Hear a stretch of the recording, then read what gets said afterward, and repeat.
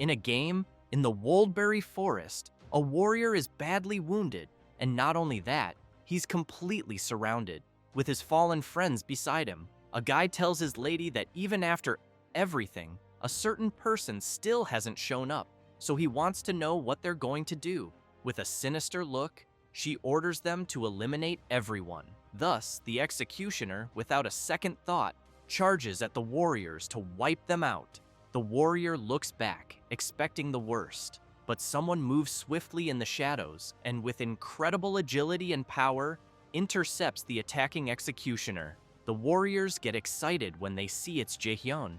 One of the Imperial soldiers realizes it's Hirkin and quickly shouts for everyone to capture him. But Hirkin hears the order and, filled with power, moves rapidly and cuts down the one who gave the command. Not only him, but also the others who were approaching. He looks back with a mocking smile, covered in blood, and asks if they really think that all ganging up on him will change anything, since he knows none of them are good enough. This is Hirkan. His real name is Jaehyun, from the Haughty Mask Guild, and his nickname is Hero Slayer. His friends start apologizing and saying it was all their fault, because they didn't realize those people were the ones hunting them. Hirkan puts away his sword and makes it clear they don't need to apologize. He says that and extends his hand to help them. Then he reassures them that he's fine and tells them to get up. His friends are moved, having been saved once again.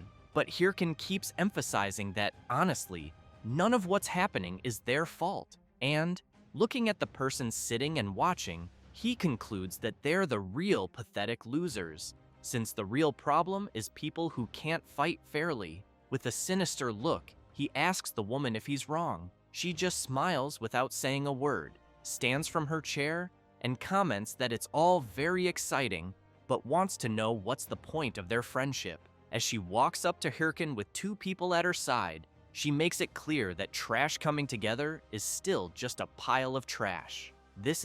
Her real name is Seol Yeon Chae from the Thunder Hunters Guild, and her nickname is Thunder Queen. Hirkan starts laughing and says she's being pretty sadistic, considering they're the ones getting beaten by the so-called trash. She gets serious and warns him to choose his words more carefully, or she might make him regret it and leave crying. Hirkan grabs his device and asks if she really plans to try making him regret it. He then activates his inventory, equips his mask, his weapon, and finally his full armor, completely transforming. He points his sword and makes it clear that things like regret are for weaklings like her. She goes crazy with rage and calls him a cocky little bastard, shouting for her minions to eliminate him. While Hirkan laughs and wonders if they never learn, he doesn't realize he's been severely impaled by a sword. When he notices, he's confused, but quickly realizes it was by his own friends, the ones he just saved. It doesn't take long for the system to warn that his HP is dropping fast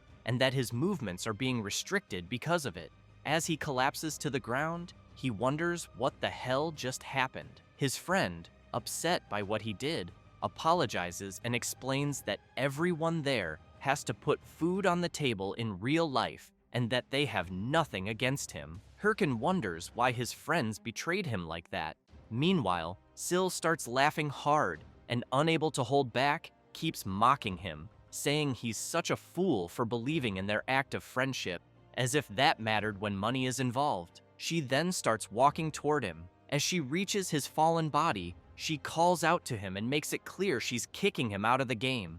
She also emphasizes that if she kills him every time he logs in, she bets he'll eventually quit playing. While Hirkan is lying on the ground, furious, he hears her say that she heard he's a full-time warlord player and that without the game, he's just a useless piece of trash in real life. With a completely mocking expression, she wants to know if he really looks like he's gone back to being just trash. He becomes restless, claws the dirt with his nails, and charges at her, screaming for her to shut the hell up. But in an instant, blood sprays through the air, leaving him in disbelief. She's also surprised, seeing his friends stopping him with several swords stabbed into his body. She thanks them all, With the little strength he has left, Hirkin starts trembling and still insists on knowing why his friends did this, since the guild they had meant everything. His friend, guilt-ridden, simply asks Hirkan to die already. Then he says they were paid a few billion just to eliminate him. Hirkin remains disappointed in his friends, even after everything he did for them. He makes it clear that they once said they'd all be a family, but looking closely at their greedy faces, he realizes it was all just an illusion. Then, several system messages appear, saying that he has died and will receive a 48-hour login restriction penalty. He suddenly wakes up in the real world, terrified, screaming, and thinking he lost everything. The game in question is Warlord, a VR game that took over the world, highly profitable and powered by AI. Jaehyun thinks that game was what made him more than just trash. He remembers when he was playing and met the friend who betrayed him. At the time, he seemed really nice and even invited him to form a guild together. But every time he thinks about it, he gets even more furious, because what happened was unforgivable. He grabs his shirt, puts on some slippers, and runs through the city, thinking he must find and kill everyone involved. He grabs his phone and calls Dong-soo, wondering if he knew everything he went through and if they really think they can just move on alone. But as he runs like crazy, he doesn't notice the red light for him. At that moment, a truck comes speeding and gets dangerously close to hitting him. While he's thinking that if he had known things would end like this, he never would have wasted time caring about anyone. And now, unfortunately, he's about to be hit. Unable to dodge, he gets hit and thrown hard to the ground. While falling, he hears his phone say the number he called is unavailable and starts questioning how. Of all things, he ended up getting hit by a truck. He keeps thinking over and over that he can't die there. He also remembers the face of his friend who betrayed him and Sil, who totally screwed him over in the game. With the last bit of consciousness, he thinks he must get his revenge at all costs. Then something strange happens, and a system message says he's connecting. It says it's identifying the user. Finally, he receives a welcome message from the system. He opens his eyes, confused, and even more confused when he sees a huge monster in front of him, with several dead bodies around, and a large system screen asking him to complete the tutorial, where he must survive against the Minotaur, the Labyrinth Master. He tries to understand what's going on and what the hell kind of tutorial this is. Then he hears someone calling him a noob. Looking ahead, he sees two guys shouting at him, telling him to stop spacing out and wake up, and asking if he didn't see the alert because they need to defeat the Minotaur now. The creature doesn't waste time and lets out a huge roar. One of the guys says it's impossible to solo the front pocket since it looks like they'll need 13 of them to take the monster down. Hirkin asks them to wait a second and says he wants to know if the Minotaur is that tutorial boss type, because he remembers it was removed from the game 5 years ago for being too hard. The guy is stunned and wants to know what the hell he's talking about, since the game Warlord was released only 10 months ago. That makes Hirkin even more confused about the situation. He starts thinking about the release date, but soon says he understands. Hirkin crouches down and picks up the sword. Then he starts walking toward the Minotaur, while the others want to know where he thinks he's going. Ignoring them, Hirkin gets ready, and as he charges straight at the boss, the guys wonder if he's crazy. The Minotaur notices his opponent's approach and prepares his powerful attack. However, Hirkin manages to dodge it at the last second. Increasing his speed, he lands a fierce blow, completely slicing up the tutorial boss. As the Minotaur's pieces fall to the ground, the guys who were there are left speechless, unable to believe what they just witnessed. But they soon exchange sly smiles and call out to Hirkin. One of them reaches out and says Hirkin is really good, then asks if he wants to join their guild. But Hirkan sees this request as a replay of when his old friend first invited him, so he gets super frustrated again. Then he says he just made a decision. While the guys laugh and ask what he decided, they are brutally wiped out by Hirkan's frustrated rage. Completely drenched in their blood, he says that if he ever trusts anyone again in his new life, he can be considered a damn dog. After returning to the real world, he's startled and wonders where he is, realizing he's in a huge V-Gear store full of people.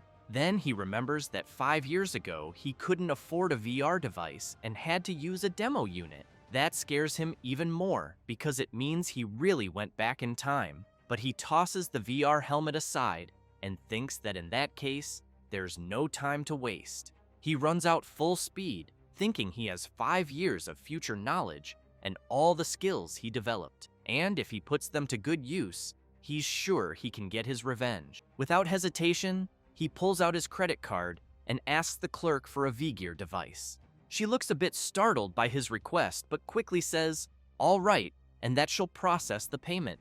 Jaehyun thinks that's great and starts wondering where he should begin. Then he hears someone calling him. It's the clerk, who awkwardly tells him his card doesn't have enough funds to buy the device. He's completely stunned. Then he looks down and remembers it makes sense. No way he'd be playing there if he had money. He starts to panic, wondering what he'll do and if he has to start making money first. But he thinks that would be bad, since he can't waste time on that. Then he's startled by a familiar voice asking why he's hesitating. Looking at the big screen, he sees Sil saying the strong never fear a challenge, because hesitation is a luxury on the battlefield. Then she urges everyone to become a warlord. That's Sil, the Thunder Queen, and the game's top-ranked model.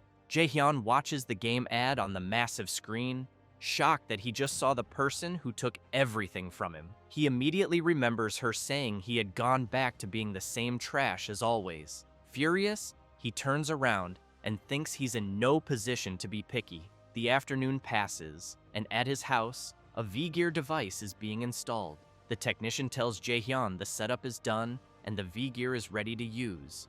Jaehyun replies okay and thanks him. Looking at something in his hand, he thinks that was the only way he could afford the device he had to borrow the money. He remembers when he went there, and the guy wanted to know how much he needed. Jaehyun said 10 million won, and the guy had no problem lending it. While Jaehyun had his hand on the table, the guy reached into his shirt and suddenly stabbed a knife between Jaehyun's fingers. And with a sinister look, he made it very clear that if the protagonist couldn't pay, things would get really difficult. Jaehyun was a bit hesitant about that, but said it was fine and that he'd manage to pay. Remembering this, he thinks it doesn't matter. As he starts getting ready to log in, he thinks that even if he has to crawl through hell, as long as he can take down the people who betrayed him, he won't have a problem with it.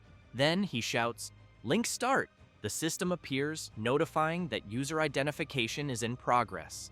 Once identification is confirmed, the system welcomes Hirkin back to Warlord. He immediately thinks it's been a while since he was there and knows it's time for her to show up. But he wonders what was her name again. Then an entity appears and congratulates him on completing the tutorial. She introduces herself as Ariadne and says she's there to guide him through class selection. Ariadne begins using her power and explains that he must choose a basic class and that there are 3 options currently available. The skills he develops in his basic class will determine his advanced class later. A warrior is a fighter who uses close-range weapons in battle, and if he enjoys action-packed combat, this class is perfect.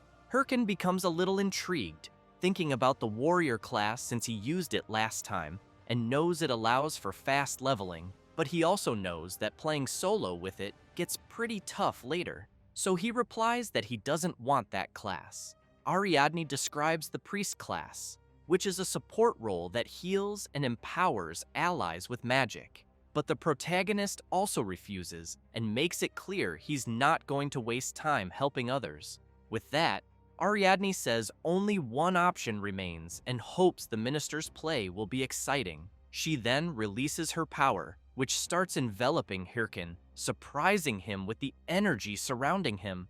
It doesn't take long for the system to announce he's chosen a basic class and will be teleported to his class tower. When he arrives, an old man sitting on a book welcomes him and calls him a young seeker of knowledge. He introduces himself as Golko and says he'll be the guide on the path of magic. He then asks what type of magic the protagonist wishes to learn. Without hesitation, Hirkin answers that he wants to learn dark magic. The room falls silent for a moment. The old man asks if the protagonist really said ancestral magic and apologizes, saying his ears aren't what they used to be. Hirkin replies no, and that he said he wants to learn dark magic. Shocked, the old man asks where he even heard of that, since dark magic is powerful but devours the user's soul. The protagonist confidently replies that he knows he's fully aware of it and is willing to bet everything. Gulko starts trembling and releases a black spring. Then his expression changes completely, and he says he hopes they can dive straight into this. He laughs, saying it's been a while since he saw a young person choose that path. After summoning a book of dark magic in front of the protagonist, he says that if he's ready, he should place his hand on the skill book, but warns again that this path is too treacherous for weak hearts.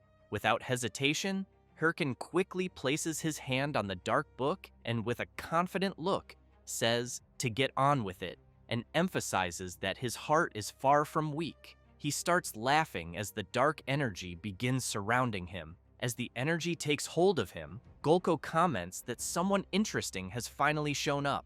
Hirkin remembers a legendary video from his past life, the Necromancer player soloing a boss raid. He concludes that this is exactly the kind of power he needs right now. With that, the system announces that he has become a Reclaimer, his current title, Airhead, and that he's gained the skill, Bone Shard. Hirkin gets excited about the skill and immediately decides to test it, throwing a skull onto the ground. The system notifies that a skeleton warrior, infused with the protagonist's magic, is starting to take form. Hirkin just watches his magic take effect, and as soon as the skeleton he summoned stands before him, he thinks that this time he's going all in on necromancy. He turns and says it's time to level up and that he thinks the training dungeon should be just ahead. But then he looks at the skeleton soldiers he summoned and sees its head has fallen off. The two of them just stare at each other in silence.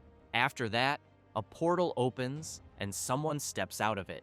It's the protagonist, with the system announcing that he has entered the beginner training dungeon. He's quite frustrated because seeing his summoned skeleton lose its head so easily makes him think back to how the summons he saw in his past life weren't that fragile. So he doesn't get it and opens the status window of his summon. He sees his skill, Bone Shard, Proficiency F, Summoned Unit, Level 1 Warrior. Usage, creates a Bone Shard. Target, infuse it with mana to summon the skeleton. Hirkin wonders if maybe he overdid it a bit.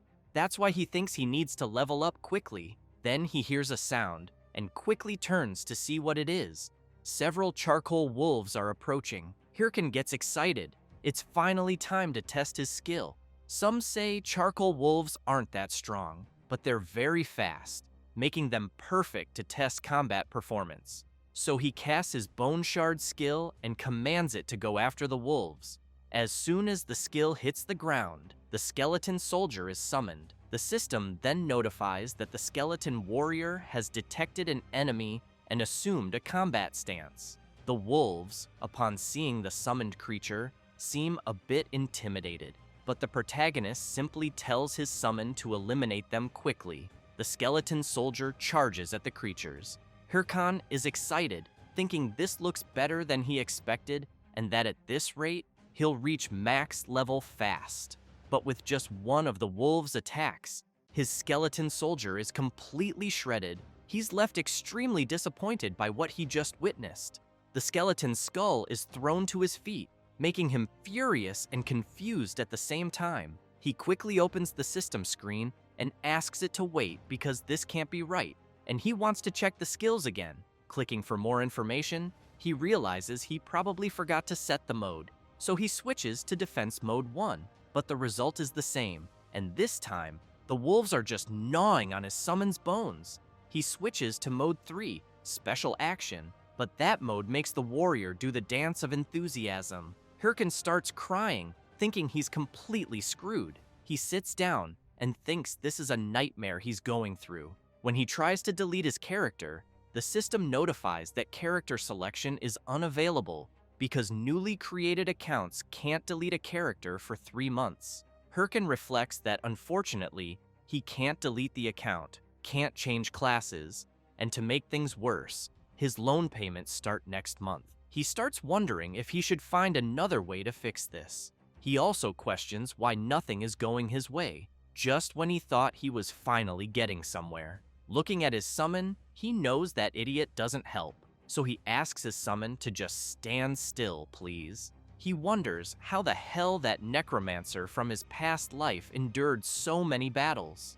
Then he remembers something. He looks at the status window and sees that it's possible to improve in combat. He recalls that when he defeated the charcoal wolves, his summon was watching him the whole time, as if it were learning the movements. Then he smiles, throws his club to the summon, and makes it clear that it's lucky to be his minion, because, even if it doesn't seem like it, they used to call him a genius he trained a whole life and turned them into rankers.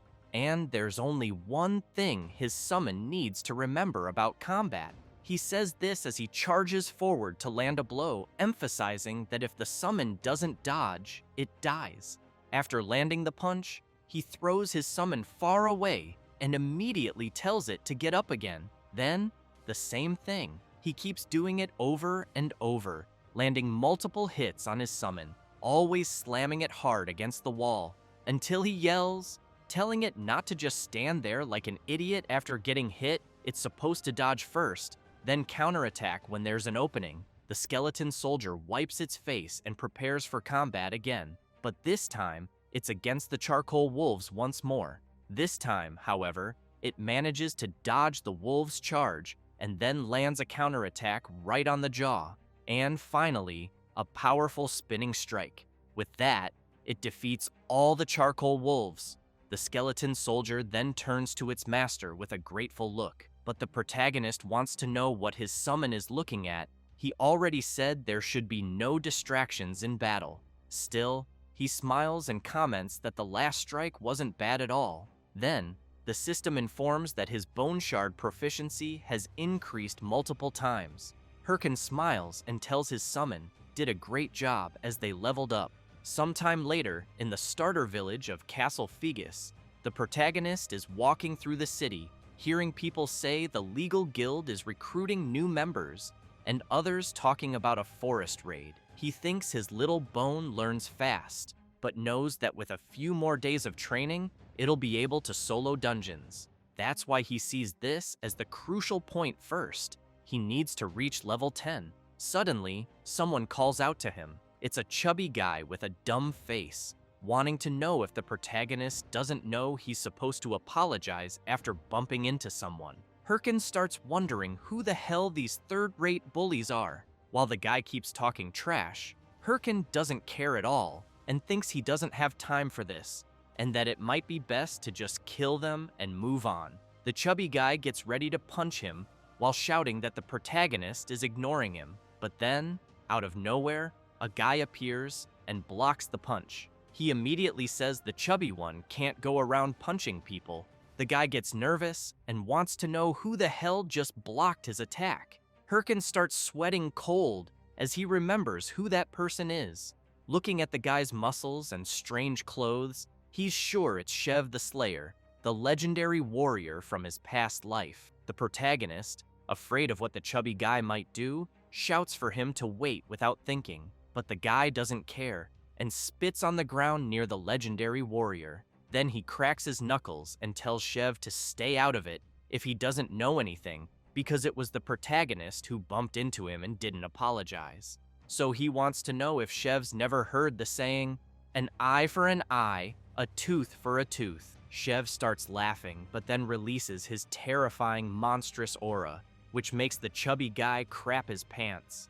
The protagonist is really impressed by the power he feels. Shev smiles, but with a terrifying look, and says that in that case, since the guy hit the palm of his hand, should he retaliate? The chubby guy's friend screams, warning him that the man in front of them is Shev the Slayer. Then he says Shev is the leader of the Red Bulls, one of the top 30 guilds. a battle-crazed lunatic known as Shev the Killer Slayer. The chubby guy turns to his friend and asks why someone like that would be there. But Shev grabs his shoulder and wants to know the answer. The chubby guy turns with a terrified face, but then he and his friend run away apologizing. Shev starts laughing and says he's glad everything was resolved peacefully. Then he pats the protagonist on the shoulder and asks if he's okay, saying he shouldn't worry about people like that. But Hirkin quickly turns and brushes Shev's hand off his shoulder, making it clear that next time, he doesn't need his help. The Slayer is left confused, not understanding what the hell just happened. Smiling, he thinks that was pretty cold. As he quickly walks away, Hirkin thinks that for a moment, he was completely overwhelmed by Shev's power. But he clenches his fists and, furious, swears that the next time they meet, he won't be the same person he is now. Sometime later, in a dungeon, the protagonist is still thinking about what happened earlier and how the difference in strength is painfully obvious. But he knows Sil and Shev are at the same level, which means he needs to become just as strong if he wants revenge. While he's thinking about that, a massive black tiger charges toward him. However, without doing anything, his skeleton soldier easily defeats the creature coming his way, and with no mercy, the skeleton finishes off the black tiger. The system announces that the skeleton warrior has killed a black tiger and leveled up. While his summon looks pleased, Hirkin takes a deep breath and wonders if it really took him 3 days to reach level 10, thinking that it took longer than expected. That leaves his summon a bit upset, but after a while, the system finally congratulates the protagonist for reaching level 10. It says, monsters will no longer appear in the training dungeon, his beginner mark has been removed, and his rewards will be processed. Hirkan gets excited he finally made it. The watch is an essential device with several functions: stats, quests, map, inventory, and messages. The protagonist thinks it's been a while since he used it. He quickly opens his status window and sees that he's level 10.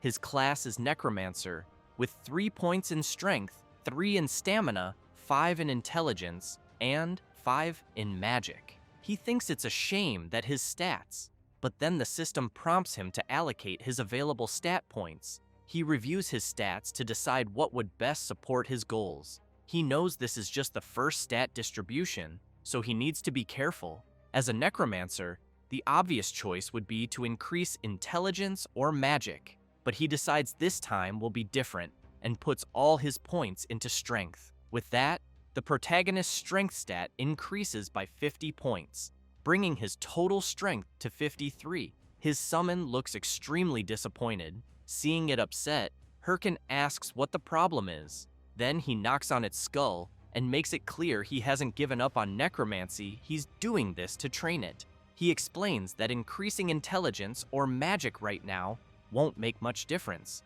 but investing in strength will allow him to teach it every move he mastered at his peak. He's literally betting his life on his summon's learning. The skeleton soldier gets emotional at its master's words, which only makes Hirkin more irritated, telling it to just focus on training while he takes care of the rest. He then says there's another way to make up for the other stats.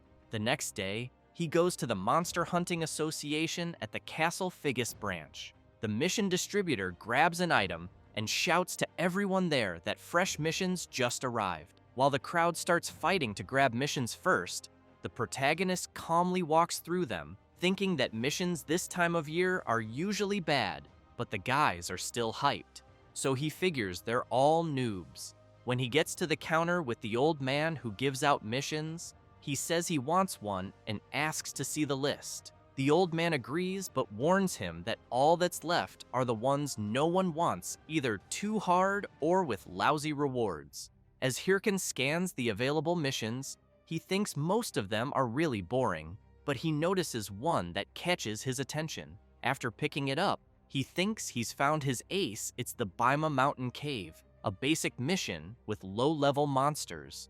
The old man finds it strange and asks if he's sure he wants that one, since the reward is just 10 gold coins. He replies yes, and the system notifies that the quest has been updated. Then he thinks that at first, it seems like just any quest. But if completed before level 15, it'll grant him an ultra-rare title, Rising Star. The protagonist reflects on how people often question the value of a simple title, but he knows that titles increase a player's stats. For example, a scatterbrained mage who gets mocked by a wolf might just be a low-level alchemist with poor attributes. But once he obtains the Rising Star title, it increases attributes by percentage. In other words, this is his first step toward becoming a broken character. So he turns around, and after leaving the quest association, he thinks it's time to gear up.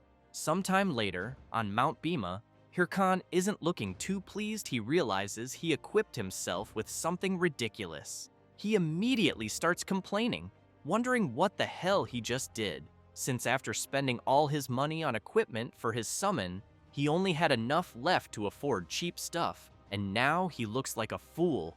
But he knows he just needs to finish the quest quickly and buy real clothes. So he runs off to complete the quest right away. Meanwhile, elsewhere in the forest, a bloodied hand rises. It's a man lying wounded among the plants, calling for help until he gets dragged back in. Sometime later, a warrior arrives at Mount Bima and declares that the grand adventure of the Great Multi is about to begin. He feels proud for being level 11 and thinks he might even become a top ranker in record time. Then he hears someone screaming for help, asking for someone to save their lost friend. The warrior rushes over and asks what happened. The priest says a monster started attacking them out of nowhere, but he barely escaped, and to make it worse, they ran out of healing potions. The warrior starts looking through his device and says he thinks he has some potions and tells them to hang in there. The priest starts crying and thanks the warrior, but it was a total setup. Another guy was ready to strike the warrior while he was off guard. After taking the hit, the bleeding warrior collapses and wonders what just happened. The priest thanks him again and, along with his friends, makes it clear to the fallen warrior that they'll make good use of his items. The warrior is crushed when he realizes he was tricked by such pathetic people. The priest drives his sword into the warrior, finishing him off, and says it was his own fault for falling into such a lame trap. The system announces that player multi has been eliminated and removed from the game. It also says the player's watch has dropped and is now up for grabs by the bandits. The bearded warrior laughs and says nothing beats messing with noobs. With several watches on his arm, the priest turns around with a sinister look and tells his friends to go find the next sucker. They are members of the Ralph family, part of the infamous player killer gang. Meanwhile, elsewhere in the forest, the protagonist's summon is ready to battle some fierce creatures that charge at it. Hirkan snaps his fingers and switches his summon to attack mode, making it rush at the creatures without hesitation. And with little effort, it completely obliterates them. The system reports that the skeleton warrior killed an ancient wolf and gained 375 experience. After another kill, 366 more. And finally, another 379. As Hirkan watches his summon handle the creatures, he thinks that now that he bought it a sword, it can defeat an entire pack of ancient wolves on its own. He also knows he made the right choice by prioritizing gear for the skeleton. Pleased, watching his creation grow stronger, he thinks that real gamers focus on performance, not appearance. The skeleton soldier looks back, sees his proud master, and immediately wonders why he's looking at him like that. However, Hirkan turns and replies that it doesn't matter if his summon is done dealing with the ancient wolves, then they should just leave already, because he needs to level up and get rid of the horrible outfit he's wearing. Little Bone runs after his master, but something suddenly comes flying, and an arrow hits the summoned skull dead on. This startles the protagonist, who wants to know where the hell the arrow came from. Someone approaches, apologizing. It's the same cheating players from earlier. The priest says he's really sorry, and explains that he saw the protagonist's creature from afar and thought it was a monster. They keep insisting they're sorry. Hirkan was about to say it was fine, But then he notices the blood-stained watches on the priest's arm, as well as the warrior's sword. He quickly concludes they're scum, so he starts acting, smiling and saying it's fine, but asks if they happen to have a mana potion. The priest apologizes again and says unfortunately they don't, but offers to help him level up, since his mana will naturally recover with each level up. The protagonist keeps pretending he doesn't suspect anything and says that sounds good. The priest insists it was their fault, so they'd be happy to help. Looking at the monsters ahead, he calls his group to battle. He explains that they'll weaken the monsters and the protagonist can deliver the finishing blow. As they move in, the priest quietly asks if everyone knows the plan. They all respond yes. The warrior whispers that he'll take aggro first. Then, the mage says he'll cast an attack buff second. And finally, they'll accidentally let the monster loose toward the clueless protagonist. That way, the poor idiot will panic when he sees the beast charging at him, so they all just wait for it to happen. However, they're quickly left speechless, unable to believe what they're seeing. The protagonist's summon easily defeats the creature. Hirkin then says he's fine and asks them to just keep going. They start wondering what kind of summon he's using, and maybe his level is higher than they thought.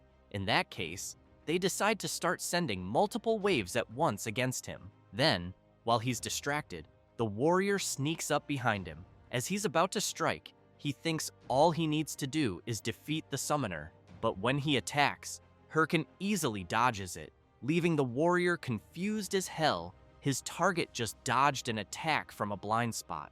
With no time to react, he gets hit by a brutal blow from the protagonist.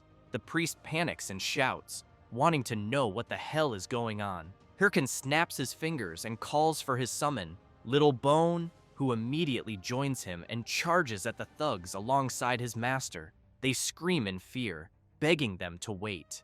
But with no chance to defend themselves, both are attacked by the coordinated strike of master and summon. After their bodies crash to the ground, Hirkin makes it clear he knows their kind all too well. As he walks toward them, he says they're the type who earn people's trust just to stab them in the back and take their loot.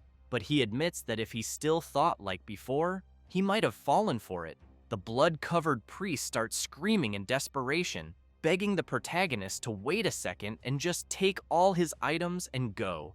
But sadly, Hirkin makes it clear it's too late. He no longer trusts anyone. He says that, then mercilessly finishes off his opponent. At that moment, the system announces that player Ralph has been eliminated and that the 8 watches he carried have been dropped. After seeing how many watches Ralph had, the protagonist becomes furious, thinking the guy really was a scumbag. But something about it also makes him happy. He knows he'll make good use of the drops. First, he's going to get himself some proper clothes, but as he turns around, he sees his summon kicking the already defeated warrior, so he calls out to him and asks if he wants any of the drops lying around. Then the protagonist extends his hand and starts healing the wound caused by the arrow his summon took. It doesn't take long for Little Bone to be fully healed. He then raises his sword and strikes a heroic pose. Hirkin looks at his excited summon and says, "It really looks like he's happy." The protagonist also comments that appearance doesn't matter in the game, but while striking a ridiculous pose, he emphasizes that what truly matters is being beautiful on the inside. As his summon stares in shock at its master's absurd pose, Hirkin smiles and says the priest's dropped watches were truly a jackpot. There's less than a 1% chance that when someone sells another player's watch, the inventory will drop random items like rare gear with stat bonuses. For example, the goblin's black pants he equipped, which grant 5 extra points in mana and 5 in intelligence. Also the Sword of Ancient Essence, which gives 10 more points in mana, plus the skill books, from which he obtained the Book of Demonic Curse. And lastly, the most important, lots of gold. Hirkin picks up a mask from the dropped inventory and thinks that thanks to the fools he defeated, this was faster than expected. He then concludes that he'll soon start recording his gameplay and knows he'll need the right style for that. But after thinking about it, he remembers something that makes him uneasy. He starts recalling his past life, how he once asked the friend who betrayed him to imagine their whole guild wearing traditional hey-ho masks. At the time, he was so excited, saying the next day they'd rename the guild to Hey-Ho Mask.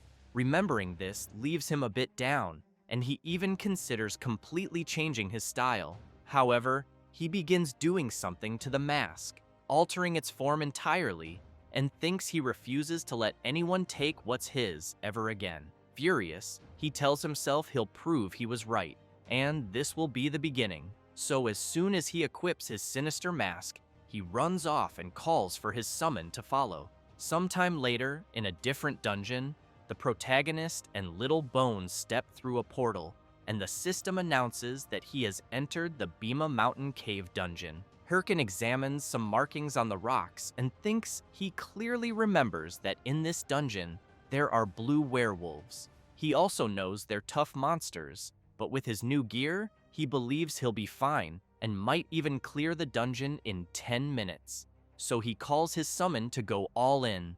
A few hours later, Hirkan is in disbelief and yells, asking why there are no monsters around. He starts thinking this is driving him crazy because he knows if someone had already cleared the dungeon, the system would have sent a message. Then he sees his summon doing something near the rocks, and when he turns, he notices something that grabs his attention. So he heads over to where his summon is and sees something strange on the rocks. Suddenly, a massive dark energy begins to swell. The system announces that the protagonist has discovered an instance dungeon and asks if he wants to enter. He falls to the ground, startled, and says that must be why no monsters were spawning, because instance dungeons are random dungeons that appear inside another dungeon, and when they do, the normal dungeon shuts down until the instance one is completed. He also knows these dungeons are much harder, but give double the rewards. He starts wondering if it might be a trap because he knows once someone enters an instance dungeon,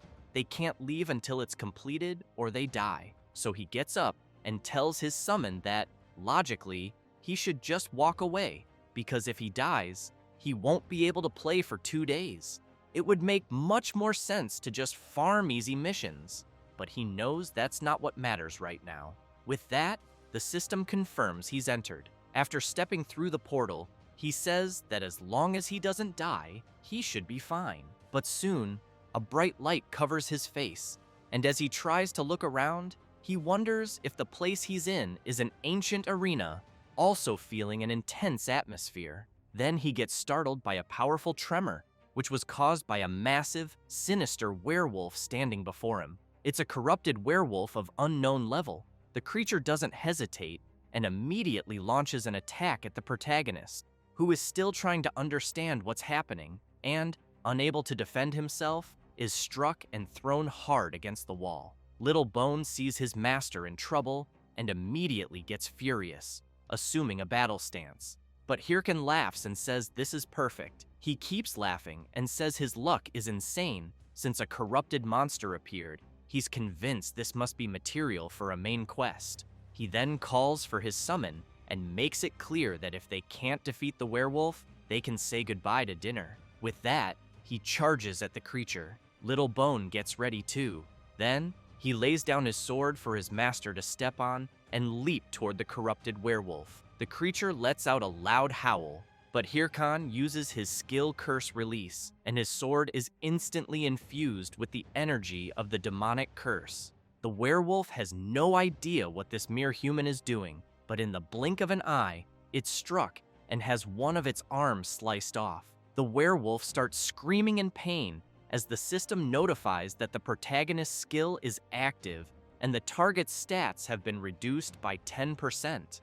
As the werewolf howls in agony, Hirkan looks at his sword and reflects on the demonic curse, thinking that for a first try, it wasn't bad at all. However, the werewolf starts releasing a bloody aura and, now extremely enraged, charges straight at the protagonist. At that moment, a system message appears, warning that the corrupted werewolf is enraged and all of its status effects have been nullified. Hirkan simply prepares for the worst, thinking he was already expecting at least this much from a dungeon boss. Then he smiles and says he was saving this for later, but right now seems like the perfect time to test it. He activates his inventory, and a dark energy begins to surge, completely engulfing him, until an explosion occurs, unleashing all the energy, and Hyrule appears fully equipped in sinister battle armor, laughing and asking where he left off. A slot is one of Warlord's unique game features. When activated, the slot channels pure energy from the world of Warlord, enhancing attributes and shaping the player's body. As for the form, it's completely unpredictable, as it varies for each player, which is why most players usually call it Supreme Mode. Hyrule calls out the corrupted werewolf to bring it on and show what it's got. The beast becomes furious and lets out a powerful roar. Then it charges at the protagonist, but as it tries to strike, Hyrule dodges without much trouble. He keeps avoiding multiple lunges from the werewolf. Then he jumps back to gain some time, but the creature doesn't care and unleashes another powerful attack. While evading the werewolf's strike, the protagonist thinks that his opponent is definitely a boss. Given its speed and power, he starts to wonder how many of the beast's attacks he could withstand. The werewolf comes charging again, showing several possible openings. Noticing one of them, Hyrule, with his sword radiating energy, lands a powerful slash on the werewolf, making it scream in pain. He then smiles and says that this is why he finds the game so fun, but he's startled by a tremor, as the werewolf is still not defeated and is attacking again. Hyrule takes a deep breath and realizes his opponent is still enraged and that he can't afford to relax in battle. While airborne and the werewolf about to grab him with its claws, the protagonist looks to the side, wondering if his summon is just hiding something. Then, Little Bone jumps onto the werewolf and manages to cut off its other arm. Hyrule immediately shouts to his summon, saying it's time for the attack they practiced. The werewolf is left confused and helpless as it's hit by their combo attack. The attack was so fast that they managed to land several simultaneous strikes, slicing the enemy completely, and the system announces that they have defeated the corrupted werewolf. Hyrule then deactivates his slot and comments that it wasn't bad at all. Next, the mission card the protagonist selected starts spinning and glowing brightly. It reveals that the Mount Bima Cave mission, Defeat the Monsters, has been completed, and the protagonist received 10 gold coins as a reward. The system also announces that the skeleton warrior defeated a high-level monster, and the skill, Bone Shard, has been upgraded to rank E. Additionally, the protagonist also obtained the werewolf's skull and hide. While his summon celebrates, Hyrule notes that it seems like instant dungeons really do have the best drops. The system continues by announcing that the protagonist obtained the Corrupted Tracker's Necklace, a unique chronicle item. It boosts all class-related attributes, plus 18 to all stats. It's bound to the user, non-transferable, with only one requirement: the user must have the Corrupted Tracker title. Hyrule is quite surprised by this drop. He knows he can't sell it, but it's still a higher class item than any standard one. He gets even more surprised as he also earns 3 new titles. Rising Star, which grants plus 3% to intelligence and mana. Hyrule knew he was going to get that one. The next title is Hero Challenger, granting plus 3 to stamina. Hyrule comments that he even got a group title, since he soloed an instant dungeon. And finally, the Corrupted Tracker title. He's quite surprised and wonders if this is the introduction title for the first chapter of the main quest, the Corrupted Count. Hyrule knows that the main quest is the foundation of the Warlord game world, being a crucial storyline, and because the rewards are insanely good, every player wants in no matter what. It's the core content of Warlord for players. While trembling from all the rewards he received, he thinks that even in his past life, he barely made it to Chapter 4. He gets excited and thinks that what he got wasn't luck, but a jackpot. So he yells to log out immediately. Back in real life, he sees a breaking news live stream, with a player announcing that his guild, Hydra, has officially entered the final phase of the Corrupted Count scenario, and that they aim to complete it within 3 months. Jaehyun pauses the live stream and feels really down, because what he thought was a jackpot in-game turns out to be nothing in the end. Then he gets furious and starts banging his head on the desk, since that player and his guild are already in the final phase. He considers that maybe he has no choice but to stay out and wait for the next chapter. But then he gets an idea. He goes back to his computer, thinking that maybe this is actually the perfect opportunity, since he knows the entire world is currently focused on the corrupted count, and the first main quest of Warlord is about to be completed. So he wonders if anything would change if he posted his video about the corrupted count, thinking it might go viral. Jaehyun thinks it was a great idea to have recorded everything, so he knows he needs to edit and upload it to WTube as fast as possible. However, he also knows that editing is the key, and he can't just leave that to anyone, meaning there's only one person for the job: the legendary editor from his past life, the filmmaker, Romeni. She sees the protagonist's request and wonders who this person named Hirkin could be. While checking the request, she questions what a level 15 could even accomplish. Maybe the starting cave, guessing it's just some rich newbie making a flashy video for social media, until something catches her eye and she ends up genuinely shocked, remembering a certain person. Then she gets really excited upon realizing who it is. This is Romeni, a freelance video editor, and her in-game nickname is Hell's Mouth. Meanwhile, elsewhere, a woman is watching some news on her tablet. One of her employees rushes in, asking if she called. She says a new video about the corrupted count has just been uploaded. She hands the tablet to her employee and says it's quite interesting, since a level 15 defeated a corrupted werewolf solo.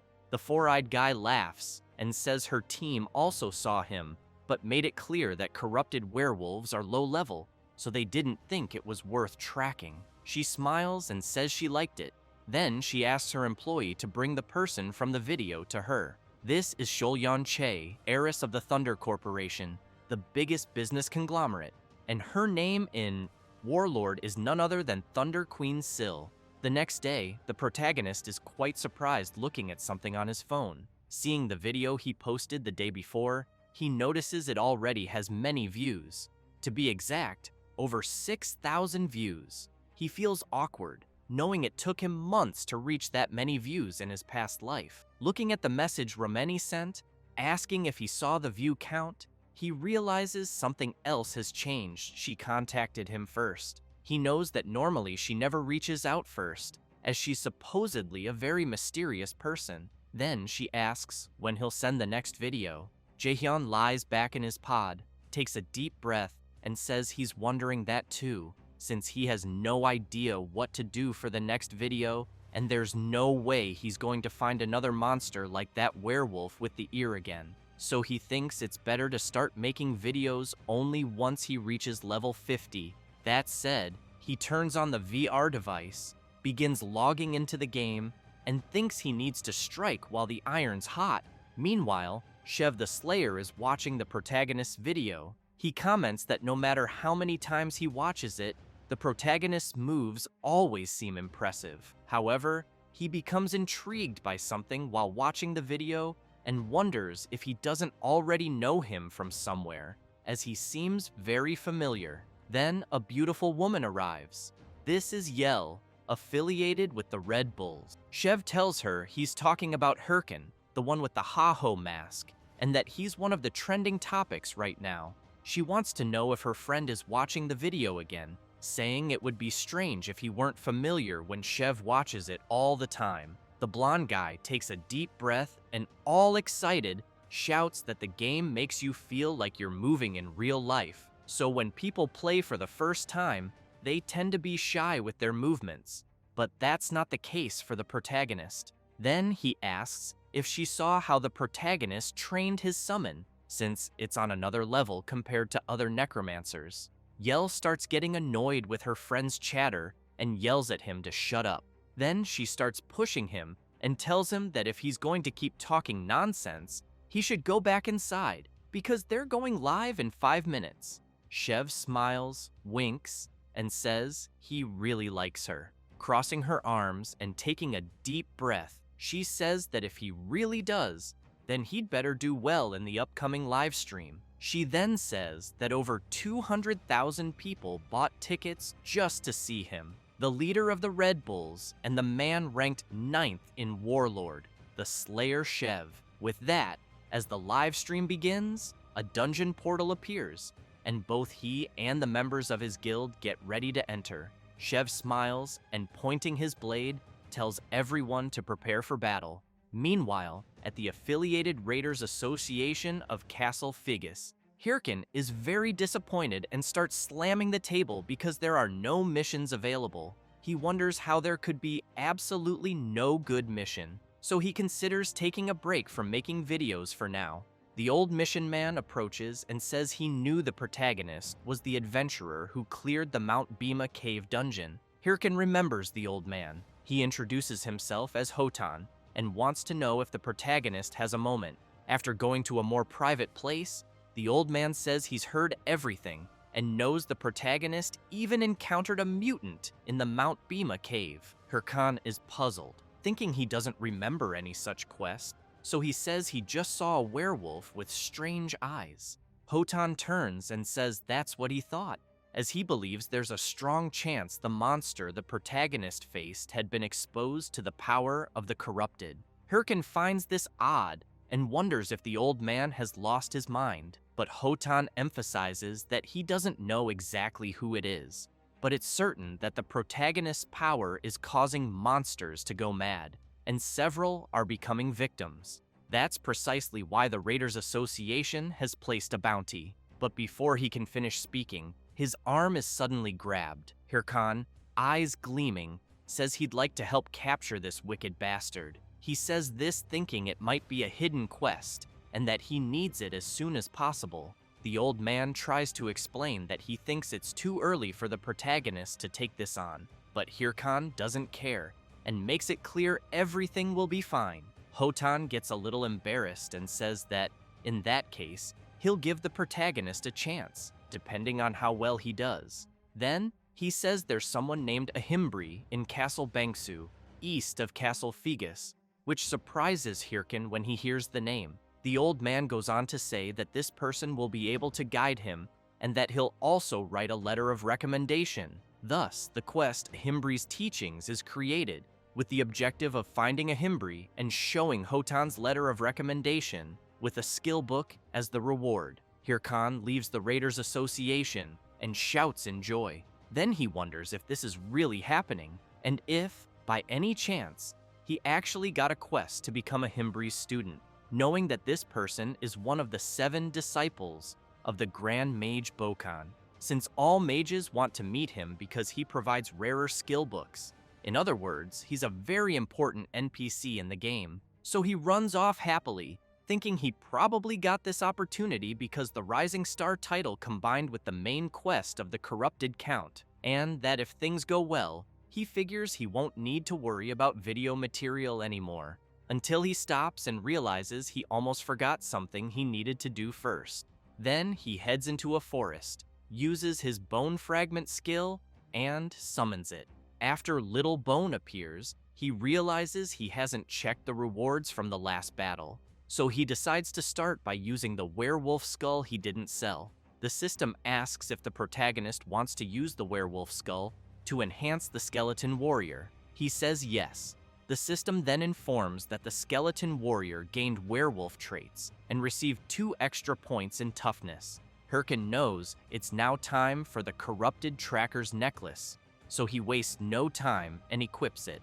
The system announces that the effects of the Corrupted Tracker's necklace have been applied to him, giving him 18 extra points in all stats and boosting all class-related attributes. Hirkin knows everything is going well, since his preparations are complete. Next, he grabs 2 more bone fragments and throws them on the ground, summoning 2 more skeleton warriors, which leaves his primary summon confused. Hirkin tells Little Bone that from now on, there will be 3 of them, and they'll fight as a unit, so they'd better get along with each other. As the protagonist sets out with his 2 new summons, wondering what kind of monster might be in the area, Little Bone goes crazy, thinking he was supposed to be the master's only pupil. Doesn't take long before they encounter a level 25 forest bear. it starts attacking repeatedly, forcing the protagonist to dodge them all, until the wild bear finds an opening and charges. Hirkin panics, thinking he won't be able to dodge in time, but then he smiles, snaps his fingers, and says he grabbed the bear's aggro. With that, one of his summons leaps at the enraged bear, but unfortunately, the summon takes a heavy hit and is thrown back violently, several bones shattered.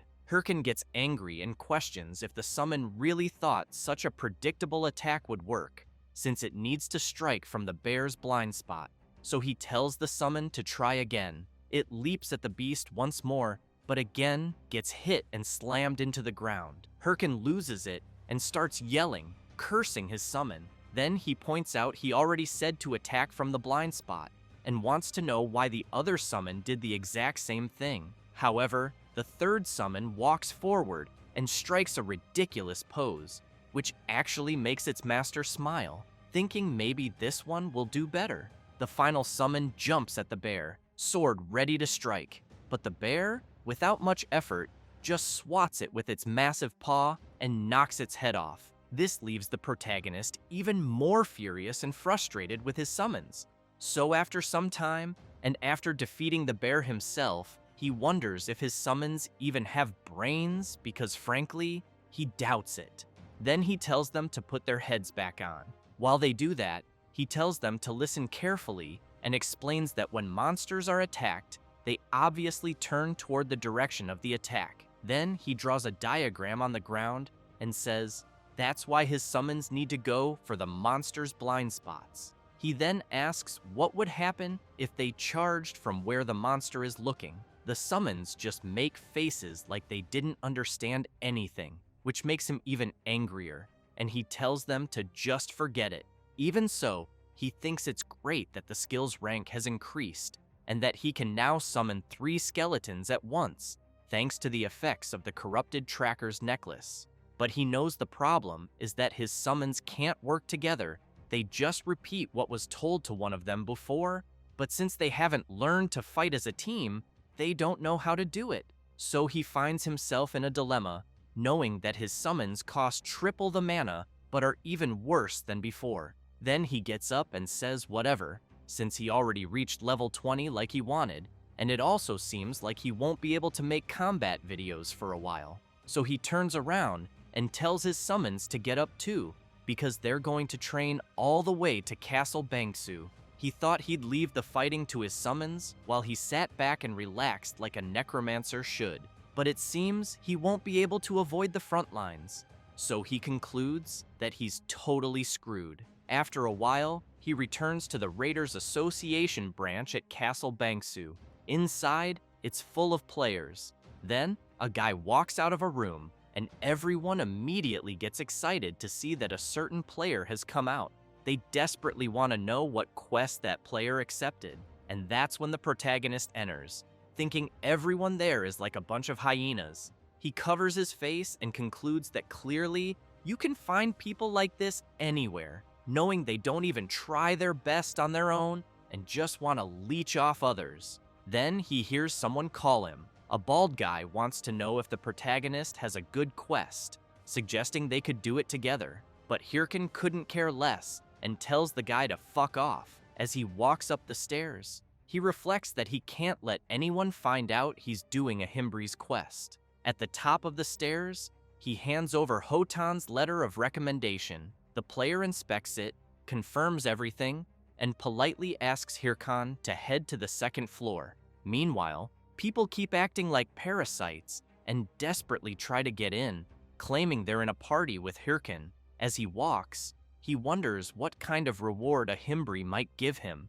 thinking it must be good, since it's a hidden quest, and that he'll try to build a long-term relationship with him. As soon as he walks through the door, he politely asks to come in, but is shocked to see tons of books and a huge mess. A person among the clutter wants to know who the protagonist is, since he doesn't remember scheduling anything. This is the NPC Ahimbri. Hirkin hands over the letter of recommendation, introduces himself, and says he's there on Hotan, the old man's recommendation. The NPC looks at the letter and comments that the protagonist seems to be a novice dark mage, and therefore assumes he must be pretty skilled for his level. Hirkin laughs and says it was just luck, but he thinks it doesn't matter as long as he gets the reward. Ahimbri says he understands and proceeds to give the protagonist his rewards. Hirkin gets excited after receiving the Bone Armor Skill Book and the Helm of Madness book. Then he thanks Ahimbri for giving him 2 super rare books. Ahimbri says that's it for business and asks the protagonist to leave. The system then announces that the Ahimbri's Teachings quest has been completed. He tells Hirkin to be careful on the way back. Hirkin finds it odd and asks the NPC to wait, wondering why the quest ended so quickly, and if he doesn't have another one to give, he knows he didn't come all this way just to get a couple of skills. So he starts yelling for Ahimbri, saying he'll do anything. The NPC then grabs the protagonist's hand and asks if he really will do anything. Hirkan replies yes.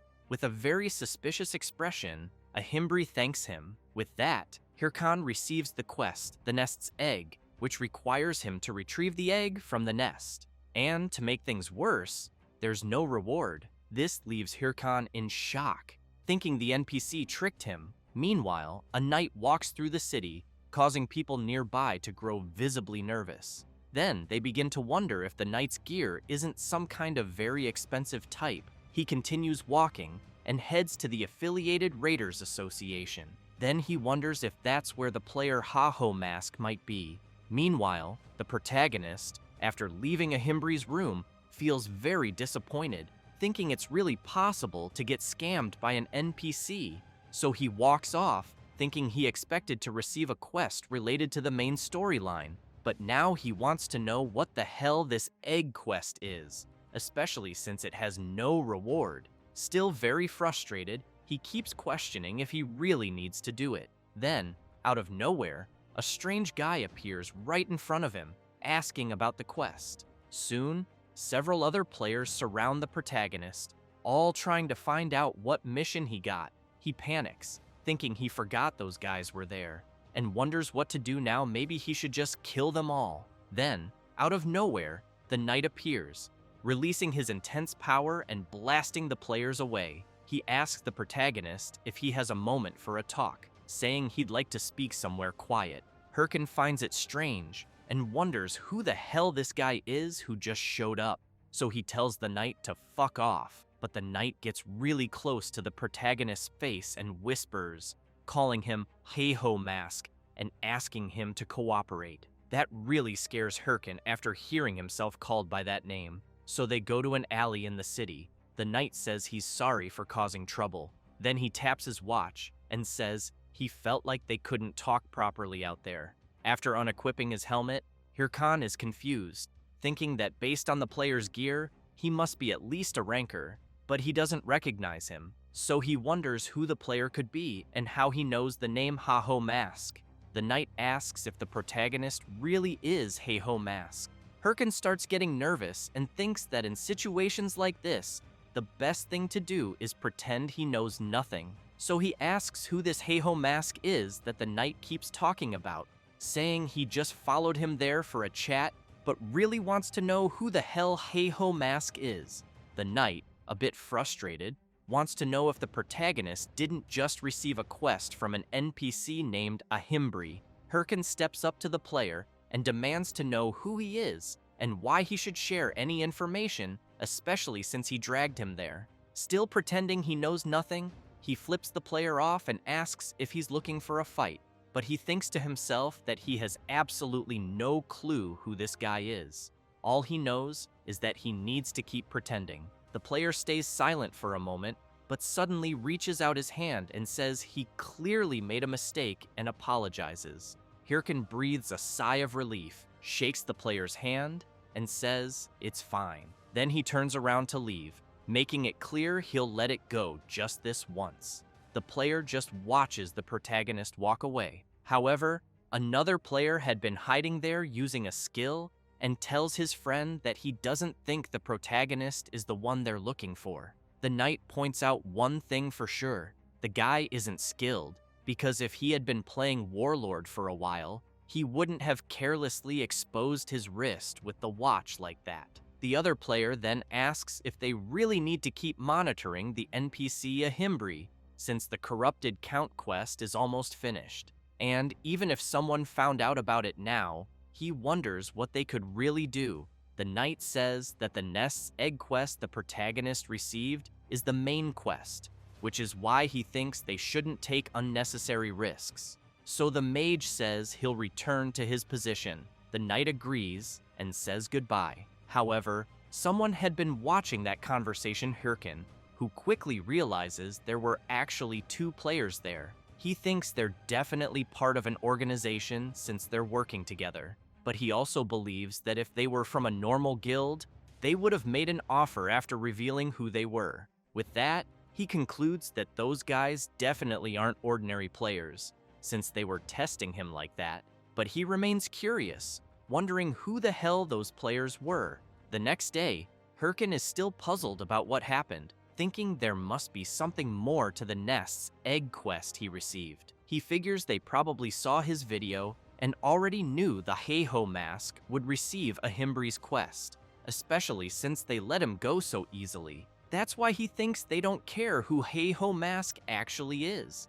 So he's stuck in a dilemma, unsure what's going on with the quest he got, but knowing that if he continues it as is, he'll likely run into them again, and if he wants to avoid that, he won't even be able to post videos for a while. He wonders why those damned lunatics keep ruining his life, especially since just dealing with Solyan alone is already too much. Meanwhile, Solyan has just logged out of the game, and her secretary, Park Suji, appears, commenting that she did a great job. She then hands her lady a water bottle and asks how things went with the guild entrance exam. Solyan takes the bottle and says they were all trash. She also wants to know how they can all be so useless, and if there are any updates about the Ha-Ho mask she mentioned. Suji hesitates a bit, but says he seems to have joined another guild, since he hasn't responded yet, which makes Solyan furious, demanding to know if that's true.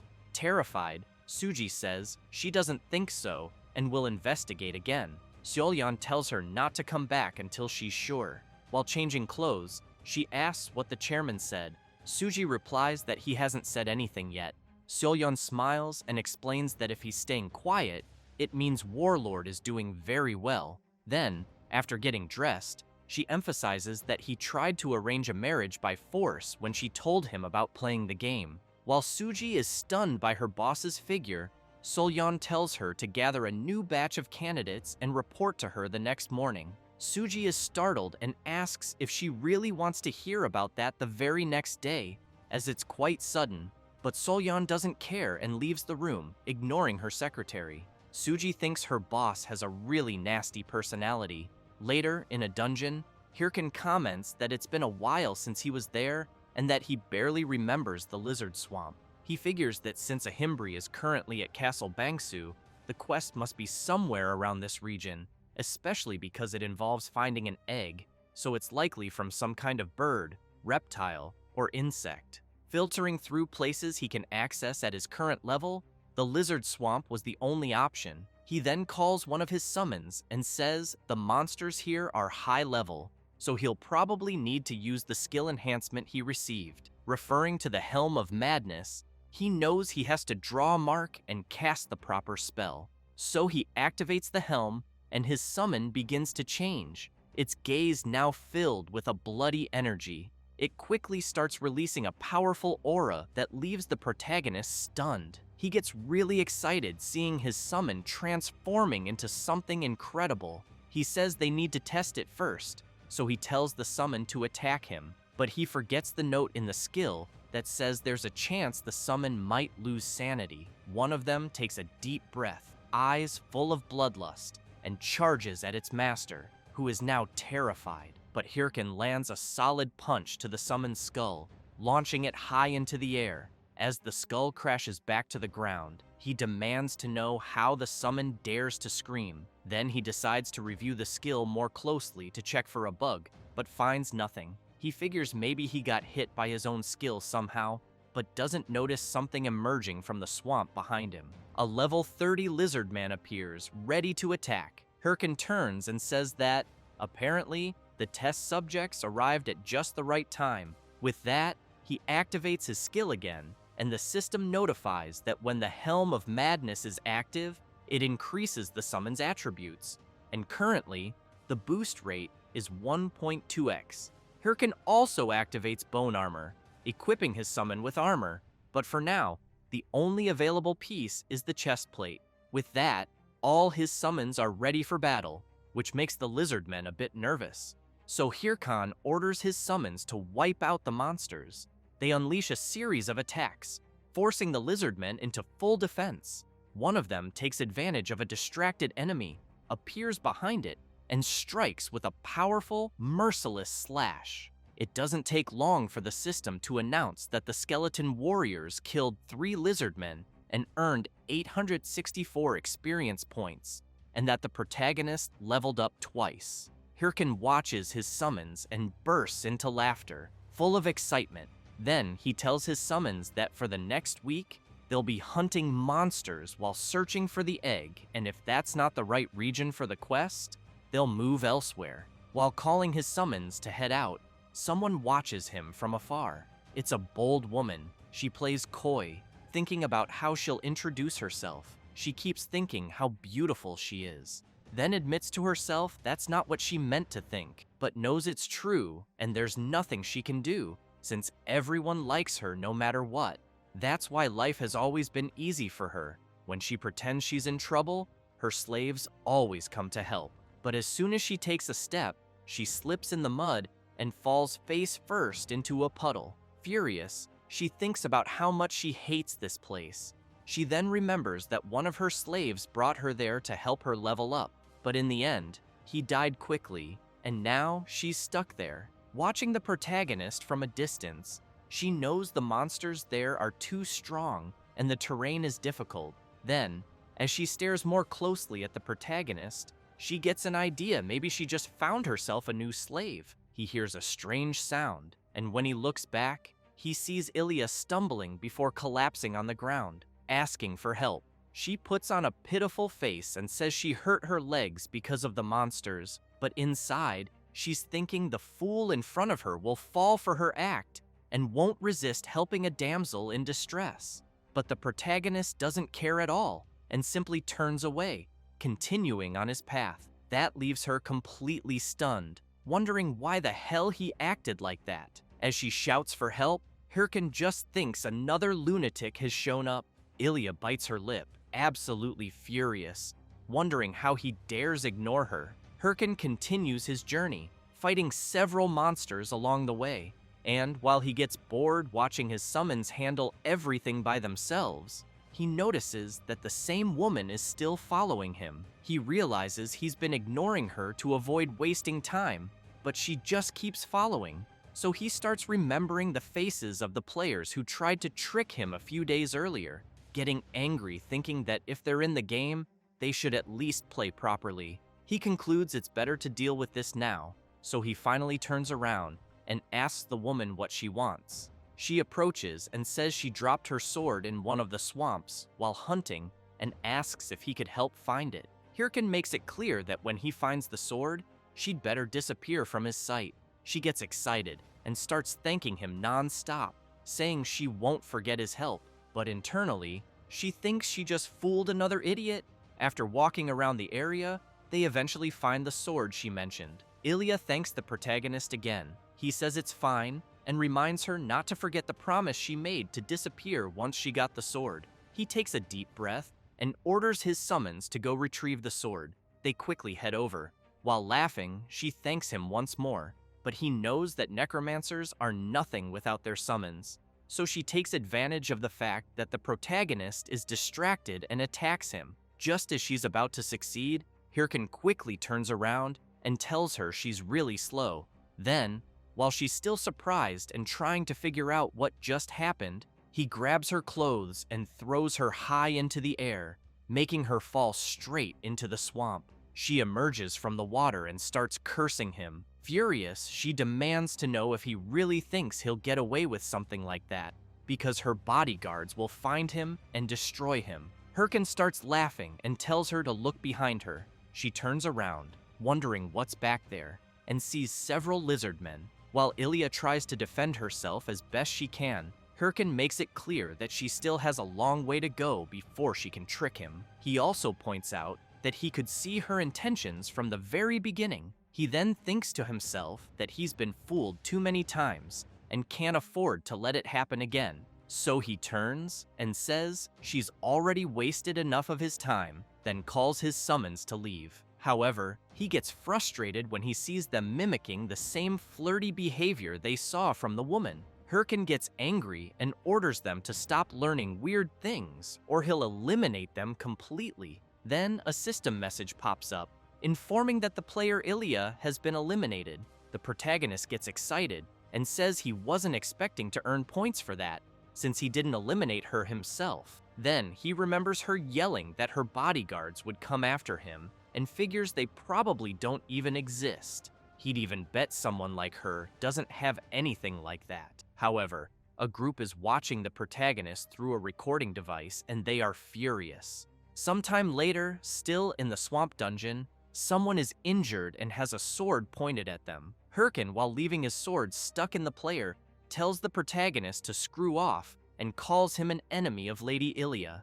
Hirkan says he's going to ask a question, wanting to know why the player is going so far for her, since it's not like he gained anything from it, and that's why he really wants to know if he thinks she'll date him if he avenges her. The player suddenly starts smiling, which confuses the protagonist. Then the player laughs maniacally and yells that it's because he loves her. So Hirkin eliminates him mercilessly and thinks the whole thing is a joke. Then he starts thinking about the girl from earlier who tried to deceive him, which makes him remember her. He never thought what she said about having bodyguards would turn out to be true, but knows that because of it, he's been running into crazy bums like them every day. He gets excited, thinking he's pretty eager due to not finding any missions, especially now that there's a bunch of shameless people trying to get him. He then wonders if he should find that woman and kill her again, but concludes it's better not to, as it might cause even more problems.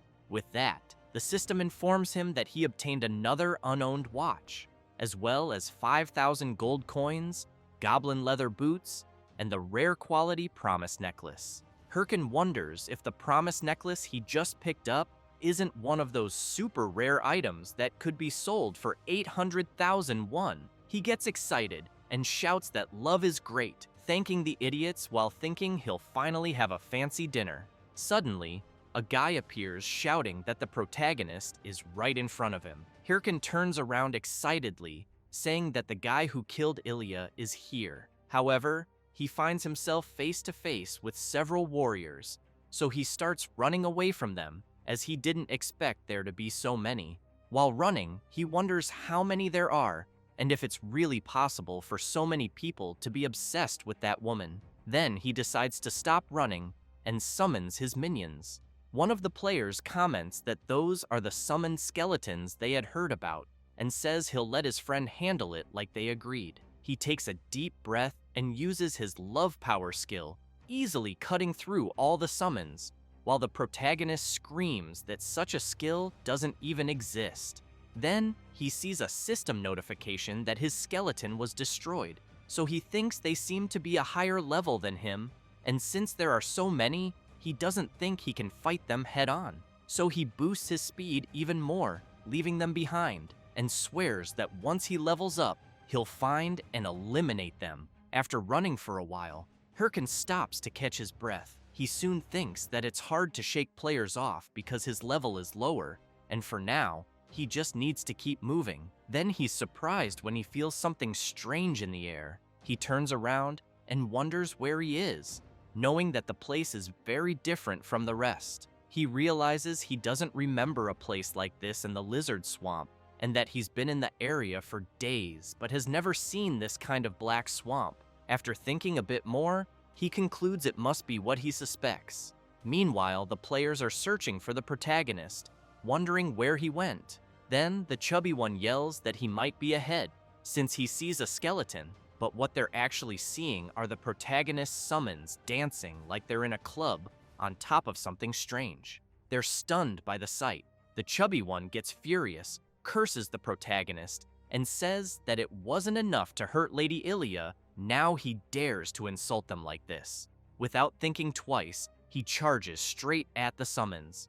But at that moment, a huge creature emerges from the swamp and grabs the chubby guy, pulling him into its massive mouth. His friends are paralyzed with fear because of the enormous creature. This is the level 40 lizard dragon, the boss of the lizard swamp, which easily devours the chubby guy. Hirkin just hides, watching the players deal with the boss. He then thinks he never imagined the nest would be the lizard dragon's nest, since he knows it's a boss with huge defense, HP, and attack, requiring a group of 20 level 40 players just to barely defeat it. He also reflects that, from what he heard, the lizard dragon raid was completed some time ago, and normally, this boss shouldn't even be here. However, he considers that if someone with a related quest enters the area like his quest to take the egg from the nest, the monster will respawn. In other words, if the lizard dragon is here, this must be the location of Ahimbri's quest. That makes him even more curious, wondering if Ahimbri really sent him there to defeat that thing and take the egg back, even knowing he's only a level 20 player. He gets furious, thinking that NPC is a real scumbag, but he also knows that luckily, he managed to gather some good comrades, so he figures it should be fine. One of Ilya's love slaves yells that the lizard dragon is too much and they better retreat, but Hirkin shows up and says they can't do that. He then uses his bone fragment skill and summons his skeleton warriors. The players, seeing the protagonist's summons, comment that they're surrounded. One of them, shouting that it's fine and they just need to push through, ends up getting struck by the lizard dragon without realizing it and is launched into the air. With that, the protagonist takes advantage of their distraction and runs off. As he sprints at full speed, Hirkin thanks them and says he'll never forget the sacrifice they made. He then thinks that now that the boss is occupied, it can only mean one thing, so he heads straight to the lizard's nest to steal the egg, knowing it should be empty. After jumping into the nest, he gets excited thinking all he has to do is grab the egg and get out. But he ends up shocked, as he doesn't see the egg anywhere. So he starts searching like a madman until he finally finds the egg and stares at it, puzzled. He thinks he found something really suspicious, and judging by its appearance, wonders if it doesn't look more like a rock than an egg. Then he gets spooked when the system informs him that his skeleton warrior was destroyed. He turns around and assumes the lizard dragon must be returning after detecting an intruder. It doesn't take long before the boss returns to the nest, furious. The protagonist tries to hide and thinks he's totally screwed. He also knows that now that the boss is back, he won't be able to search the nest any further. But looking at the thing that looks like an egg, he figures that if that's the case, he has no choice but to take it, even if it isn't really an egg. After returning to where the players were fighting the boss, he sees a chaotic scene with several bodies. Hirkin approaches one of them laughing, and while grabbing the player's watch, he says that Warlord is a really interesting game, and that there are so many crazies because everyone has too much freedom. The player gets furious and curses at him, but Hirkin stabs his sword near the player's face, and as the guy gets scared, the protagonist tells him to listen carefully to what he's about to say. He explains that he was just playing around until now, but that he has a lot to lose in this game. So he makes it clear that next time they meet, they won't get off so easy, and that this is a warning to them, and that woman too. After saying that, he turns and runs off at full speed. After walking a bit, he thinks that he swears. If those players keep bothering him, even after his warning, it'll be all-out war. Then he thinks it's time to make some extra cash with everything he got in the swamp dungeon. So he posts on the game forum that he just found a lizard dragon in the lizard swamp and wants to sell the exact location for 100,000 won. After returning to where Ahimbri is, he places what he thinks is an egg on the table and awkwardly tells Ahimbri that he brought what he asked for. He then hopes it really is the right item, since he doesn't want to search the whole map again.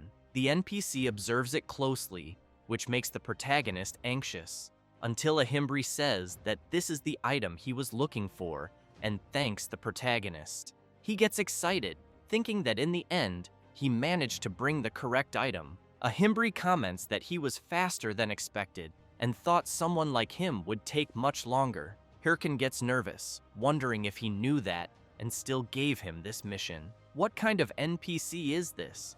Still, he says he did his best and wants to know if he'll get another mission. A Himbri asks if the protagonist knows what the item is, because when they investigated the area near where the mutant monsters were, this thing was found. That's why he temporarily named the item, which looks like an egg, the Stone of Corruption. Hirkin is shocked, realizing that must be the reason those guys were after him, since he knows the Stone of Corruption is an important origin item related to the main quest. He figures they just wanted to make sure no one else got the item that could impact the main quest's progression. But at the time, he thought he had been scammed when he got that quest, so he never expected it to be part of the main story.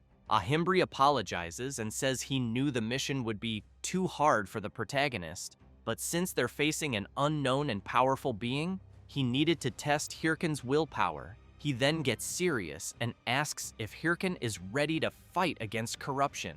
The protagonist clenches his fists tightly, thinking he has plenty of willpower, and if this is part of the main quest, then it's his golden opportunity. So he yells that he'll devote his body and soul to it, but a Himbri replies, "Not right now," which leaves the protagonist completely confused.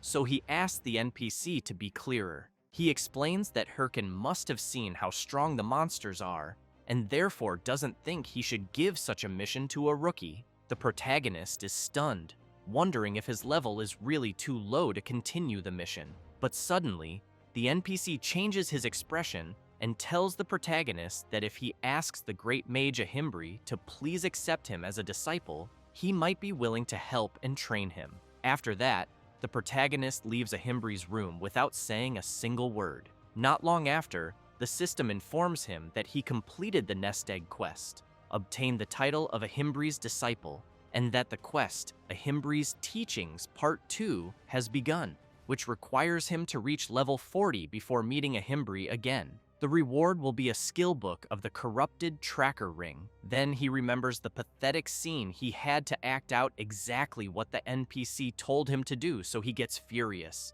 thinking Ahimbri really is a con artist. Meanwhile, in some dungeon, a fierce monster has been completely defeated. They shout to end the battle, and for anyone needing healing to head to the healers. One of the players tells his captain that their guild finally did something big. He agrees and asks the warrior to tell everyone to regroup after resting. He then runs over to another player, thanks him, and says he was even stronger than expected. That player is the knight who went after the protagonist. He replies that it was no problem at all, and that it was all thanks to the other players who supported him so well. The guild captain insists that wasn't the case and says that if it had been just them, at least 5 members would have died. That's why he believes it was thanks to him that they completed the raid with no casualties. He also admits he had doubts when he heard there were helpers who accepted money to assist in boss raids, and says he's really glad he hired him. Then he takes a pouch of coins and says it's all they have to offer. The knight notices that this isn't the promised payment. The captain awkwardly admits he knows that, but says it's separate from the original deal. However, the knight gets serious and says he won't accept it, as he doesn't like breaking the rules. This leaves the guild captain embarrassed and very surprised, and he apologizes, thinking the knight was just helping out for the money. While the captain wonders why a ranker would take on such a low-level raid, the knight walks off, saying he's going to collect all the items from the nest, as promised. The captain yells to warn him that there probably isn't anything of value in the nest. Meanwhile, the player thinks he got really lucky, since he never imagined he'd get a chance like this to obtain the Stone of Corruption. He remembers being worried when he heard the lizard dragon had respawned, thinking that Hey-Ho Mask might already be on the quest. But since the lizard dragon was still alive, he assumes the protagonist must have failed. So he jumps into the nest and thinks that defeating a boss isn't something you do with mechanics alone. He gets excited, knowing that all he has to do now is grab the Stone of Corruption and stop Heiho Mask from completing the quest. But then he's disappointed to realize the Stone of Corruption isn't there. He starts trembling with rage and shouts, cursing the protagonist. Meanwhile, the protagonist is logged out, staring intently at his phone. He takes a deep breath and says it's time, since during all those tough days, he kept telling himself that if he endured a bit longer, things would get better. But he gets nervous and decides that ends now. He builds up confidence and says he's going to do it. He's going to order steak. He grabs his phone, starts jumping around like crazy, and says he was trying to save on gas and food just in case. But now that he's completed the main quest, he figures it's okay to treat himself to a juicy steak, especially since he earned some extra money. So he thinks it's a fitting reward and time to convert it into real money. As soon as he does, he sees his massive balance in the account and gets excited, saying, "It's finally time for steak." But then he watches several deductions hit his account: debt payments, utility bills, and rent. His balance drops to 856.1, leaving him stunned, since that's not even enough to buy instant noodles. He starts pounding the floor and wonders why he works so hard and is still broke. Then he gets a message from Romeni, asking if he's still alive and if he quit WTube for good. He picks up his phone and thinks he forgot to update Romeni about his situation and that he can't make videos anymore because some lunatics are after him. But then he gets nervous and wonders if he really needs to be so cautious when he's practically starving. What did he even do wrong? He's just an innocent player enjoying the game. Frustrated, he gets up and decides he doesn't care anymore. He'll do whatever he wants. So he logs back into the game and goes to a creepy place that looks like a graveyard. The system notifies that he's entered the field of the forest of the dead. As he walks, he tells his summons that no matter how many times he comes here, it's always scary. He figures this is probably the best place for him to grind some experience, and the creepy atmosphere is also great for attracting views on his videos. With that, he turns around and calls his summons to hunt. But first, he says they've got a new teammate now, and he's in charge of strategy from now on. He tells them to get along. His new summon is a skeleton mage, a skill that the con artist Ahimbri gave him. He knows that the more his mastery improves, the more advanced the effects they'll be able to use. So he concludes it's a great skill, but also one that consumes a lot of mana. Then, looking ahead, he sees a hand emerging from the ground and says, that's their next target. Several skeletons begin rising from the ground as well, all at level 33. This leaves his summons confused, as the enemies look just like them. Hirkin looks back and wants to know what his summons are doing, since they're supposed to be out there hunting monsters. But they're clearly terrified of fighting copies of themselves. Still, the protagonist couldn't care less, and makes it clear that his summons will realize once the fight begins that undead monsters have a different trait than normal ones. However, he sees his summons hiding in fear and immediately demands to know what the hell they're doing. Frustrated, he snaps his fingers and tells them to stop wasting time. They have a lot of work to do. Boney wastes no time and charges forward, striking a skeleton with pity. He then watches the enemy stand still for a moment, but it soon keeps moving even after being hit, leaving Boney confused. Hirkin comments that, yes, that's right, normal attacks don't work.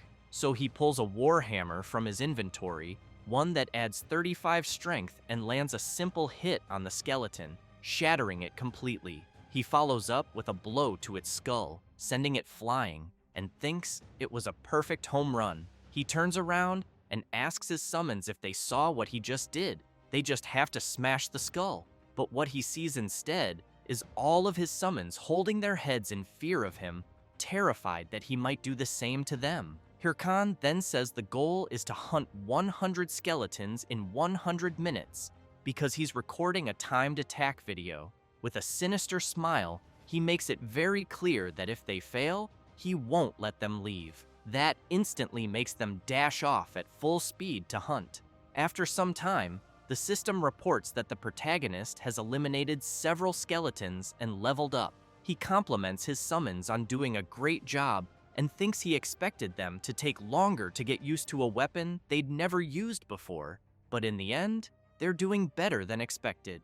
Because of that, he believes the video will be a success, but he'll need to talk to Rameni first. That's when he senses a strange presence, and a massive level 35 skeleton warrior appears right in front of him. Hirkin gets nervous, realizing this is a rare monster that spawns randomly. He also knows there's a chance it might come back in a bovine form, so he runs at full speed with his summons toward the boss, thinking that he's finally going to get steak. As he charges, he wonders what he should eat first, grilled or roasted. But then he sees the skeleton warrior swinging a massive axe and has to leap back quickly, or he would have been wiped out by the monster's powerful blow. After retreating to his summons, he thinks that was terrifying. He nearly died without even reacting. Thankfully, he aimed at the creature's arm, which only enraged it more, and it quickly follows up with another strike. But Hirkin anticipates it, and together with his summons, strikes the skeleton warrior in the pelvis, slamming it to the ground. He then checks if his summons are okay. While saying it was easier than expected, he doesn't notice the skeleton warrior charging at him again. Just before it hits him, he comments that the creature is quite impatient. Then he yells out that there's still one last attack left from one of his summons. The skeleton mage begins channeling fire magic and launches it, hitting the warrior dead on and setting its bones ablaze. The system announces that the protagonist has slain a skeleton warrior and earned a large amount of experience. Hirkin takes a deep breath, thinking that was a close one. Looking at the flaming remains of the creature, he concludes he should get at least 10,000 views on that video. But he's still hungry and decides he's definitely grilling that steak. At that moment, the system alerts that the field boss has detected the death of one of the protagonist's subordinates, which leaves Hirkan confused. The system then continues warning that the field boss has found intruders, and finally, that the field boss is awakening. A massive magic circle appears right next to them. Then, its head begins to emerge, followed by its body, until a colossal creature fully materializes before Hirkin and his summons. He's left speechless, unable to believe what he's seeing. The level 40 golden skeleton boss has appeared. He knows that the golden skeleton is the Forest of the Dead's boss, and the first mage class boss, a powerful one known as the Rookie Killer. He also recalls that the condition to make it appear was defeating several skeletons. Though he hadn't considered that at the time, he thinks there's no way he can beat it, but if he does, it'll be a huge jackpot. Then he gets an idea of how to pull it off if he buffs his skeletons. Maybe there's a chance. So he calls his summons into battle, only to notice they've vanished. The system then informs him that his summons were dispelled due to lack of mana, which leaves him stunned. He starts to panic. He's all alone in this fight. He doesn't realize it's normal, since he had summoned all four and even made the mage cast all those spells. So there's no way he'd still have mana left.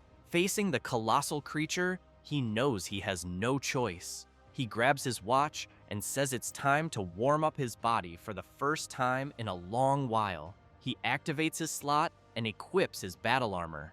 With that, he faces the boss and dares it to bring it on. Without hesitation, he takes the initiative and charges forward. The golden skeleton quickly begins channeling its skill, growing stronger, and once it's ready, it fires at the protagonist, who has to dodge the powerful attacks. Hirkin knows that a single hit would kill him, and yet the boss is launching multiple attacks. It's no wonder it's called the Rookie Killer. While the golden skeleton continues attacking, Hirkin realizes he has no chance of winning if he allows it to keep casting spells freely. He jumps, and just before striking, thinks that all he needs to do is stop it from casting. He delivers a powerful blow to one of the golden skeleton's palms, managing to delay its attack. Hirkin notices that the boss's hands are tied to its spells, so he figures he just needs to destroy all of them. At that moment, the golden skeleton begins to react strangely,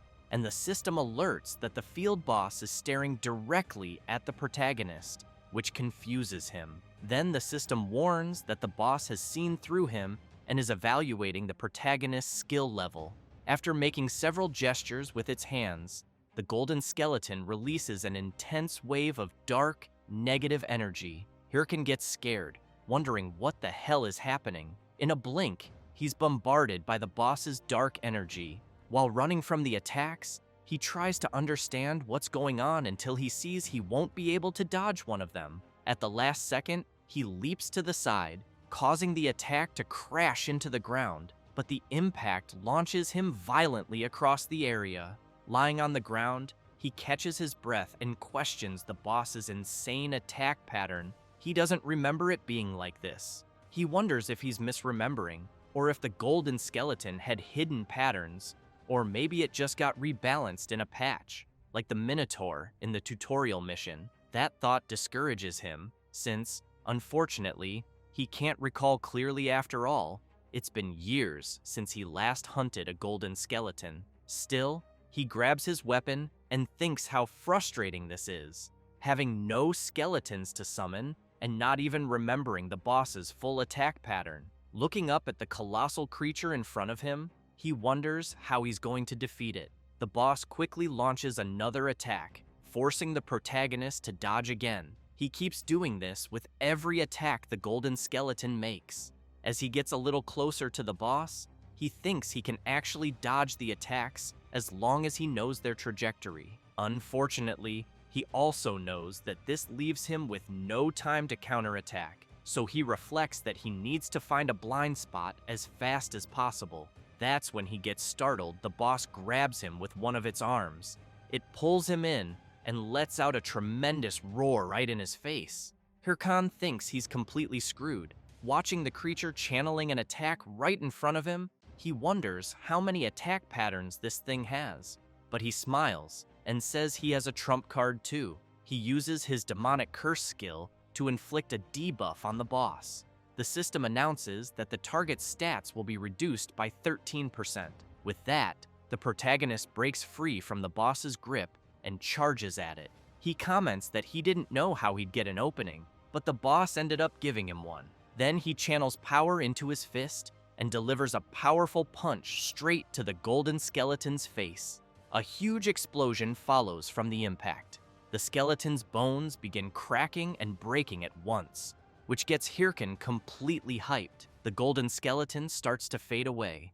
Not long after, the system informs the protagonist that he has defeated the golden skeleton, earned lots of experience points, received a hefty sum of gold coins, obtained the title Skeleton Slayer, and leveled up. He breathes in relief. As he deactivates his slot, he thinks that was a close one, certain he would have failed if it had lasted 10 more minutes. Then he pulls up his status screen and sees that he's currently at level 36, with 9 titles. His stats show 109 strength, 35 stamina, 101 intelligence, and 141 mana. He gets excited, knowing he's reached level 36. However, he also realizes that things will get dangerous from here. Even though 141 mana is a decent number considering he invested the bare minimum in that stat, he knows it's still not enough. So far, he's been pushing forward thanks to his titles and level ups. But now that he has more skills to use, it's just not sufficient. After all, he increased his strength for his skeleton warriors, but what's the point if the skeleton warriors vanish? He hangs his head, thinking he's already earned all the mana-related titles he can at this point, and wants new gear, but unfortunately, he has no money for that. Then, out of nowhere, he smiles and says he doesn't care and doesn't even know anymore. He skips off saying that, for now, he'll send the video to Rameni and focus on reaching level 40, and that later, for sure, he's going to eat beef ramen. Sometime later, after he sends the video he recorded in the Forest of Monsters dungeon to his editor, she watches it.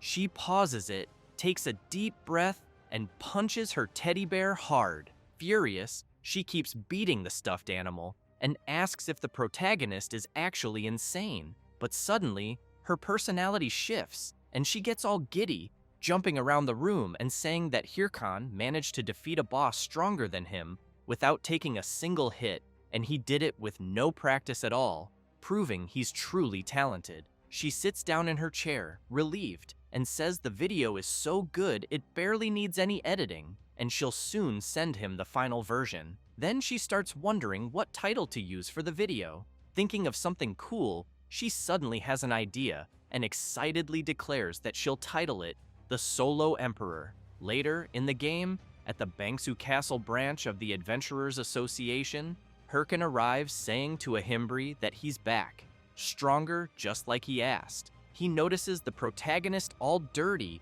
and asks what happened and why he looks like a beggar. Hirkin laughs and just tells the NPC to hand over the reward already. The NPC agrees and says he'll give the promised reward. The system then announces that the protagonist has completed the quest, Ahimbri's Teachings Part 2, and has received the skill book, Osteology. He's very impressed by the skill book, knowing it's a very rare necromancer ability not found on the market. The skill increases the stats of all summoned skeletons by 5%, reduces the mana cost to summon and maintain them by 10%, and also allows summoning one additional skeleton. But what he needed most was precisely that mana cost reduction, so he starts thanking the NPC frantically. Ahimbri also shows Hirkan that he obtained the corrupted tracker ring, and that he should use the corrupted stone he brought to harness its power. The corrupted tracker ring is unique in the game's history and grants 2 bonus points to class-specific stats and 9 points to all attributes. When used together with the corrupted tracker necklace, all attributes are boosted by 21 more points. Hirkan is drooling with happiness because he knows the corrupted tracker ring is that rare ring given only to the first players to complete the main storyline. He jumps to grab the ring and thanks the NPC, but Ahimbri closes his hand and says, on second thought, he's not sure he can just hand it over. He turns away, leaving the protagonist confused. Then, Ahimbri turns back, laughing, and tells him that if he wants the ring, he should come and take it if he can. Hirkan laughs and says, all right. Without hesitation, he activates his slot, puts on his battle armor, and charges at the NPC full force. Sometime later, outside the Scavengers Association, Hirkan has managed to get the ring. However, he's exhausted, wondering what got into that crazy old man. He would have killed him if he weren't an NPC. But in the end, he got the ring and the next quest. Ahimbri had told him that he'd lost contact with an agent named Miggy and that he thought the protagonist should visit Suryu Castle. Remembering that, he decides to let it slide for now. However, he knows that the Suryu Castle area is high level, so he figures he should level up more on the way. Then he sees several messages on his watch. It's Rameni with urgent news, saying she just posted the Golden Skeleton video on WTube and thinks he should take a look. The protagonist opens the video and immediately sees that it has over 2 million views, along with many comments praising him and asking for more, many of them including donations to the channel. He's blown away, wondering what the hell is happening. He drops to the ground in disbelief and starts counting how many zeros are in his account. Soon, he starts thinking about what to eat. Tomahawk, ribeye, filet mignon, sirloin, so many delicious things. He starts drooling, thinking he can now eat anything tasty he wants. Then he wonders about the jackpot he just hit. He knew the reactions would be good, but not this good. As he's thinking that he needs to log off soon, his watch beeps with a new message. It's a huge donation, and someone says they've been sending him messages. The message is from the recruitment leader of the Thunder Hunters Guild, saying they've tried reaching out several times but hadn't gotten a reply, so they're leaving a comment here. He says that the Thunder Hunters Guild would like to officially recruit him and asks if he could spare some time to discuss it with them. Hirkan gets furious. He knows that the Thunder Hunters is Chae Solyan's guild, the woman who kicked him out of the game in his previous life. He then remembers how persistent they were back then, and apparently, they're still doing the same thing. Furious, he flips off the message and says he wouldn't join the Thunder Hunters even if his life depended on it. But after thinking a bit more, he feels like he said this before. so he recalls his past life when he was furious and saying it was annoying as hell, and he wants to know why Chae Sol-yeon is being so persistent after being rejected so many times, especially since she was already in a guild. One of his friends at the time commented that he was pretty lucky, since the Thunder Hunters were one of the best guilds even among the top 30, and that the guild leader was the daughter of a rich family, so if he joined, he'd definitely get a six-figure salary. His other friend added that it made sense they were after someone like Hirkin. Then he smiled and explained that it was because the protagonist was really good at the game, and in all the raid videos from his guild, every single comment was just about him. He finished by saying that, honestly, Hirkan was way too good for them. Hirkan took a deep breath and quickly asked them to stop, making it clear he didn't care about the six-figure salary because he didn't want to join the Thunder Hunters, and the money would come once their own guild became the strongest. Plus, he preferred to keep playing with his current guild. His friend gave a fake little laugh and said he was right. So, after remembering all that, he feels even more frustrated now, but he knows they don't need to betray him again over it. He starts slapping his own face and thinks it's not time to get drunk on the money. He's got a lot of work to do, so he pulls out the skeleton fragments and throws them. As soon as he summons them all, he makes it clear to his minions that they know he was the one who did everything in the Golden Skeleton raid and that they did nothing. He explains that they're going to start training again because they need to move more efficiently and can't repeat what happened last time, so he asks if they're up for it.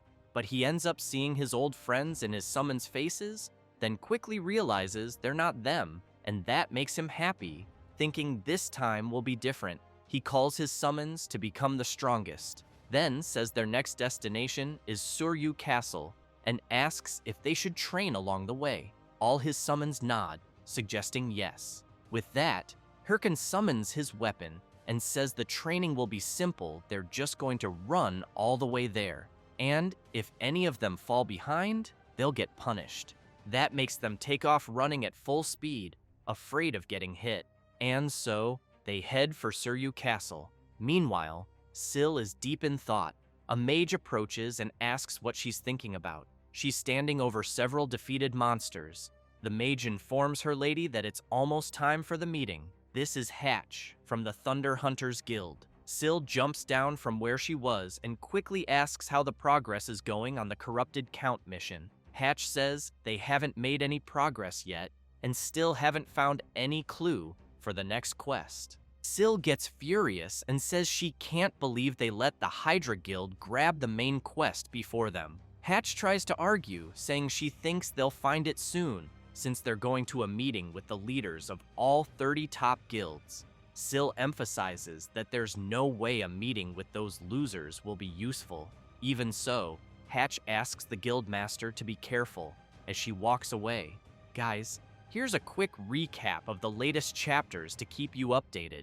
The protagonist's WTube video was a hit, and he made a lot of money overnight. He was also close to losing control, but thanks to the person responsible for everything he went through, the flames of his revenge were reignited, so he decided to walk the path of a hungry beast. The first thing he did was go to the loan shark he had borrowed money from, and as soon as he got there, he threw down his money bag and made it clear he would pay the full debt, principal, and interest in cash, which surprised the loan shark. Jaehyun, as he's called in real life, after handing over the money, asked if everything was okay. Next, the protagonist bought rare skill books, which made him quite happy. However, once back in the game, he knew he was broke again, with his account balance at 0. Surrounded by his summons, Hirkin lamented that he thought he was ready for this, but admitted that seeing his bank account still hurt. He quickly decided to forget about it and learn the new skills he bought. He wasted no time and learned them. The system then informed him he had acquired the skin grafting skill, a level F mastery passive that increases defense by attaching monster remains to his skin. If he takes too much damage, the material must be replaced. He decided to test it right away, and the system asked if he wanted to use the skeleton warrior's horns to enhance it.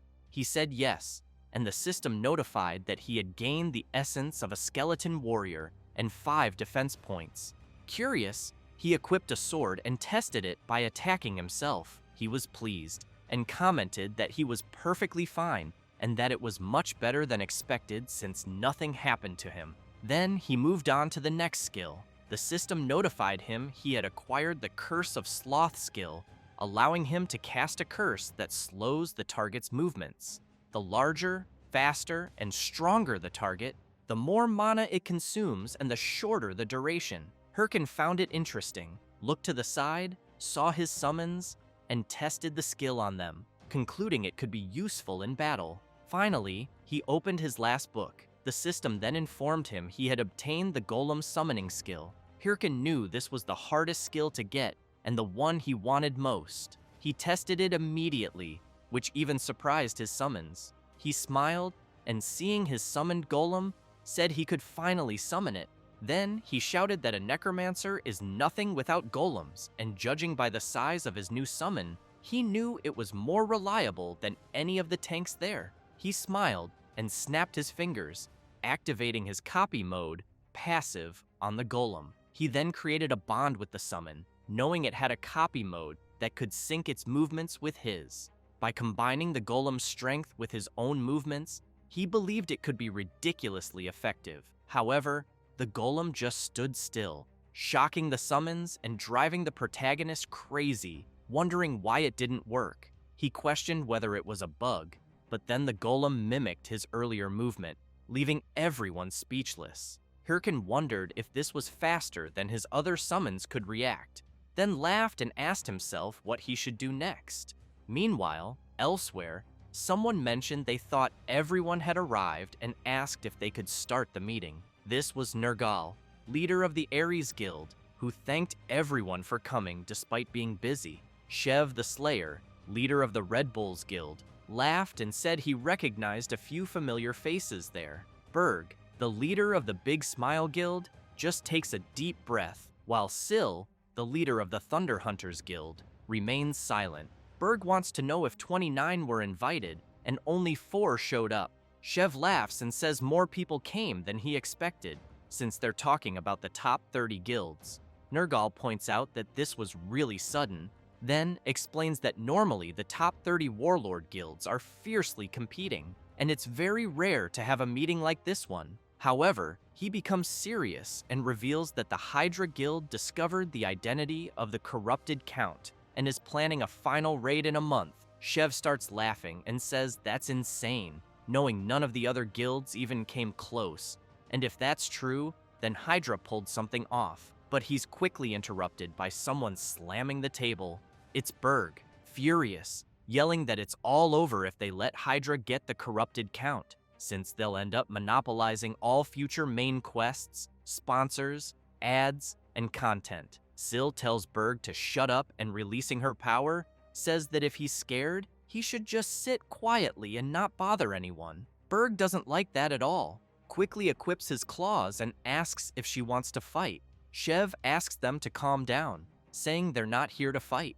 Nergal agrees with the blonde and makes it clear that a fight between them would only benefit Hydra. Then, Nergal emphasizes that this is exactly why he's proposing an anti-Hydra alliance. The 4 guilds present will agree not to fight until the corrupted Count missions are finished, and will share all info about him. He then asks if anyone opposes his idea. Shev says he's not a big fan of alliance schemes, but thinks there's no other way. Berg makes it clear that if they don't stop Hydra, they're screwed. Nergal concludes the meeting, but Syl, without saying a word, clearly didn't like any of it. Later, outside the game, someone's taking a shower. It's her, thinking the meeting was humiliating since they couldn't even defeat the Chapter 1 boss alone and had to join forces with other guilds. But she knows there's nothing she can do for now, because if Hydra gets the corrupted Count first, they're done. So, for now, she knows it's time to lay low and wait for the next chance. She picks up her phone and tells someone to order all guild members to keep an eye on Hydra and report any strange activity, because the corrupted Count will be theirs no matter what. Meanwhile, inside the game at the Tsuryu Castle branch of the Adventurers Association, Hirkan is surprised, wanting to know what's going on. A guy says he already asked him to go to the Bobaru forest. He explains that's where Agent Miggy disappeared and that the protagonist should search the area for traces. Hirkan says he knows the Bobaru forest is full of level 70 monsters, a dangerous area, and that he could die instantly if he goes there now. The adventurer sighs and says that's exactly why he's asking him, a disciple of a Himbri. He then makes it clear that if the protagonist refuses, he'll lose his status as a corruption tracker, which scares him even more. After leaving the association, Hirkan sits by a fountain thinking, and concludes he's totally screwed. He opens his quest window and sees he has to find the missing Agent Miggy, who's investigating the corrupted stones, and continue the mission with a reward of 500 gold coins and additional rewards. The penalty is losing the corrupted tracker title. If the quest isn't completed in time, he has 29 days, 9 hours, and 33 minutes. Hirkan gets furious, knowing that if he loses his corrupted tracker status, he'll be kicked from the main quest. Scared, he realizes that accepting all those high-level quests backfired, since he normally wouldn't be able to complete them, but somehow managed and advanced to the next stage. And to make things worse, he now accepted a quest meant for level 60 or higher, so he finds himself at a crossroads, wondering what to do, knowing he can't just give up on the main quest like that. But at the same time, he knows he can't go to the Bobaru forest either. That's when he overhears a player asking a mage if she thinks the Hydra Guild will complete the main quest. Because if they do, he believes they'll definitely rise above the other guilds. The mage emphasizes that the rest of the top 30 guilds haven't even managed to start the main quest. The player then asks what'll happen to the other main quests if the corrupted count is defeated, which scares Hirkan quite a bit, but he quickly smiles, looks at his watch, and realizes that maybe he doesn't need to go to the Bobaru forest after all. Meanwhile, someone is observing a huge castle from afar, reporting that nothing special has happened and that his and his friend's mission is finally ending, since having to sit and watch the castle for hours every day was starting to drive him crazy. He asks if his friend agrees. After getting no reply, he calls out to him, his friend being Nadal, 8th in command of Hydra. The guy wants to know what the reward for defeating the corrupted count will be, and if Hydra will definitely become the best guild. Nadal clearly says not to get ahead of themselves. He adds that it's not over yet, as their mission is to secretly monitor the corrupted count's castle. He explains they can't let their guard down or leak info, because true professionals know how to stay calm. Then, out of nowhere, a player runs up shouting that he's found Natal, which makes him furious, asking what the hell is going on. The player is Kim's, rank 3 of the Red Bull Guild, who smiles and says it's been a while. Natal, shaking with rage, demands to know what a Red Bull member is doing there. Kim says the boss on that mountain is high level, so he came to defeat it. He then asks if that's not what they're there for too. Natal looks at his friend, knowing they can't reveal their real mission, and replies that yes, that's exactly why. But Kim's walks up and asks why he looks like he's dying to take a dump, which enrages Natal even more, yelling that it's not true. Kim's turns and says he's leaving, and tells Natal to feel free to go relieve himself, making him even crazier with rage, screaming that he already said that's not it. So Kim's walks away while Natal yells at him to come back.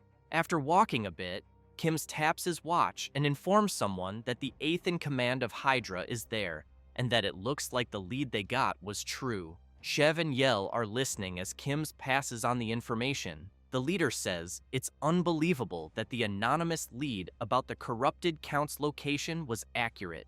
Yel says she was sure it was a prank, but in the end, they sent Kim's just in case. So she points out that they were given such important information way too easily. She wonders what the motive is. Shev says he doesn't know, but maybe it's someone inside Hydra holding a grudge against their own guild. Kim's chimes in, saying they're not really in a position to be picky about things like that, since they were about to lose everything to Hydra, so he asks if he can start a fight to buy them some time. But Yell tells him no and says to fall back for now, since if that really is the corrupted Count's location, then most of Hydra's forces must be there, and they can't afford to lose one of their top members right now. Kim says the leader is being too soft on him, since it's not like the Red Bulls will fall apart if he's not around. But at that moment, someone charges at him and a massive explosion goes off. Chev and Yell are immediately concerned about their friend. As the dust settles, Kims finds a sword pointed at his face and realizes they weren't the only ones who got the anonymous tip. He then starts laughing and announces that the princess of the Thunder Hunters is there. She immediately demands that Kims tell her everything he knows or she'll eliminate him right there. This is the Thunder Princess, Hahui, from the Thunder Hunters Guild. Meanwhile, a bear growls fiercely as the protagonist's golem prepares for battle. The massive bear wastes no time and strikes the golem, which simply defends against the attacks. Eventually, it spots an opening and counterattacks, while the protagonist's summons watch the fight. The battle rages on, and the skeletons are enjoying the show while eating popcorn. Hirkan, however, is puzzled, checking his status and wondering why everything is so quiet, since he's sure the emails were sent and he should be getting replies. He knows the only way to solve this without going to Bobaru Forest is to force the mission to end. He's aware that Warlord's main story consists of many chapters. The current one is Chapter 1, The Corrupted Count. And when the Corrupted Count is defeated, the chapter ends and all related missions are forcefully concluded. He takes a deep breath and realizes that even if he tried to defeat the Corrupted Count himself, he wouldn't make it in time. So he prefers to move on to the next chapter within the remaining time. He then starts yelling that he doesn't care who it is. He just needs someone to defeat the Corrupted Count. That's exactly why he's spreading the information to several guilds, except for Che Solyon's. So he wonders why no one is responding. Suddenly, something catches his attention. The system notifies him that the Hydra Guild is starting a live stream. Meanwhile, his golem is being severely attacked, having its arms broken, and the giant bear doesn't stop, launching another powerful blow. But Hirkan shows up, punching the bear in the head and telling it to shut up and stay quiet while he's thinking. He makes it clear that he needs to watch a stream, so he wants peace. After sitting down to watch the live stream, a host greets all viewers and announces that the Hydra Guild was the first to discover the identity of the Corrupted Count and is planning to attempt a raid. The planned date for the raid is, Hirkan hopes it's sometime this month. Then the host says it'll be in 3 days, which really surprises the protagonist. The stream ends, and he comments that it's sooner than expected, but not shocking, just as he predicted. He starts laughing like a maniac and thinks this is perfect. He then orders his golem to resume fighting the bear. While they fight, he remarks that Hydra probably got nervous because he spread the info to other guilds. Since he knows that if it's Hydra, there's nothing to worry about. They're far ahead of the other guilds in terms of progress on the main quest, and have many skilled players.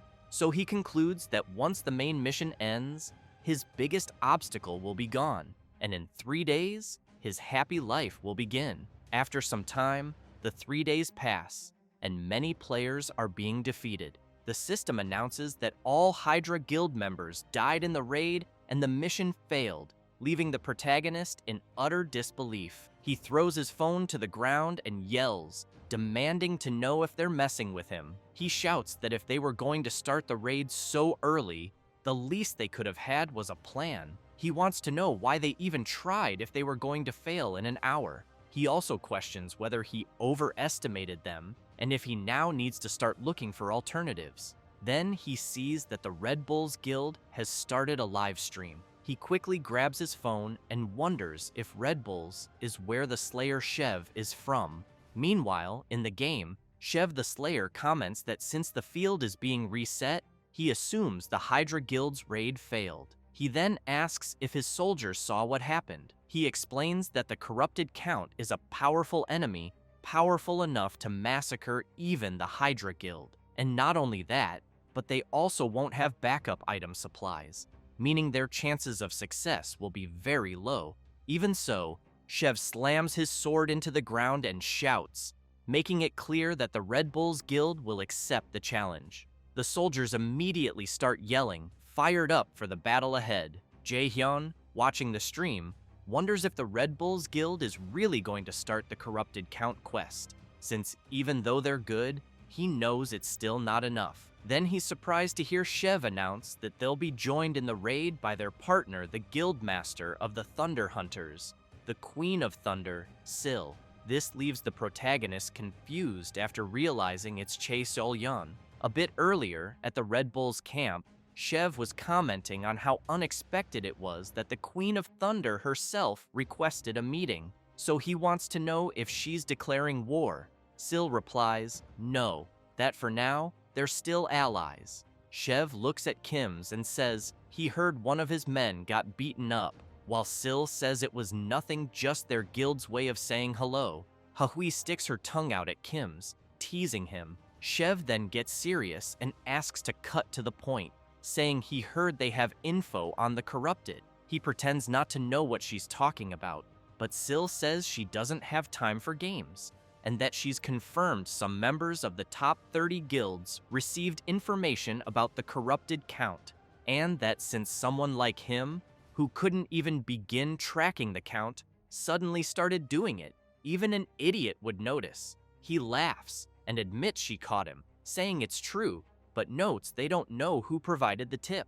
She gives a sinister laugh and asks if he really thinks the Hydra Guild will succeed. Chev says he's not sure. Sil replies they'll fail, and that they moved up the raid date just to be first.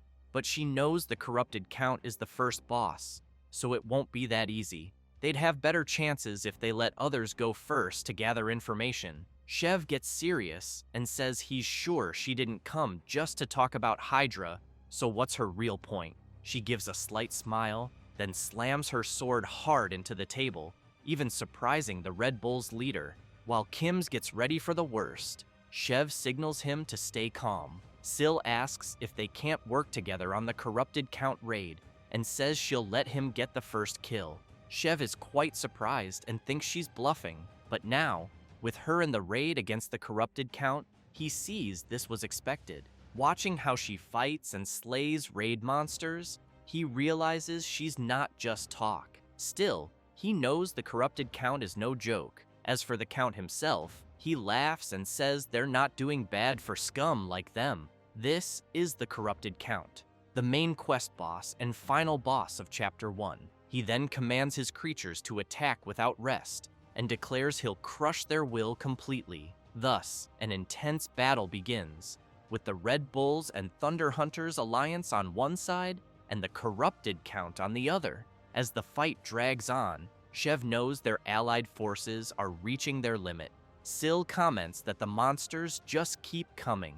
Then Chev steps forward and, unleashing his fearsome power, yells to the Queen of Thunder that he'll clear a path for her. He launches a powerful forward strike, and she rushes in alongside him. As Chev's mighty attack heads toward the corrupted Count, the Queen of Thunder follows close behind. The boss becomes enraged and counterattacks, demanding to know how they dare challenge him. Sil tries with all her might to keep dodging the countless attacks from the corrupted Count until she leaps into the air, fully confident, and prepares her strike, but ends up being severely hit, leaving her confused and trying to understand where the attacks came from. The corrupted Count had buried his strikes into the ground, so they would come up behind her and intercept her midair. Chev, worried, shouts to know if she's okay. Sil takes a deep breath, gives a slight smile, then unleashes several attacks, breaking free and rushing toward the corrupted Count. With eyes full of confidence, she manages to land her powerful blow on the boss. Chev breathes a sigh of relief and says she's scarier than he thought.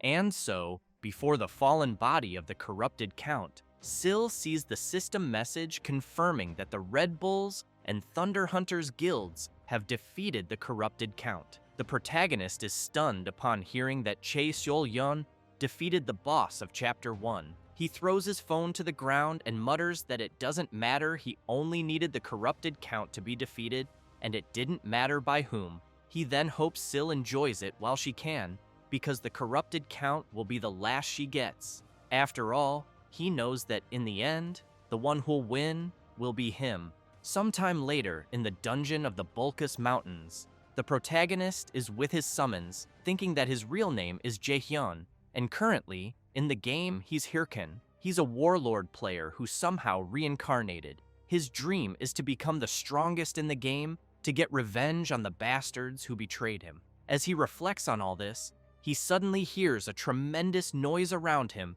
and before he realizes it, a herd of wild boars is charging straight at him, and he has to run to avoid being trampled. A few hours earlier, the protagonist arrived at the entrance to the Bulkus Mountains and saw that the field was blocked.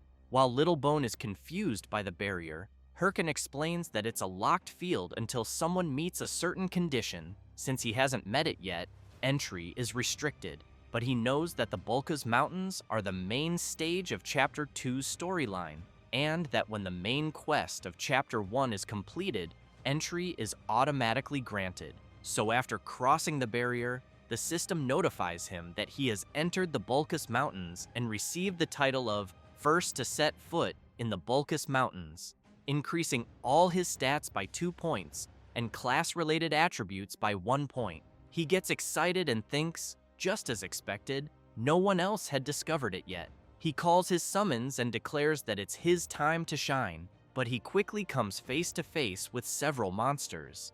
The monsters in question are all wild boars, level 60, fierce beasts that roam in packs. Hirkan, being only level 41, is shocked to encounter them right away. Back in the present, the boars are enraged and charging after the protagonist, who keeps running and wondering how he got so unlucky and how the hell he ran into those boars as soon as he entered. He also thinks some people have probably already noticed the blocked field is now open, so he can't afford to waste any more time there. He knows his chances are low, but still, it looks like he has to try. So he shouts for his summons to activate their helms and charge at the boars. However, the creatures are so strong that they easily defeat the protagonist's summons. As Hirkan retreats, thinking his summons were wiped out in a single hit, the system notifies that the skeleton warrior has been destroyed after taking too much damage. The protagonist then smiles and says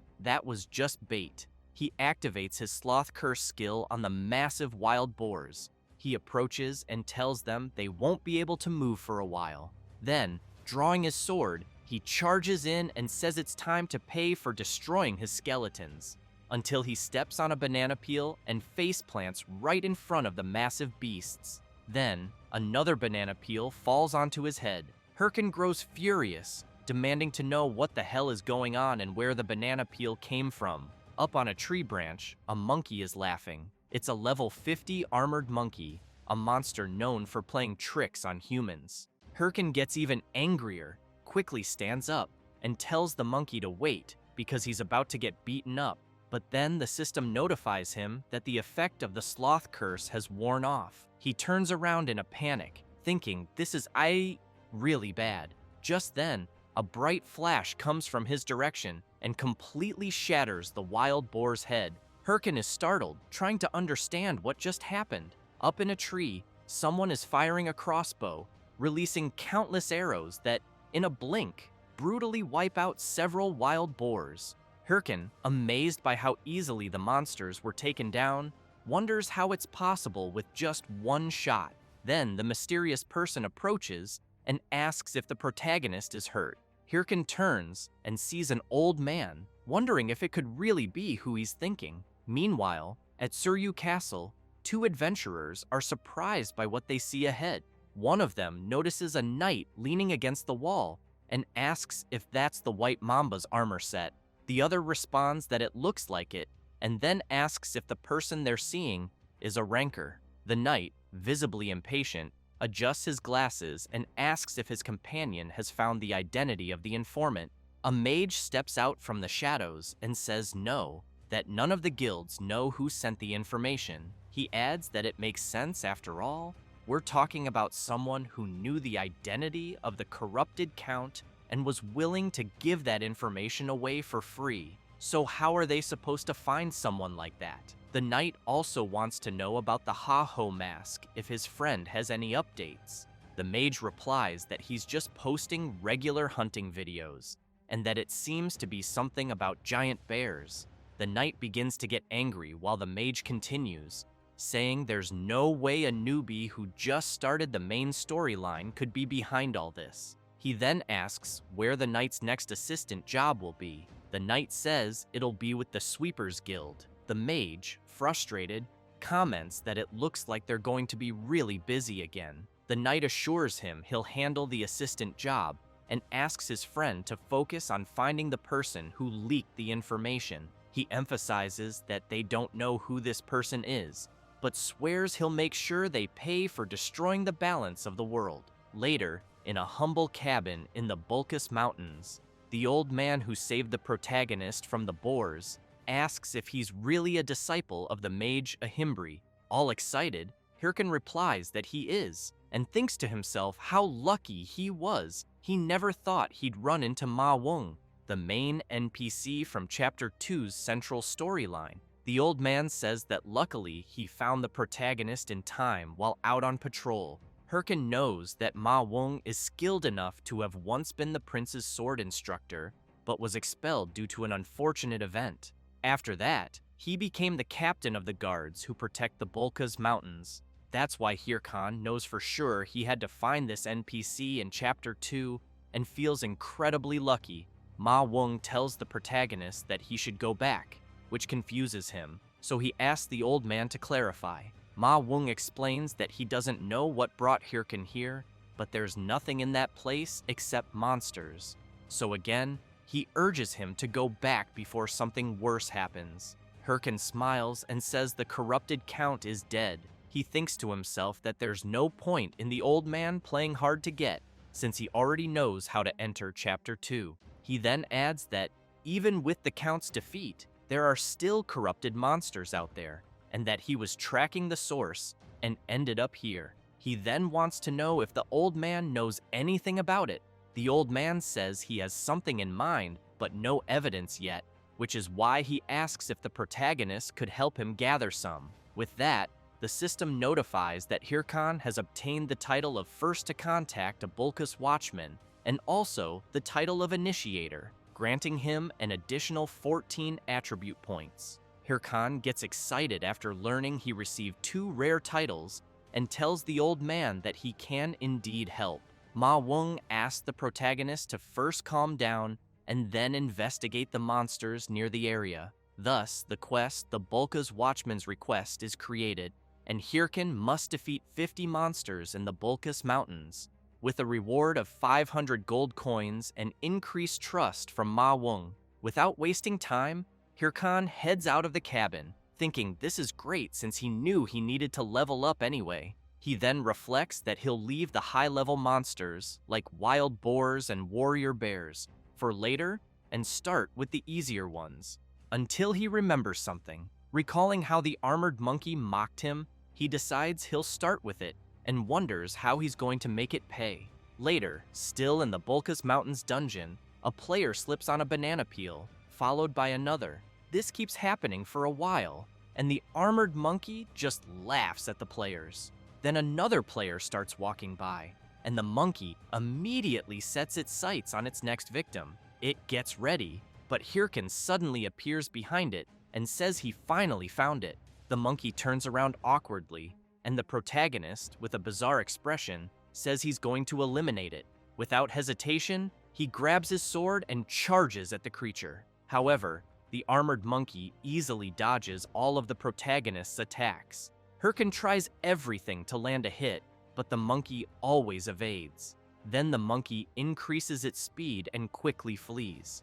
The protagonist chases after it, furious. While chasing the creature, he thinks about how annoying the monkey is so fast, and the trees keep getting in the way, making it hard to attack. So he stops on a tree branch, prepares an attack, and throws his sword at the monkey. The creature notices the attack coming and gets really scared. The protagonist's sword hits, but it lands right beside the monkey, scaring it even more. The creature starts laughing at the protagonist, but Hirkin makes it clear that the sword attack was just a distraction. Right then, his golem appears and delivers a powerful punch, causing massive destruction. Hirkin watches from afar, and it doesn't take long for the system to inform him that he has earned the title of being the first to hunt down and eliminate an armored monkey. Hirkin is pleased, and thinks it's time to start hunting more of them. Meanwhile, several cameras are snapping photos, as Shev the Slayer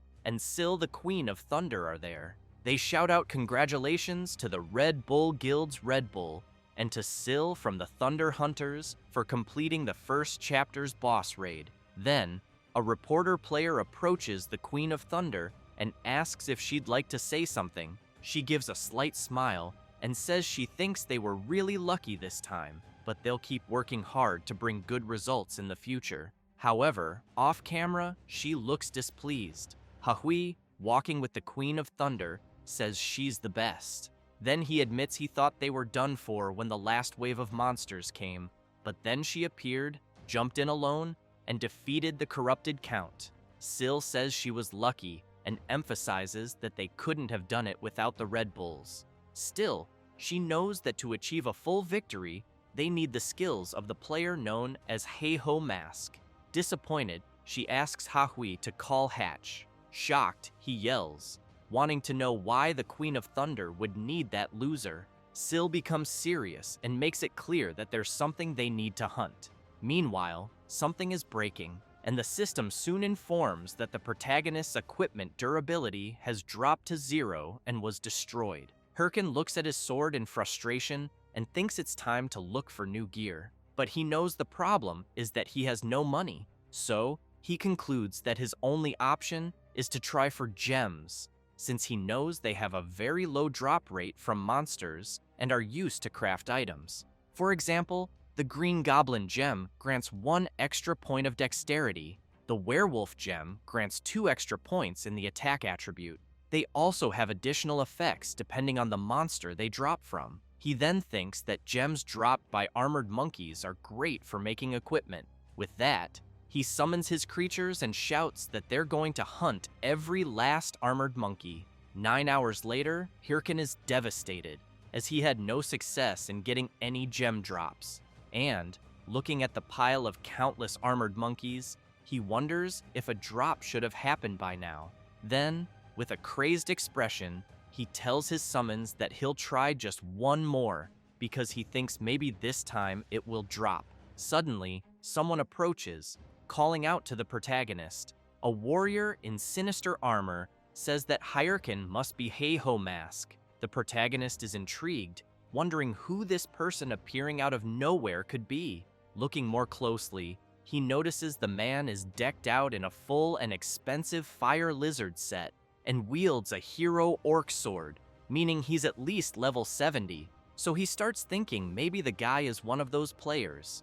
The man introduces himself as Quixote. Then, he starts making some strange movements, and as soon as he stops in a completely ridiculous pose, he officially challenges the protagonist to a duel. Hirkin is confused, wondering what the hell the guy in front of him is doing, while Quixote comments that he heard the protagonist is getting popular on WTube, so he points out that beating him would make him popular too. Hirkin thinks that he must be just another attention-starved loser. He turns away and says he's busy and tells him to get lost. Quixote yells, asking the protagonist to wait. Hirkin, irritated, wonders why the gem isn't dropping, and now there's a crazy idiot bothering him on top of it. Quixote shouts that he'll pay 5,000 gold if the protagonist fights him. Hirkin stops when he hears that, quickly turns around and runs up to the player, saying he'll gladly accept the duel and welcomes him, calling him a customer, and thinking that he loves customers. A few hours earlier, Quixote was thinking about himself, believing he was the hero of justice, and that, thanks to his talent, he, Quixote, was a hero who was always the center of attention, no matter what game he played. Well, at least that's what he thought, because in Warlord, no one really paid much attention to him, since he always heard people saying it was much more fun to watch Heiho Mask, and as soon as he looked around, he saw that no one was paying attention to him. and he only heard people asking each other if they had seen the new video from Heiho Mask. That made him furious. He punched the ground and, thinking about Heiho Mask, began yelling that he was being buried by him because they started the game at the same time. Kyoto knew his opponent's level was lower than his, and that he didn't even have good items, so he wondered why everyone loved him. Then, upon realizing something, he questioned where he was, since he had run off without thinking and ended up there. And as he looked ahead, he saw a player surrounded by little creatures. But upon closer inspection, he realized it was Heiho Mask. However, he knew that was supposed to be a blocked field, so why was he hunting there? Then he had an idea. What if he posted a video of himself defeating Heiho Mask? If it worked, could he steal all his fame? So back to the present, Kyoto removes all his gear except his helmet and tells the protagonist that he'll give him 5,000 gold if he can beat him in a duel. Hirkin can't believe what he's seeing and yells, wanting to know why the hell he's stripping if he said he wanted to fight. Kyoto replies that it's to make it a fair fight and emphasizes that, from what he heard, it seems the protagonist's armor just broke. Hirkan doesn't like hearing that. He didn't expect his opponent to know about it. Kyoto insists that what he wants is a fair one-on-one battle and that he doesn't want anyone saying he only won because of his gear, which is why he asked the protagonist to give it his all. Still in disbelief, Hirkan wants to know if his opponent really thinks he'll take him seriously dressed like that. But as Kyoto charges at him without hesitation, he shouts for them to cut the chatter and just fight already.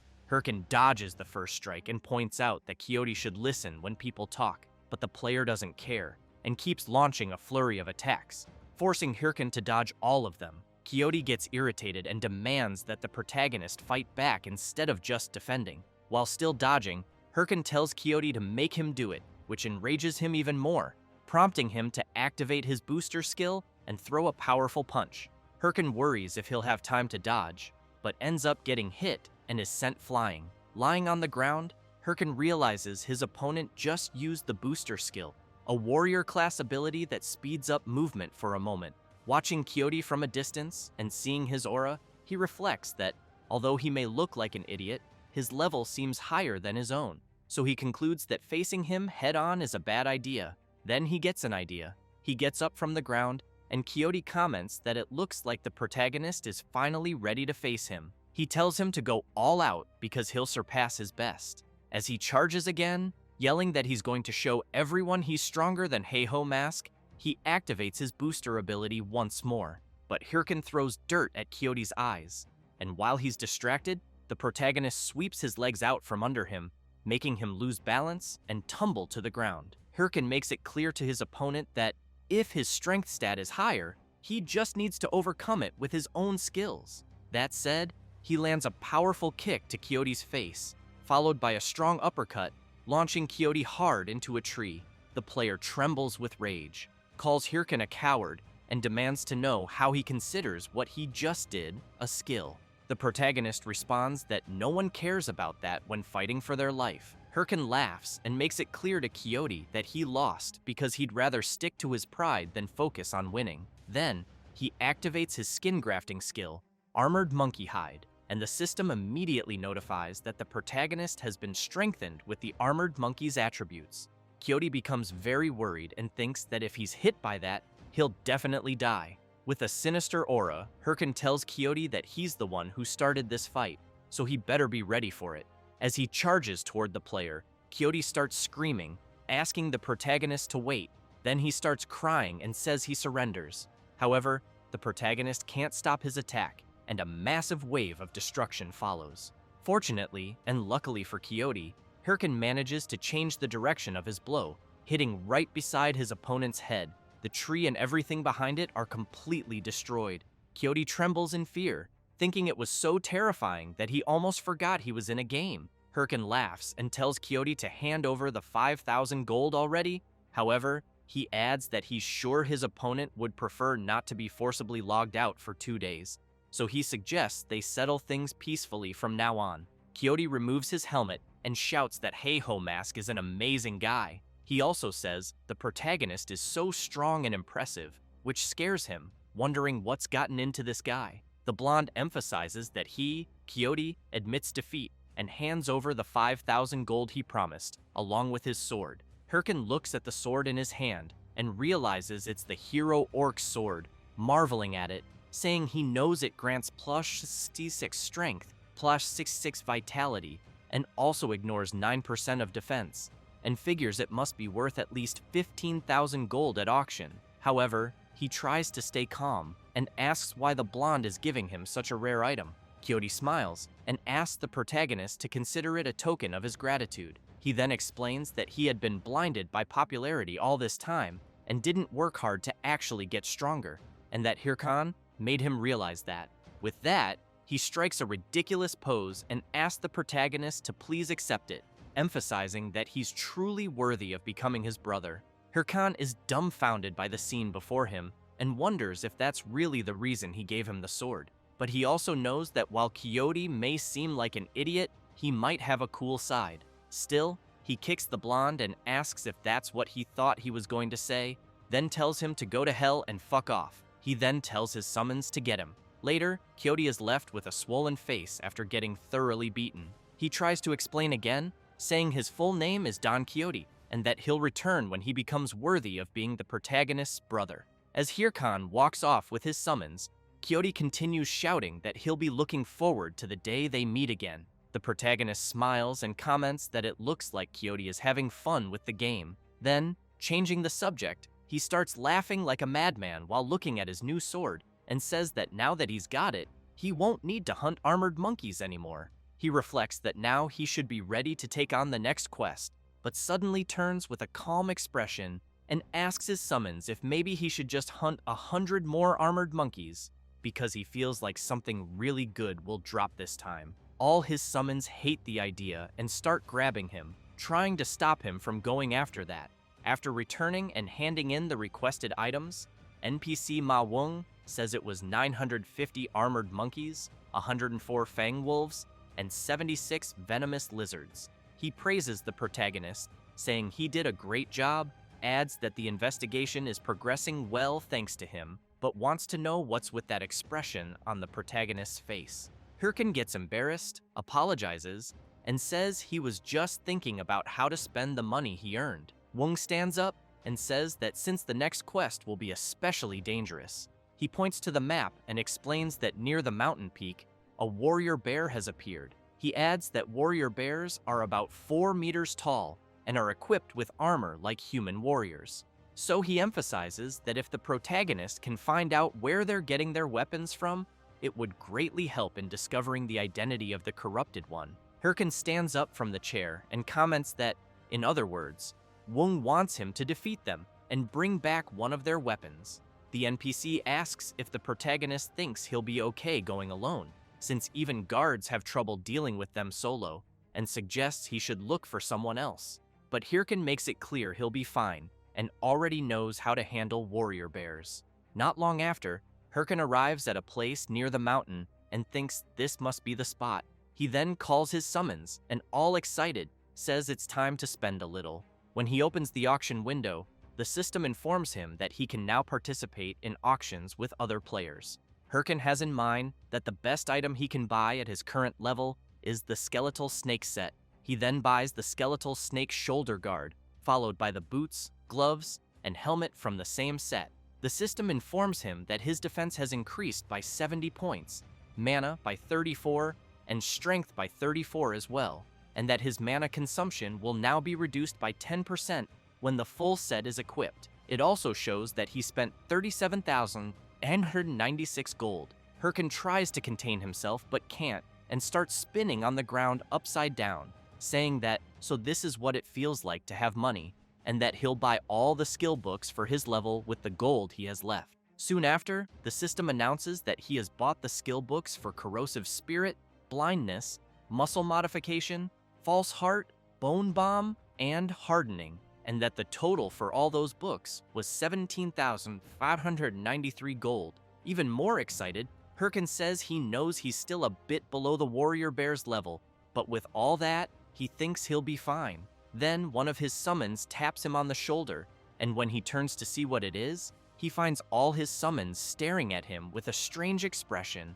as if asking whether he's not going to give them anything. Hirkin turns back and admits he forgot about them and will look for something nice for them. However, the system informs him that he currently has insufficient funds, which makes him worried, wondering if he's already broke again. So, feeling awkward, he turns to them and says, "Looks like his money ran out." Hirkin immediately gets scared when he sees that the attitude of his summons has turned creepy. While he tries to explain that it wasn't on purpose, some creatures appear behind him. Without any warning or order, his summons charge at the creatures, while the protagonist shouts that maybe he'll get more money when they eliminate them. Hirkin feels a bit relieved watching his summons finish off the boars and thinks, thankfully, some wild creatures showed up at the perfect time. A few moments later, the last wild boar is tied up with a very sad face, and Boney is licking his sword with a very sinister look. Hirkin tells them to stop wasting time and finish off the boar already, as he'll equip them on the way. Then, out of nowhere, a powerful attack hits the big boar. The protagonist immediately turns to see who did that, and soon some players appear, demanding to know who he thinks he is, hunting there without permission, since that area belongs to the Apollo Guild. Hirkin pauses, and looking at the players in front of him, concludes that they're just another bunch of losers. The guys introduce themselves. One says his name is Ajang, the other Wang Zhang, and finally, the last one Iljang, and they declare they are the great trio of the Apollo Guild. Hirkin laughs and says he gets it, but without any mercy or pity, he quickly launches several consecutive attacks on all three. He then makes it clear they're just a bunch of losers trying to annoy him. Turning away, he wonders why he's been attracting so many people lately, and considers that maybe he needs to see a shaman or something. As he leaves with his summons, saying he just wasted his time there, the players are left trembling on the ground. But Wang Zhang, using what little strength he has left, thinks that the protagonist actually dared to lay a hand on his guild and that they'll make him regret it, so he taps his watch and reports everything that happened to his superiors. Not long after, a man next to a giant tiger, upon hearing about the earlier incident, wants to know if the protagonist really attacked his subordinates even after hearing his name. The guild member confirms it and emphasizes that's what Wang Zhang reported. The guild leader then tosses a gold bar to the member and orders him to bring the protagonist in, no matter the cost. He then makes it clear that he'll make him pay for disrespecting his name. Meanwhile, Hirkin is impressed, seeing a beautiful view and realizing he's reached the area where warrior bears spawn. He turns and calls for his summons, only to see them striking ridiculous poses, and quickly demands to know what the hell they're doing. After smacking each one on the head, he yells for them to stop fooling around. He then declares that they're going to hunt a warrior bear, which is level 70 and has 3 phases, so they need to prepare for this battle. He emphasizes that defeating the bear will put them ahead of the top 30 guilds in terms of main quest progress. He stresses that he expects no mistakes from his summons. They immediately salute, signaling that they understand. Hirkin then hears a loud roar, takes a deep breath, turns, and says, "Speak of the devil!" The enormous warrior bear appears right in front of them. Hirkin activates his watch and quickly equips his battle gear.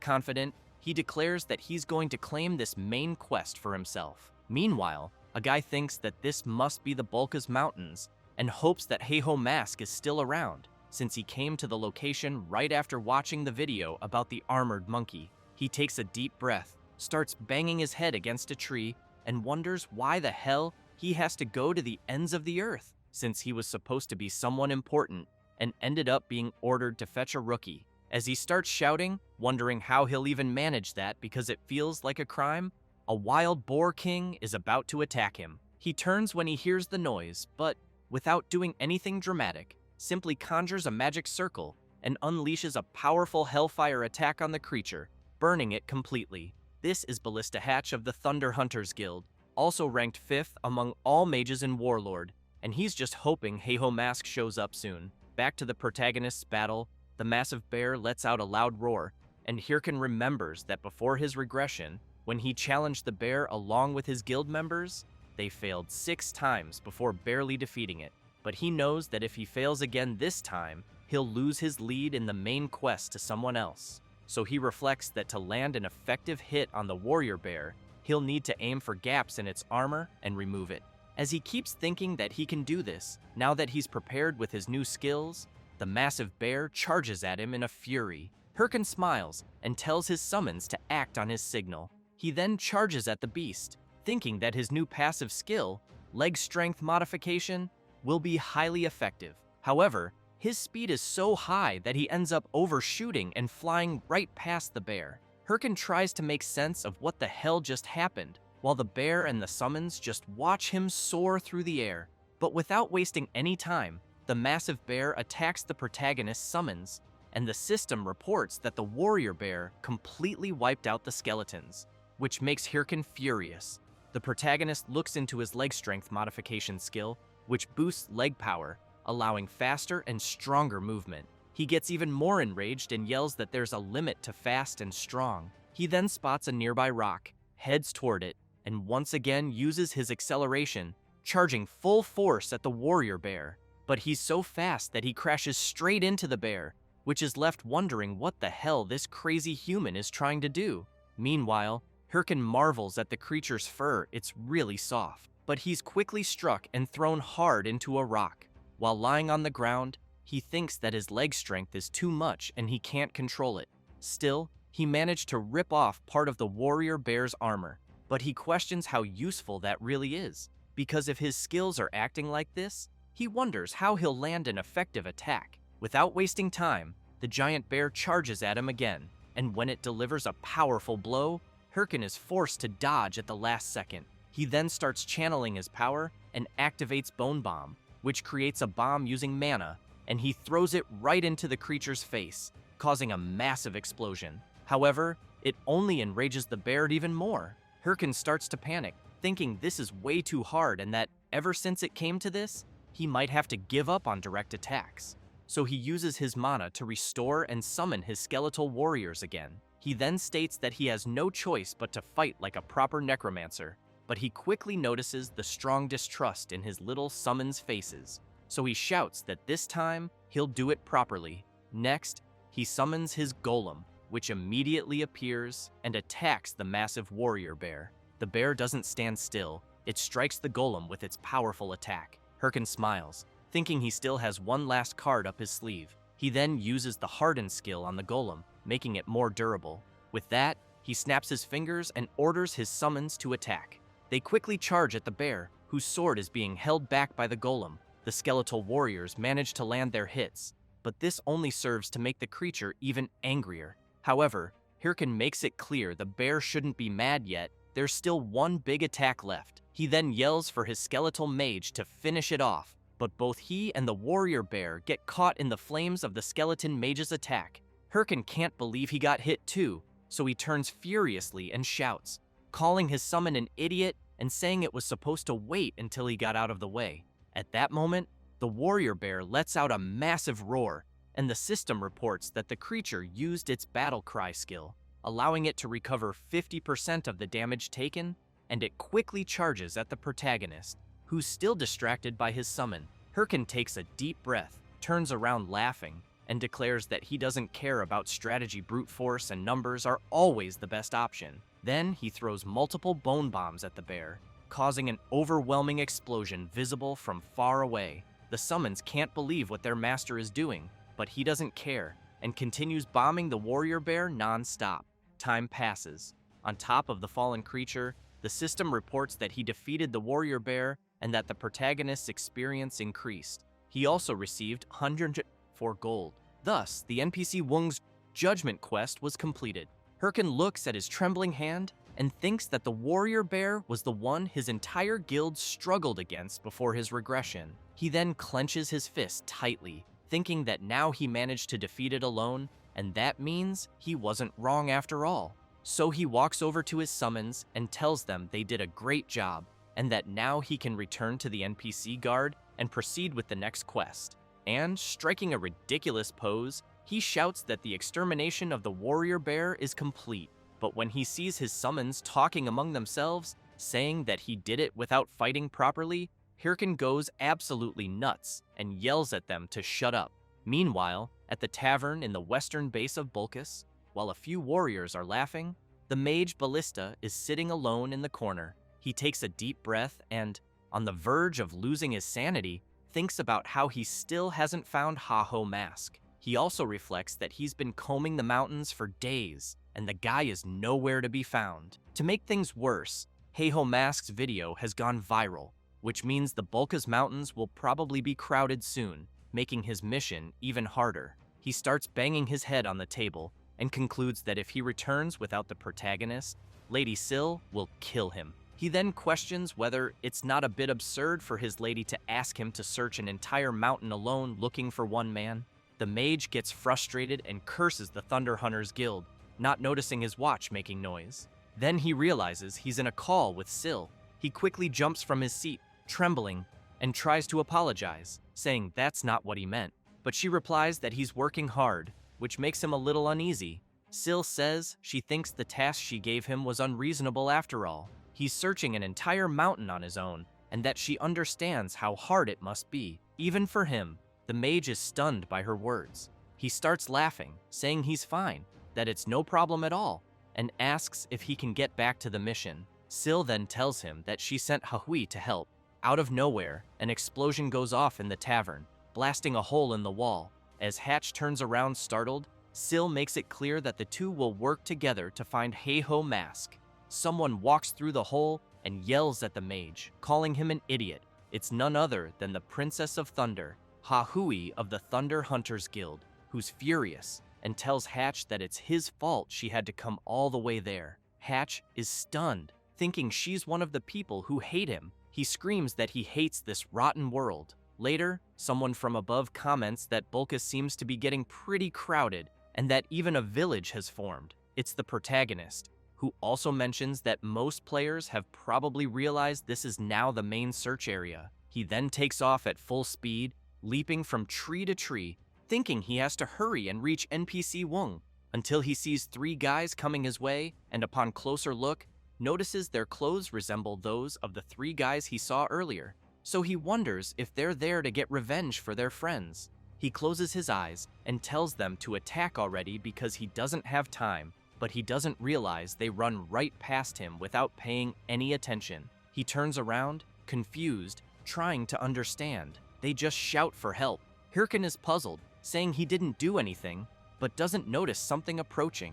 In a blink, the three guys are brutally attacked, and Hirkin's face gets scratched in the process. He turns to see what's going on and sees two people. It's Hahui, the Princess of Thunder, and the Mage Hatch. Upon noticing the emblem on their clothes, Hirkin realizes they're members of the Thunder Hunters Guild, but he's quickly startled by a sword pointed straight at him. Hahui demands to know if he's the guy called Ha-Ho Mask from the videos. Hirkin recalls that Hahui is the second in command of the Thunder Hunters and also a fanatic who would crawl through hell if Sil ordered it. And the other one is the level 3 mage of the Thunder Hunters, nicknamed Ballista, a genius mage who never lets a target escape. He also remembers that, before his regression, they were the biggest threats, and he never imagined he'd run into them here. However, he reflects that, seeing as they're looking for Ha-Ho Mask, they're probably there for guild recruitment, but he'd love to kill them all, even though he knows that's impossible right now. So he climbs down from the tree and asks if they're really looking for Ha-Ho Mask. He plays dumb and acts like a fool, asking who that person even is.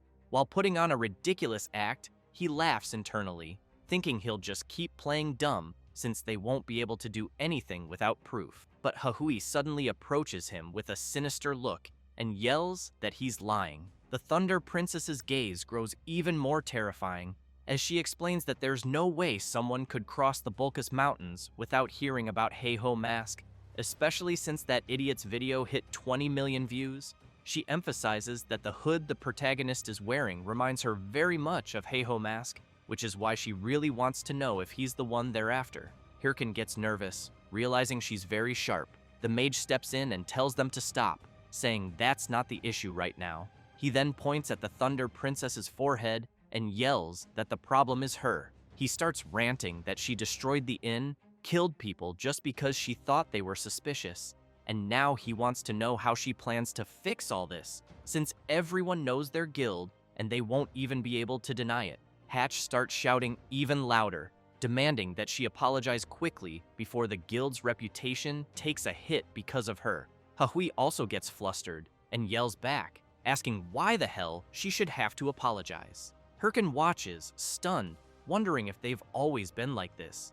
Eventually, Hahui, visibly annoyed, mutters an apology. Hatch watches her walk off and asks what kind of dumb behavior that was. He then turns to the protagonist, apologizes for his partner, and wishes him a good game. But as Hirkin sighs in relief, thinking he narrowly avoided trouble, he fails to notice someone rushing at him. When he sees a fist flying straight at his face, he's terrified, and before he can react, he's punched by the Thunder Princess and slammed into a rock. Hatch loses it, grabs Hahui, and screams, demanding to know why the hell she hit someone again. Did he call her a mad dog, or has she actually gone crazy? She replies that she thought the protagonist would at least dodge her punch. Hirkin wants to know if they really just assaulted an innocent user who had his guard down, so he calls them out. Then, putting on glasses, he announces that he's formally filing a complaint against the Thunder Hunters Guild. He opens the forum window and explains that first, he'll post it on the official forums to make it public, and the title will be Thunder Hunters is a cruel guild that massacres newbies. The mage panics and quickly apologizes, saying they'll compensate him and begging him to just forget about it if possible. So Hatch hands the protagonist a handful of gold coins, and Hirkin comments that since the mage is offering 1,000 gold coins as a gesture of sincerity, he'll let it go. Hatch breathes a sigh of relief and thanks him. He then grabs Hahui's arm and while dragging her away, yells that he can't stand her. Hirkin knows what he just did is pathetic, but for now, it's the best option because he's fully aware that provoking them carelessly would be a disaster. That's why he knows he just needs to endure this a little longer. As they walk away, Hatch asks why the hell she causes problems every single time, and if she doesn't realize image management is vital for a major guild. Slightly confused, Hahui wonders if people don't instinctively dodge when attacked. Hatch asks if she's seriously trying to say it's his fault for not dodging her punch. She replies that it's not that,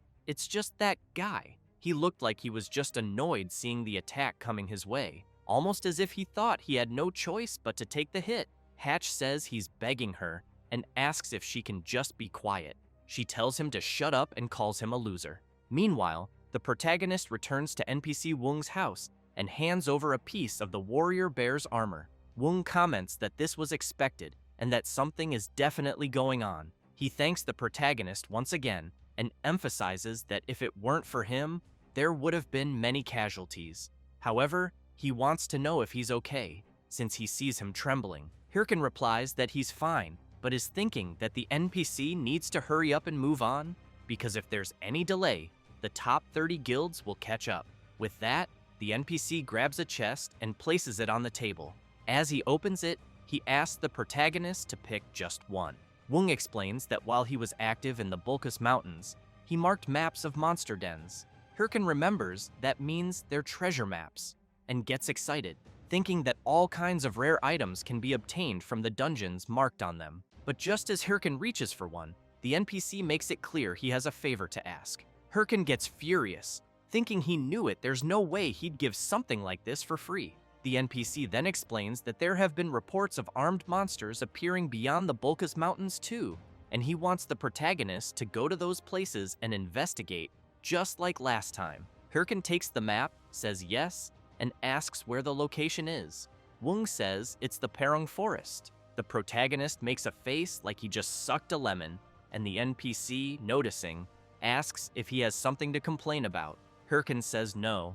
As he steps outside, he takes a deep breath and gets really annoyed, because he knows Perong Forest is a level 90 hunting zone, which means he'll need to level up separately on the way there. He then wonders if the perfect hunting ground right now is the Sura Canyon, since he knows there are level 75 demon worshippers there. But he gets excited and thinks that since he already defeated the warrior bear, a demon goat should be easy to hunt. However, as he walks a bit further, he gets really startled, and upon seeing Shev the Slayer ahead of him, wonders what the hell that guy is doing there. Shev, in turn, is surprised to see the protagonist. Meanwhile, Hatch is crying, calling Lady Syl through remote transmission. The mage says he can't work with such a barbaric person. Syl laughs and says it seems the two of them are struggling with the mission. Hatch tries to explain that it's not that he doesn't want to do it, but he heard that the Red Bulls Guild already took over the Sura Canyon, so he wants to know if they shouldn't start focusing on the main quest too. He then asks why they even have to beg a guy who doesn't want to join the Thunder Hunters Guild in the first place. Syl thinks for a moment.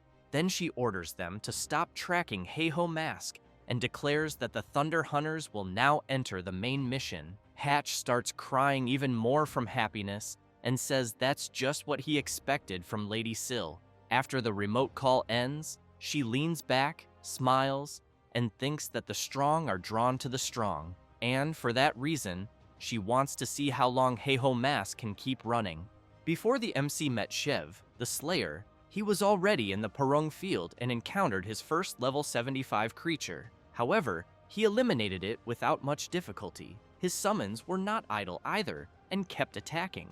As a result, the MC managed to advance 2 levels. He became excited and remarked that he had finally reached level 62 and that everything was going well. While talking to his summons about leveling up a bit more before heading straight to the Purung Forest, some players were watching him from afar. Soon, they were all amazed to discover that the MC was the Heiho Mask. It didn't take long before several of them surrounded Hirkan, hugging and kissing him. As he heard players say they loved seeing him there, he began to get furious. He quickly ran off and called his summons to get out of there. While running, he wondered why this was happening. What made it possible was the success of his video against the furious warrior bear, which became a real jackpot. However, he knew this wasn't entirely good, since people began following him all the time. Because of that, he could barely hunt, as many people were always surrounding him. So, he called his summons and said they would change plans. They would head to the center of Sura Canyon now, since the level range there was high and people wouldn't be able to follow him easily. Then, while running, he came across Shev, just like before. He immediately stopped running. Shev smiled and said it had been a while since he'd seen the MC. Once again, Hirkan made a face like he had just sucked on a sour lemon. Shev gave Hirkan a big slap on the back and asked if he was the guy from the starting town, saying he was embarrassed when he left without saying anything. But he also commented that the MC's leveling speed was impressive, since he wouldn't have imagined that someone who had been in the starting town just a few months ago would now be hunting in Sura Canyon. A bit tired from all the running, Hirkan asked about Shev, as he knew Sura Canyon wasn't the kind of hunting ground a ranker like him would normally visit. Shev laughed and asked if the MC hadn't heard. The day before, his guild, Red Bulls, had decided to claim Sura Canyon, and they needed a nearby base to proceed with the main quest. Hirkan thought that in the end, even Red Bulls was also working on the main quest. Shev got excited and pointed out that he came there wondering if he might get the chance to meet the Heiho Mask. While the MC and his summons stood in shock, Shev asked if he had seen the video of the Heiho Mask against the warrior bear, since he had heard a rumor that the Heiho Mask was around there and was eager to meet him. Then, getting even more excited, he asked if the MC wasn't curious about this super rookie as well. Shev shouted, calling the MC to go find the Heiho Mask together. Without thinking twice, Hirkan took off running again with his summons, shouting apologies to Shev and saying he didn't even know who this so-called Heiho Mask was. After running for a while, Hirkan stopped and, furious, wondered why on earth everyone was chasing him. He thought about how Syl from the Thunderous Hunters Guild and now Shev from the Red Bulls Guild, 2 entire guilds were after him, and so he really wanted to understand what kind of bad situation this was. Hirkan began to feel like he was going crazy and stressed that, at this rate, he would have to forget about the main quest, since he wouldn't even be able to level up, and that maybe he should find a new hunting ground, but he knew this was the only decent hunting ground around. Then, he remembered some maps he got from Mr. Wung. As soon as he grabbed one, he said he was sure there was a rare dungeon somewhere around there. It didn't take long before he saw that dungeon marked on the map. Upon reaching a waterfall, he thought that rare dungeons were usually hidden in hard-to-reach places, and that although it wouldn't be easy to get something great, you had to take big risks. So, taking a deep breath, he jumped into the lake with his summons.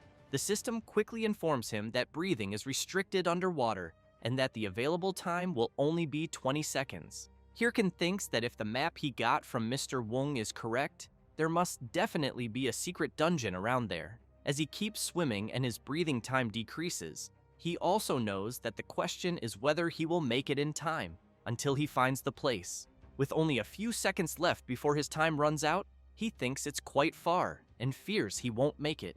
With just 1 second remaining, Hirkan believes it's just a little further. He manages to reach it and bursts out of the water. The system informs him that he has entered the dungeon and that the MC has obtained the title of the one who discovered the secret, as well as the title of Dungeon Explorer. Hirkan is impressed by the place around him. As soon as he emerges from the water, he comments that it was just as he thought. If people are the problem, just hunt where they aren't.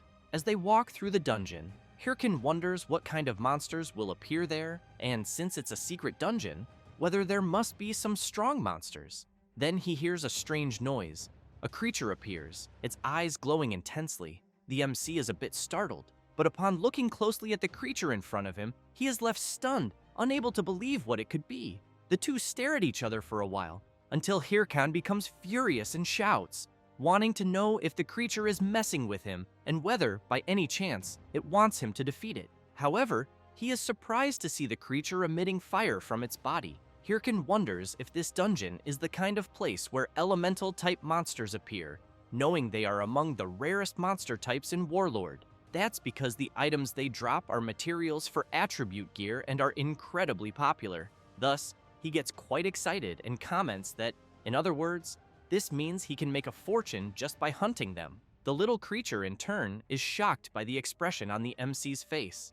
Without a second thought, Hirkan orders his summons to eliminate all elemental-type monsters. The little creature, terrified, lets out a loud sound. Immediately after, a tremor begins to shake the area. Hirkan grows worried, wondering what it could be. Then, a massive level 70 fire salamander appears to protect its little creature. The MC can't believe that this monster has shown up here. The salamander wastes no time and begins channeling its flames, quickly firing them toward the MC, forcing him to run to avoid being hit. Hirkan observes the salamander's fiery attack and is surprised, as he didn't expect such an opening move. He gets up and thinks he has no choice, knowing things will get troublesome if this keeps up. So, he wonders if he should try using his new power. He then activates the Helm of Madness ability on Little Bone. Next, he uses bone armor. Finally, he equips the Black Orc Skull, an item he spent a fortune on to strengthen the skeleton. Thus, he completes the summoning of the Skeleton Knight, which terrifies both the huge salamander and the little creature as it approaches. The Skeleton Knight points its sword and in the blink of an eye, completely slices the fire salamander apart. Hirkan is thrilled and thinks that the Skeleton Knight is ready for battle. Thus, it does not take long for a horde of wild salamanders to appear. Hirkan knows he will have to fight them. They begin preparing their flaming attacks, and the MC only smiles, thinking that it will be the perfect test. Then he shouts for the Skeleton Knight to attack immediately. Without much difficulty, his summon easily slices all the salamanders.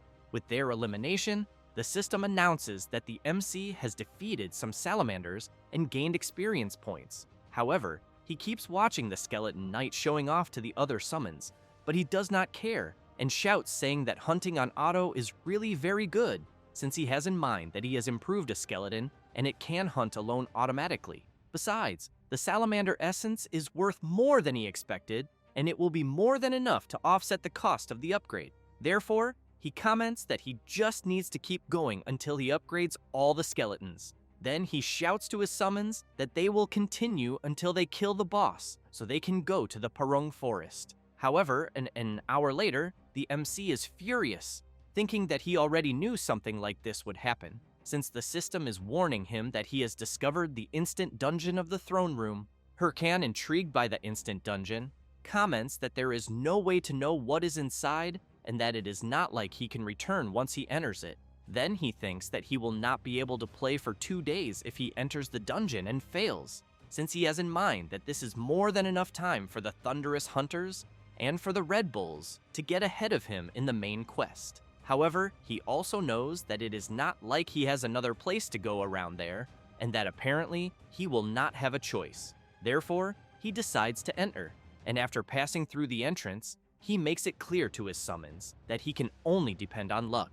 As soon as he walks a little inside the instant dungeon, the system warns him that he has already reached the throne room. And while they continue walking through the place, he notices that there are many statues of knights and thinks that it seems like it was meant to be an abandoned temple. And observing the statues more closely, he realizes that they all have blade marks and therefore thinks that something strange is happening, until he is very surprised to notice something in front of him as he sees a huge creature sitting on a throne. As soon as he gets closer to the creature, it awakens and begins to release its intense power. Hirkan becomes worried, as that was not his intention. Then he shouts, asking his summons to enter defense mode as quickly as possible. However, it is too late, and the creature attacks them all at once. The system warns that the skeleton warriors were destroyed after taking too much damage. Hirkan jumps back and becomes worried about the situation he finds himself in, as he did not expect the creature in front of him to be there. The creature in question is a level 80 spirit knight. Hirkan has in mind that it is a monster equipped with the highest quality battle AI. He also thinks that he encountered one in his past life, and that he was more or less at the same level he is at now, and the entire Haho Mask Guild was there as well. But even so, they were all completely annihilated, and at the time, he knew he had no choice but to give up. However, he knows he cannot let this happen again. Therefore, he summons his skeleton warriors again, and they immediately go together against the Spirit Knight, who in turn prepares his enormous sword and delivers a powerful attack on some summons, but others, as well as the MC, jump over the attack.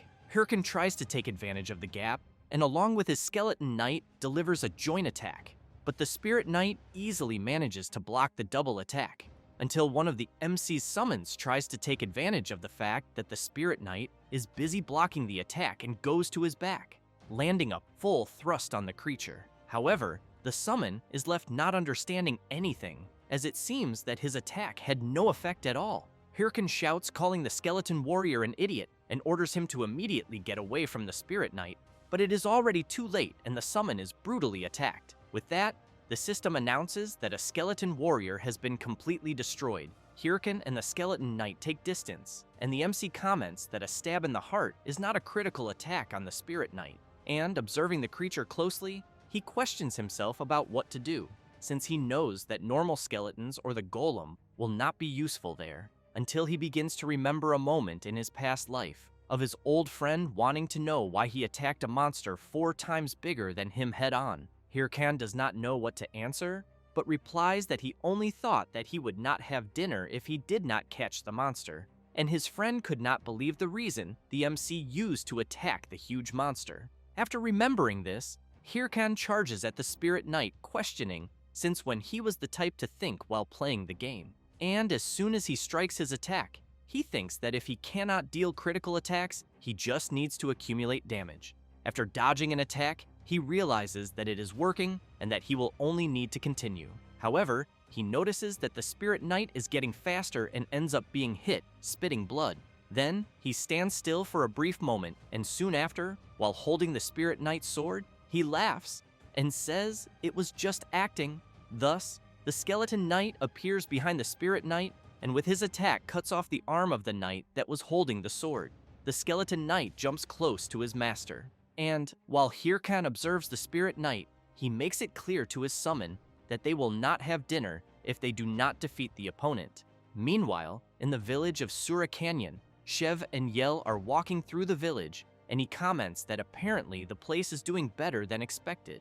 Yel replies that it is obvious, since the Red Bulls Guild is in charge of the area, and that they secured a good supply route to ensure nothing is missing. Until suddenly, Shev starts laughing, and all excited comments that then he thinks maybe the Haho Mask could appear there. Hearing this makes Yel furious, and unable to believe what the idiot of her friend is saying.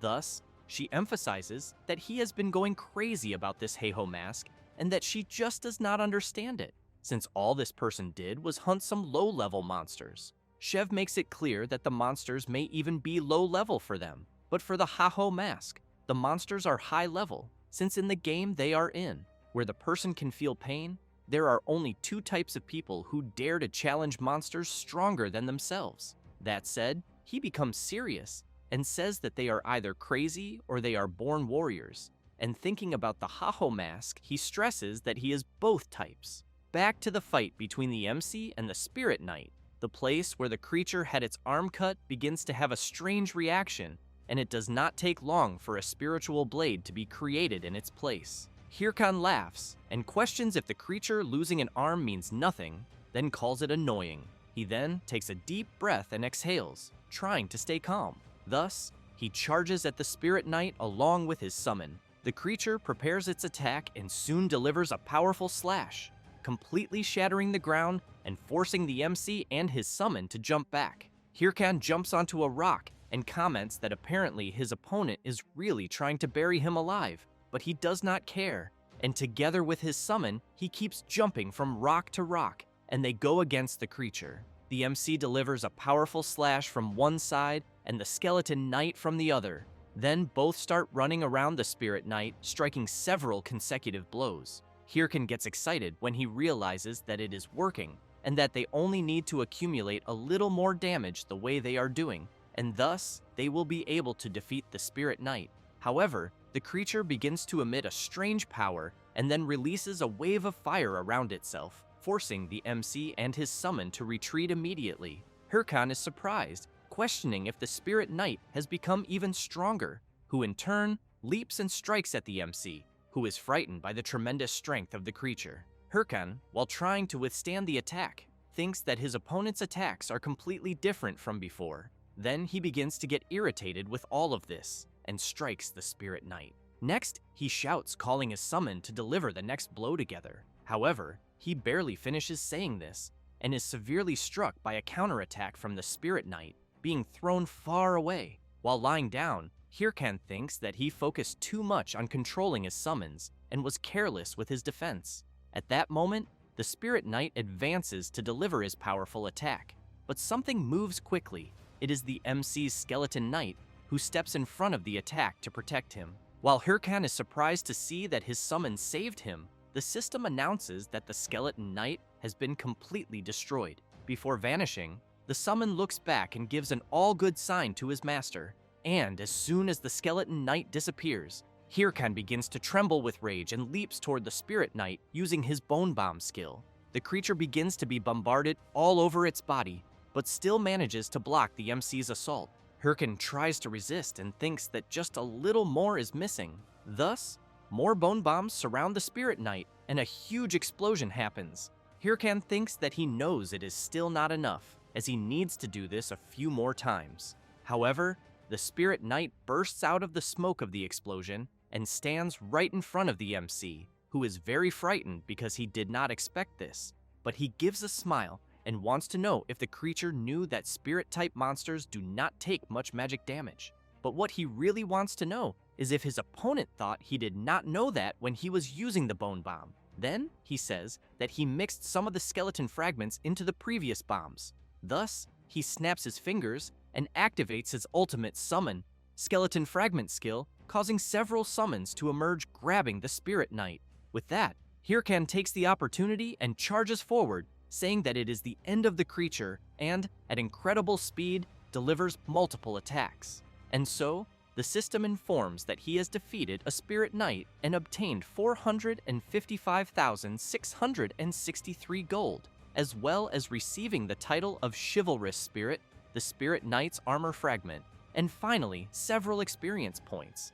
In this way, he manages to level up once again. Hirkan begins to remember something and thinks that in the past, the members of his guild said that there was no way they could defeat a Spirit Knight and that the MC had led them to their deaths. However, seeing his summons all gathered again, he also sees the Skeleton Knight making a gesture that everything is fine. Then he thinks that now it is very different from that damn time. Thus, he tells his summons that they did a great job, but as soon as he sees them putting on a ridiculous act, he turns back and questions why he is not able to leave the instant dungeon. And, while the summons surround him, he wonders if perhaps another boss could exist, but does not notice something emerging right behind him.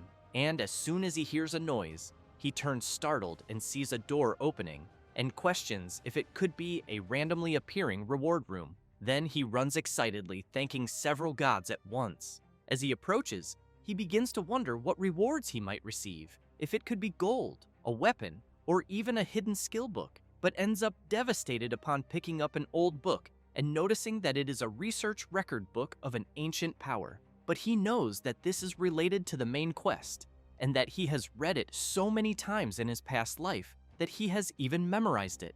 And while he starts shouting, wanting to know why he is receiving such a trash item in a reward room, something begins to shine intensely behind him, and as soon as he notices, he turns and is very surprised by what it is. After leaving the instant dungeon, he goes straight to the Parung forest and thinks that he must have leveled up enough and that now it is time to return to the main quest. Then he calls his summons, which at the moment are all equipped with incredible new armor. Hirkan, seeing his summons acting like idiots, thinks that they are always so excited, but he knows he cannot blame them, since he would never have imagined that what was in the reward room was a stolen skill that allows him to equip his own equipment on the summons. And because of that, he knows it means that now he can improve his summons regardless of their level. But it is obvious that it will cost a fortune to buy all the equipment. And while he shouts, making it clear to his summons that they better make it worth it, some people watch him from afar, and soon one of them starts clapping and saying that it is quite impressive and calls the MC Haho mask. And as soon as they come out of the forest, they comment that it is just as the rumors say. A hairy-chested guy starts saying that if the MC is wondering who they are, the other one with glasses adds that they live for romance, and the skinny one with a tuft finishes saying that they die for romance. Then, the three together say that they are the outlaw romantics, the R2 family. Hirkan cannot believe it, thinking that there are only weirdos in this game. Then he turns and walks away with his summons. But the R2 family group continues following the MC, and the hairy-chested guy comments that the Haho mask is walking too fast, but he thinks that is to be expected from someone as skilled as him. Hirkan begins to get furious, and the guys keep saying that they can barely reach the Haho mask's pace and ask him to go slower. The MC completely loses his temper and shouts, telling them to fuck off and get lost. The hairy-chested guy, a little embarrassed, comments that the MC still has not given them an answer. So they ask Hirkan to join them, and the MC shouts, wanting to know if they really thought he would join. The hairy-chested guy asks the Haho mask to allow them to officially introduce themselves. Thus, he says that they are from the R2 family and are training to reach level 100 in the Parung forest, but that the monsters there are too strong for them, and that unfortunately, they are not strong enough to hunt the monsters in the area, and that is why they are going around looking for more members for the group. However, for some reason, no one wanted to join. Hirkan thinks that he knows very well the reason, until one of them grabs the MC's hand and insists again for him to join them. Hirkan is quite startled by the guy's sudden approach and tells him to go to hell. Sometime later, the R2 family group is all on the ground with several bruises and injuries on their bodies. And Hirkan makes it clear that he does not care about their romance crap, since he does not intend to work with anyone, so he wants to know if they understand. One of them comments that he understands and that he will not insist anymore. Hirkan makes it very clear that if they follow him again, he will eliminate them once and for all. He says that and leaves with his summons. The hairy-chested guy takes a deep breath and comments that they were rejected again and that the Haho mask was the last hope.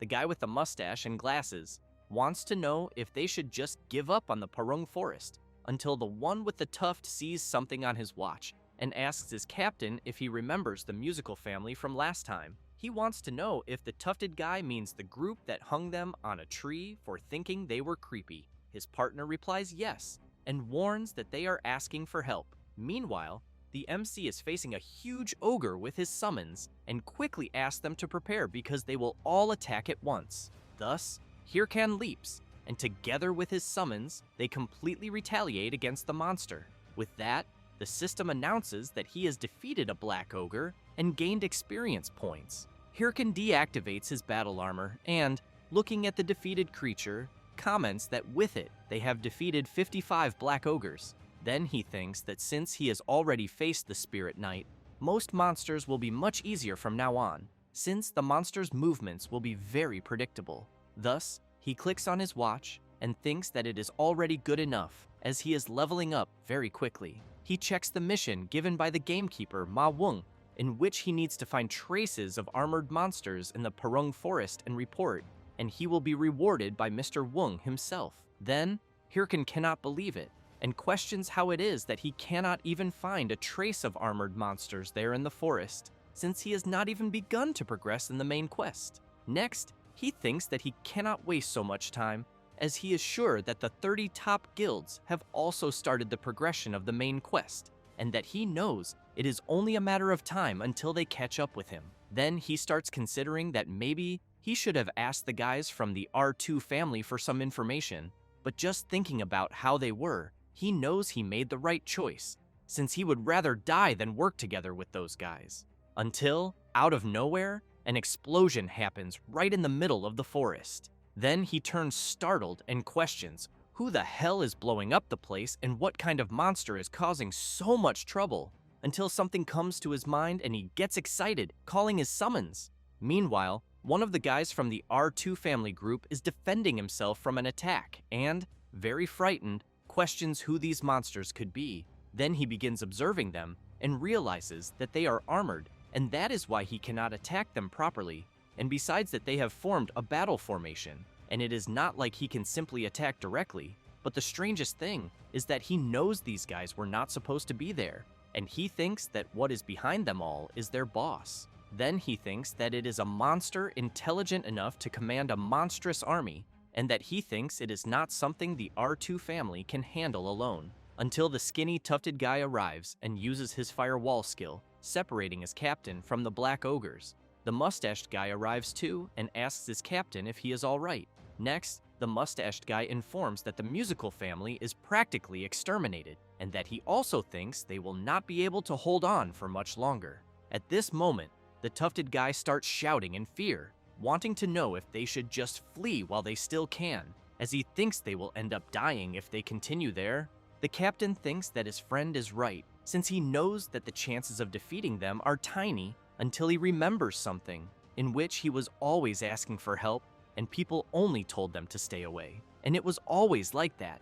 Every time he asked for help, he never got anything in return. So in the end, it was always just the three of them. Thus, he takes a deep breath and orders his partners to use all the remaining mana to secure an escape route for the musical family. They do not understand this sudden request, but the captain turns and makes it clear that they know well what it is like to have people abandoning them all the time, especially when they need help. So he stresses that they must not abandon these people knowing that. Both the mustached guy and the skinny tufted guy are moved by their captain's determination. Next, the captain charges at the monsters, saying that he will hold them off, and that they will help the rest. Then, he starts delivering several attacks and finishes with a powerful charge strike to the black ogre's belly. He begins to get excited, thinking that it is working and that he just needs to keep up the pace. However, it does not take long before he receives a counterattack and is thrown hard to the ground. While lying down, he begins to feel great pain, and as soon as he looks up, he sees the huge black ogre preparing its kick and thinks that he will not be able to move. Thus, the creature delivers its kick, but something shining comes in their direction, telling the captain to stop trying to look like a nice guy. It is the MC who manages to arrive in time and block the black ogre's attack. The captain cannot believe the person who just saved him. Hirkan makes it clear that he only said what he just said so that he would not misunderstand. Then, he turns and emphasizes that he is not there to help him, as he is only there to make sure the captain's group does not steal his monsters. The captain does not understand anything, and Hirkan calls his summons. Then he orders them to attack the monsters immediately, and thus an incredible battle begins. The hairy-chested guy cannot believe the agility of the MC's summons and questions if they can really move the way they are moving. And observing Hirkan from behind, he knows that this is beyond what a normal necromancer should be capable of. Then he questions who the Haho mask really is. It does not take long for the summons to defeat several black ogres. Thus, the system announces that the MC has defeated several armored ogres and gained experience points.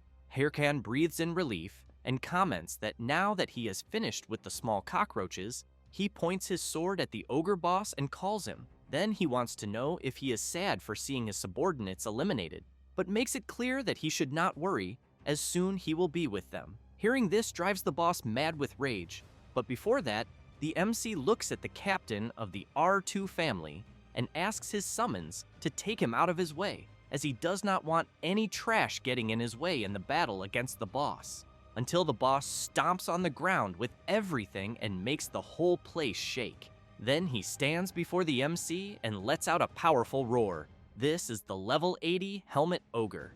While receiving medical treatment from the mustached guy, the captain comments that he thinks it is difficult even for the Ha-Ho mask to fight the boss alone, but hears someone saying that they think it is an exaggeration even for the Ha-Ho mask. Then the captain turns and sees that it is a member of the musical family guild. The guy comments that the boss's eyes are marbled black and red, which means that it is a corrupted monster related to the progression of the main quest, and that normally corrupted monsters are 3 times stronger than normal monsters. Meanwhile, Hirkan tries to block the huge creature's strike, but has to jump back immediately to avoid being hit by the boss's powerful sword attack.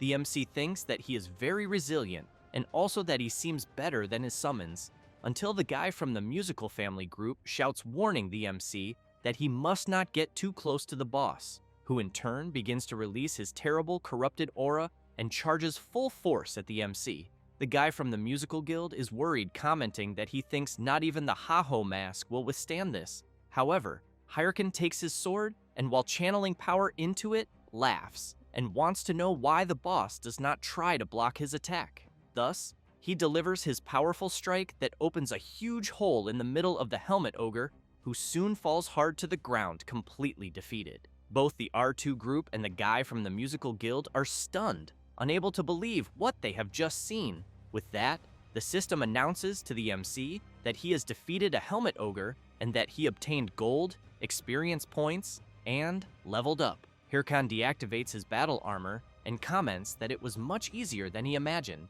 Then the system announces that he has obtained a fragment of the ogre's helmet and that now the MC meets the requirements for the mission's completion. Hirkan looks at the mission and comments that now he just needs to return to Mr. Woong's house and continue with the main quest progression, but he knows that before that, he needs to figure out how to divide the drops. Then he thinks that it was 20 black ogres and 1 helmet ogre, and that he is sure it will be worth a fortune, since it is a rare monster. Watching them approach, he knows that normally the player who attacks the monster first can choose how to divide the drops, but ends up furious and questioning if he did not end up doing everything alone after all. Thus, he begins to remember some moments ago when the R2 group was cornered and he was going to wait for them to be eliminated, but ended up hearing their leader saying that he would buy time for other people to escape. Then, he ended up being surprised by this, and his body ended up moving on its own afterwards. The R2 group goes to the MC, and the captain thanks him, saying that they survived because of his help.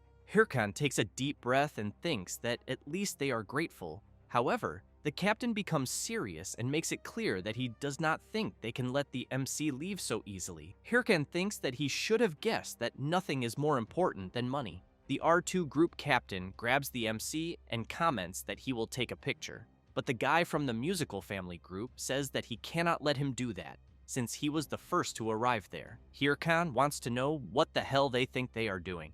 The captain replies that they are trying to take pictures with him as proof that they were there during the attack, but Hirkan wants to know if they will not want to split the drops. This leaves the captain a little thoughtful, and then he asks the guy from the musical group if they will need any drop. He was about to answer yes, but the captain slaps his shoulder hard and with a sinister aura comments that he is sure he will not mind leaving the drops behind when they were all saved by the Ha-Ho mask. Embarrassed, he replies no, and that the MC can take everything. Thus, the R2 group captain gives Hirkan a thumbs up and says that he can take it all. Hirkan does not understand anything and thinks that he would ask himself what the hell romance means to these guys. With that, some time passes, and in the middle of the Purung forest, the MC and his summons keep running back to Mr. Woong's house. Hirkan keeps thinking about their request for him to join the guild, and that the captain had said that he was sure they would not go far, but that with his skills, they would always be there to help him whenever he needed. Thus, Hirkin concludes that although they seem like idiots, he thinks he is sure that the game would be fun with them, but he also knows that if he did that, he would never become the best version of himself. Then he smiles and reflects that he should be against the top 30 guilds. After thinking about this, he calls his summons to speed up the pace and all excited shouts that they will soon finish the mission and move on to the next. Meanwhile, elsewhere, a huge warrior bear is being defeated, and on top of its body is Syl, the leader of the Thunderous Hunters Guild. The members, seeing her wielding the sword, start shouting that she is amazing, until Hatch and Hahui appear running and calling her. Hahui comments that her master was amazing as always, and that they were such elegant moves. Syl wants to know what the problem is. Hatch says that he has 2 new pieces of information to report, and that the first is that 2 of the top 30 guilds have started a war, and that the guilds involved are the Triple Wing Guild and the Big Smile Guild, in which it all started when Burke, an officer of Big Smile, started a fight with a member of the Triple Wing Guild when they met during an attack, and that since then, the 2 guilds have been investing an enormous amount of resources in the war, but that the Big Smile Guild especially has been the most affected. Syl comments that a war during such an important period in the progression of the main quest is something very foolish, and that she sincerely hopes one of them falls after this. Then she wants to know the second piece of information. Hatch feels a little awkward to say it, but informs that the Haho mask seems to have defeated the Helmet Ogre, and that it seems he is always ahead of the Thunderous Hunters Guild when it comes to main quest progression. Syl is stunned hearing this, but soon gives a smile, which leaves the Mage Hatch unable to believe that he saw his lady laughing, as he thought she would be angry. Syl only comments that she thinks they need to speed things up too. Thus, she makes it clear that they are to immediately receive the next mission from the monster hunter Wung, since the Thunderous Hunters Guild must take on the second chapter of the main quest progression. After a while, in Bangsu Castle, the NPC Ahimbri is very happy to see the MC, who in turn is very disappointed, questioning why he had to come back there. Ahimbri comments that he heard from the hunter Wung that the MC completed his missions well, and that the hunter had asked him to give something to the MC. Then he takes an item from his clothes and says that it is the Ring of the Secret Order, which increases all attributes by 77 points, increases HP and mana recovery by 20%, and finally attributes related to the job by 22 points. Hirkin, a little worried, thinks that everything is going well so far, since before, in Mr. Wung's cabin, he was all excited saying that he would join the Secret Order without problems. However, the monster hunter replied no, and stressed that the MC really should think about it, because as a member of the Secret Order, he must be prepared to put his life at risk. Hirkin, all excited, commented that he was not afraid to put his life at risk to fight evil, but inside he thought that if he joined the Secret Order, he would receive the ring that would give several attribute boosts. With that, the MC was trying to hold himself back from screaming with happiness. The hunter Wung commented that he understood, and that if that was what the MC wanted, he would not stop him. Then he commented that the MC should go meet Professor Ahimbri again, which left Hirkan in disbelief that he would have to see him again. Then he wanted to know why he should see him.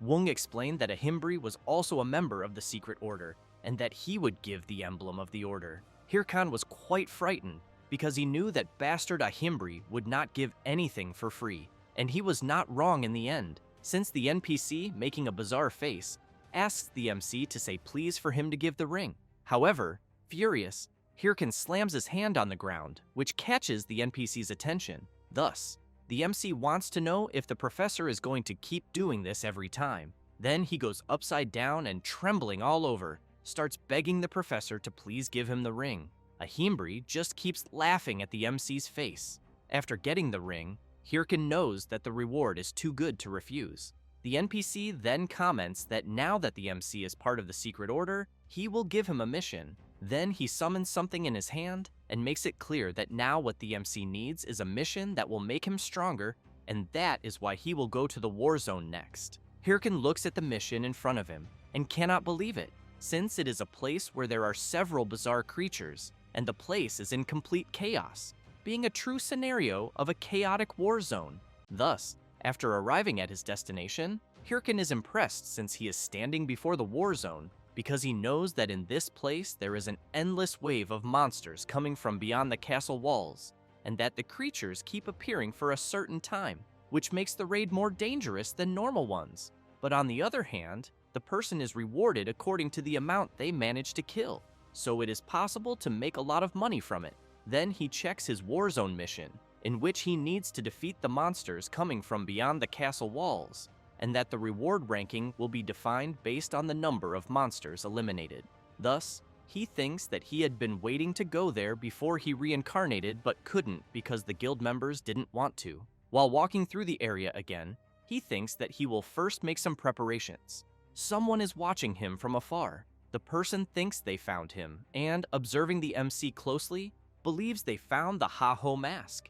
Meanwhile, in another place, some guys are being attacked, and a huge furious tiger lets out a roar that leaves another man terrified. Then, he bows and screams, begging the man in front of him to spare his life. That man is Apollo, master of the Apollo Guild, who calls everyone fools and comments that they couldn't even handle a rookie and still came back empty-handed. The fat man furiously rises from his throne and demands a more precise explanation. The man says that the Thunder Hunters interfered out of nowhere, and then they couldn't do anything since those people are supposedly trying to recruit the MC for their guild. Apollo becomes even angrier upon hearing that. Then, he opens a system window and emphasizes that he thinks the Ha-Ho mask is acting arrogantly, believing that the top 30 guilds are supporting him, and that in this case, he thinks he will use a certain thing against him.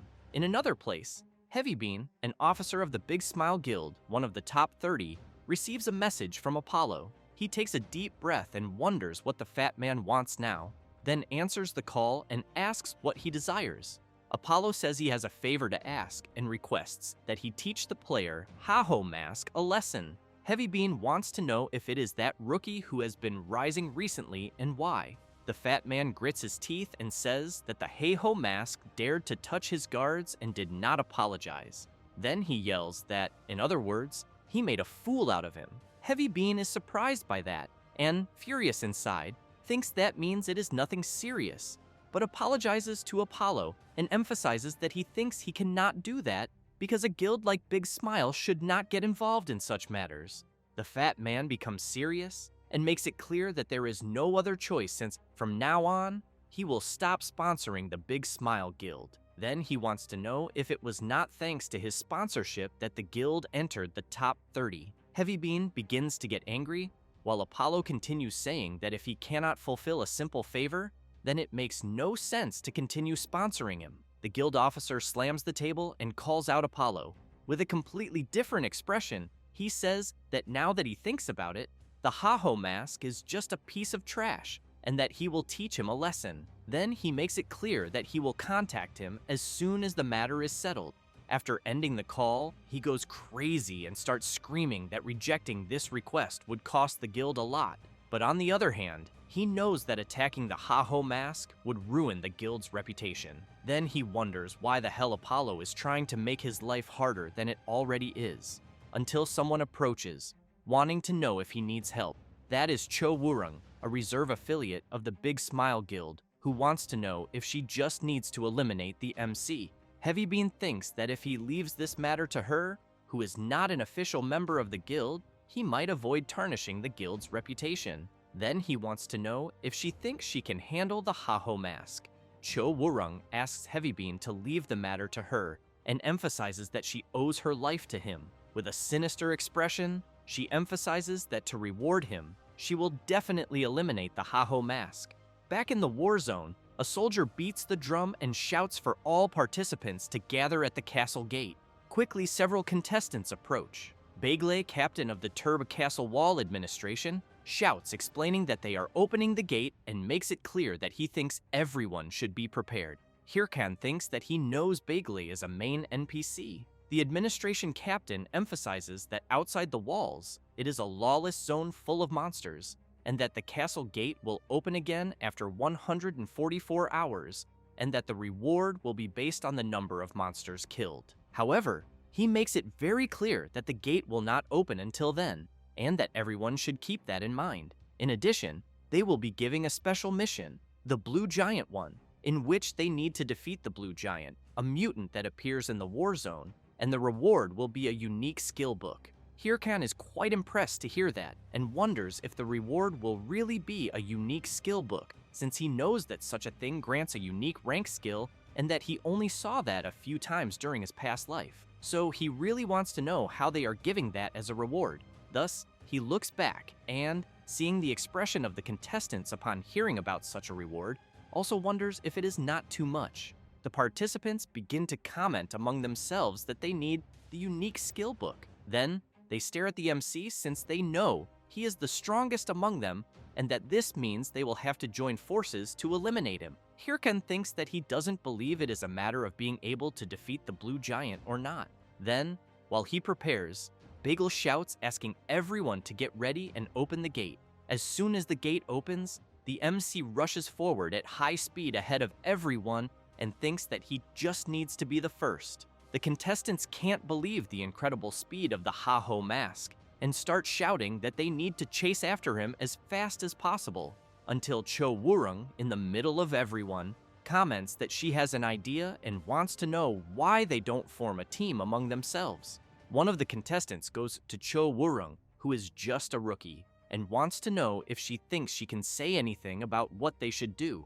Then he puts his finger on her forehead and tells her to get out of there right away. With a simple move, she brutally attacks the guy, and as soon as he falls completely injured to the ground, Cho Woo-rung wants to know why everyone is so nervous. While the other participants are afraid of her, she comments that she thinks it must be because of the unique skill book, but emphasizes that she doesn't care about it since she just wants to kill the Ha-Ho mask. Then she turns and states that if everyone listens to her, she will give them the book since, after all, they won't be able to get it with the level they have. And that's why she thinks it's a good deal for everyone. They are scared, thinking about what they will do, but in the end, they end up agreeing to join her. From the top of a mountain, the MC observes the scene and, furious, wonders if they really teamed up to try to eliminate him. Then he thinks that he will already be busy hunting monsters, and now will have to worry about them too. However, he smiles and thinks that there is no other choice. Meanwhile, Cho Woo-rung thinks she was lucky to gather so many people and doubts that the MC can win against so many people, but wonders what she should do after eliminating him. Cho Woo-rung thinks that when she manages to do that, Heavy Bean will recognize her, and she will be able to join the Big Smile Guild as an official member, and then she will have her subordinates to praise her. Then, she starts imagining herself being flattered and served, and that, in the end, she can have as many pieces of furniture as she wants, until she gets scared upon hearing someone calling her and warning that the monsters are approaching quickly. She gets ready and shouts for everyone to form up and deal with one at a time. One of the guys shouts that he thinks something seems strange since there are more monsters than usual. Cho Woo-rung has in mind that she knows they won't be able to maintain the formation this way, until she notices the MC sitting on top of the golem. He, in turn, wants to know how she dares to be in his return. Then he starts banging on a golden gong and shouting for everyone to fuck off. She can't believe what she's seeing, because clearly the MC is attracting the monsters. At that moment, the participants start being attacked by the creatures, and a soldier, while trying to hold back the monsters' advance, shouts warning Miss Cho that they won't be able to endure for long because there are too many monsters, and that's why he wants her to give the order for everyone to retreat.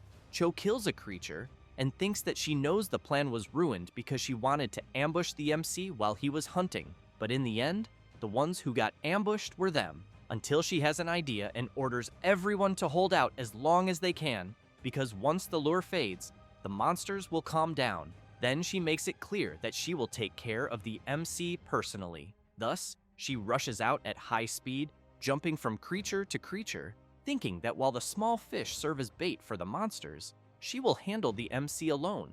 Meanwhile, Hirkan is playing his lure along with his summons until he notices something and sees someone approaching quickly.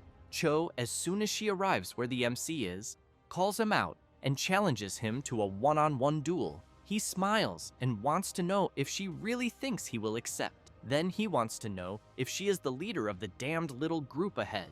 Then he stands up, draws his sword, and wants to know if she knows him, because no matter how much he thinks about it, he can't remember her face.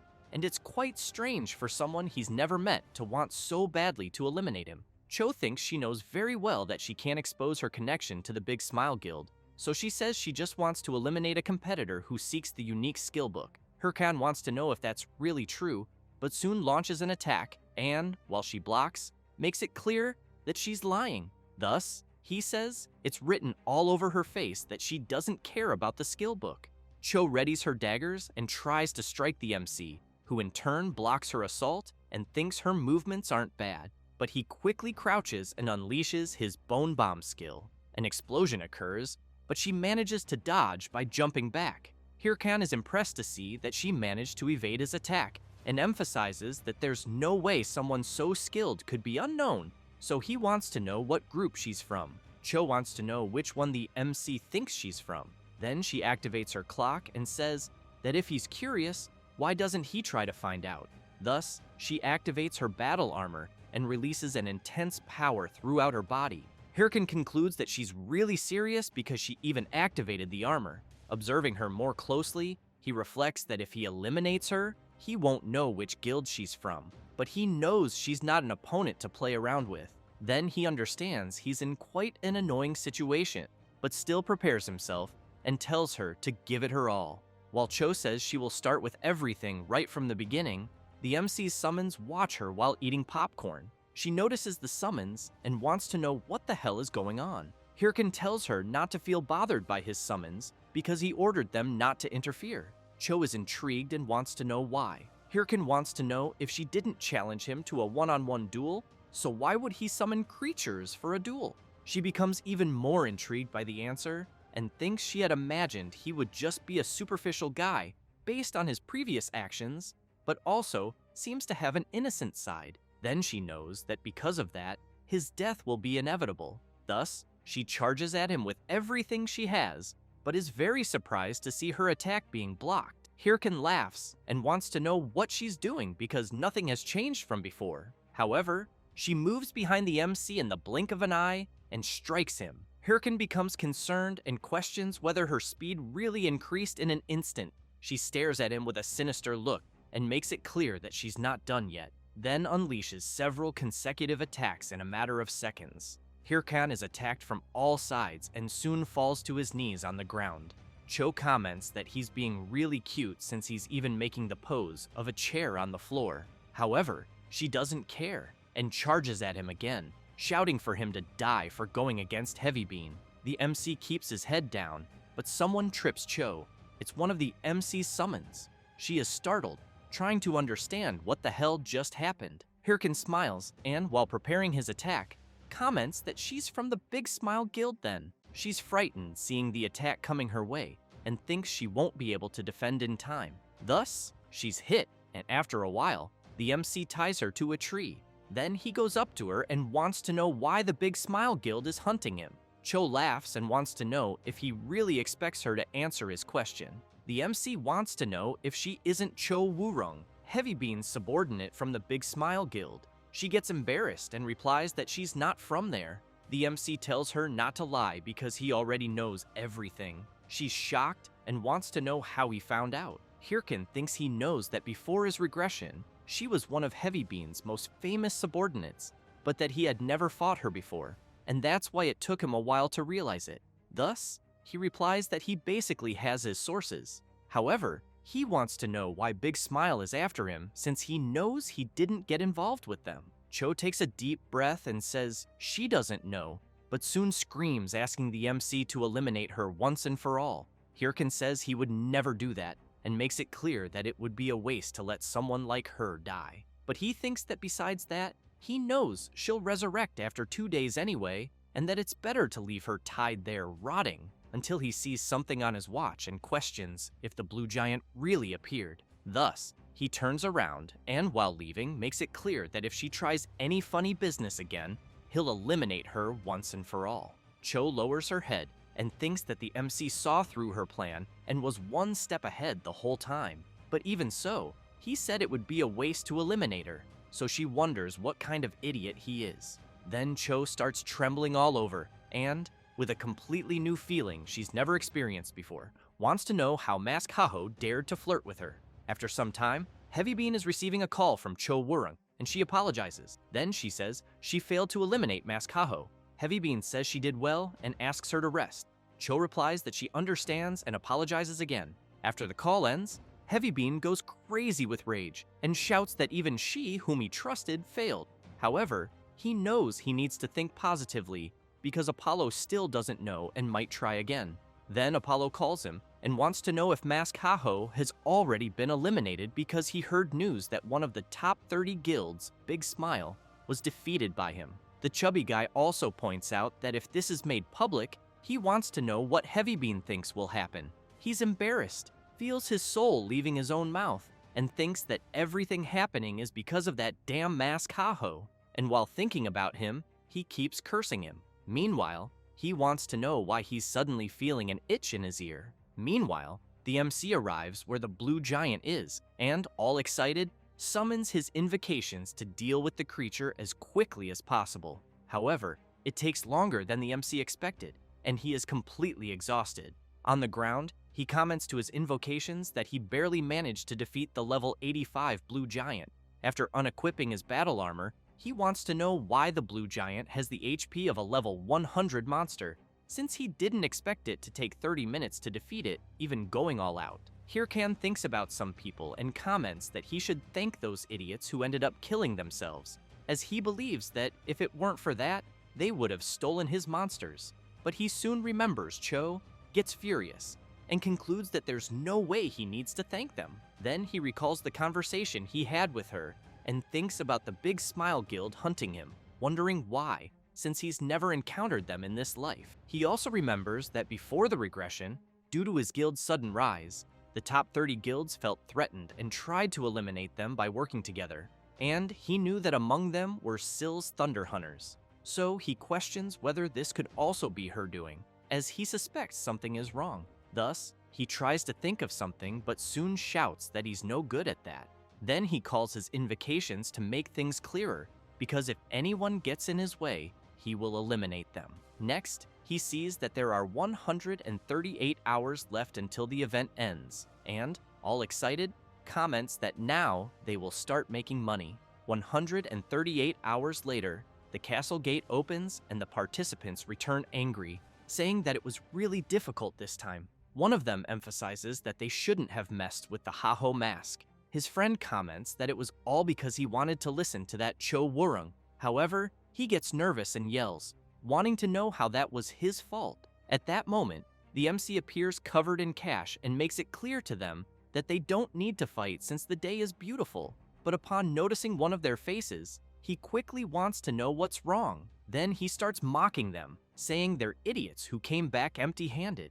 They don't like being mocked at all. But while the MC thinks it's just karma, Cho is once again watching from the shadows. She gets nervous and, observing the MC closely, swears that next time it will be different. But in her eyes, she's seeing the MC differently, wanting him for herself. Then she turns away all embarrassed and thinks she needs to eliminate him instead of fantasizing about him. At that moment, Beagle shouts that he will announce the mission's top contributor. Thus, he yells the MC's name and asks him to go to his office. Hirkan gets excited, thinking that he's finally been recognized.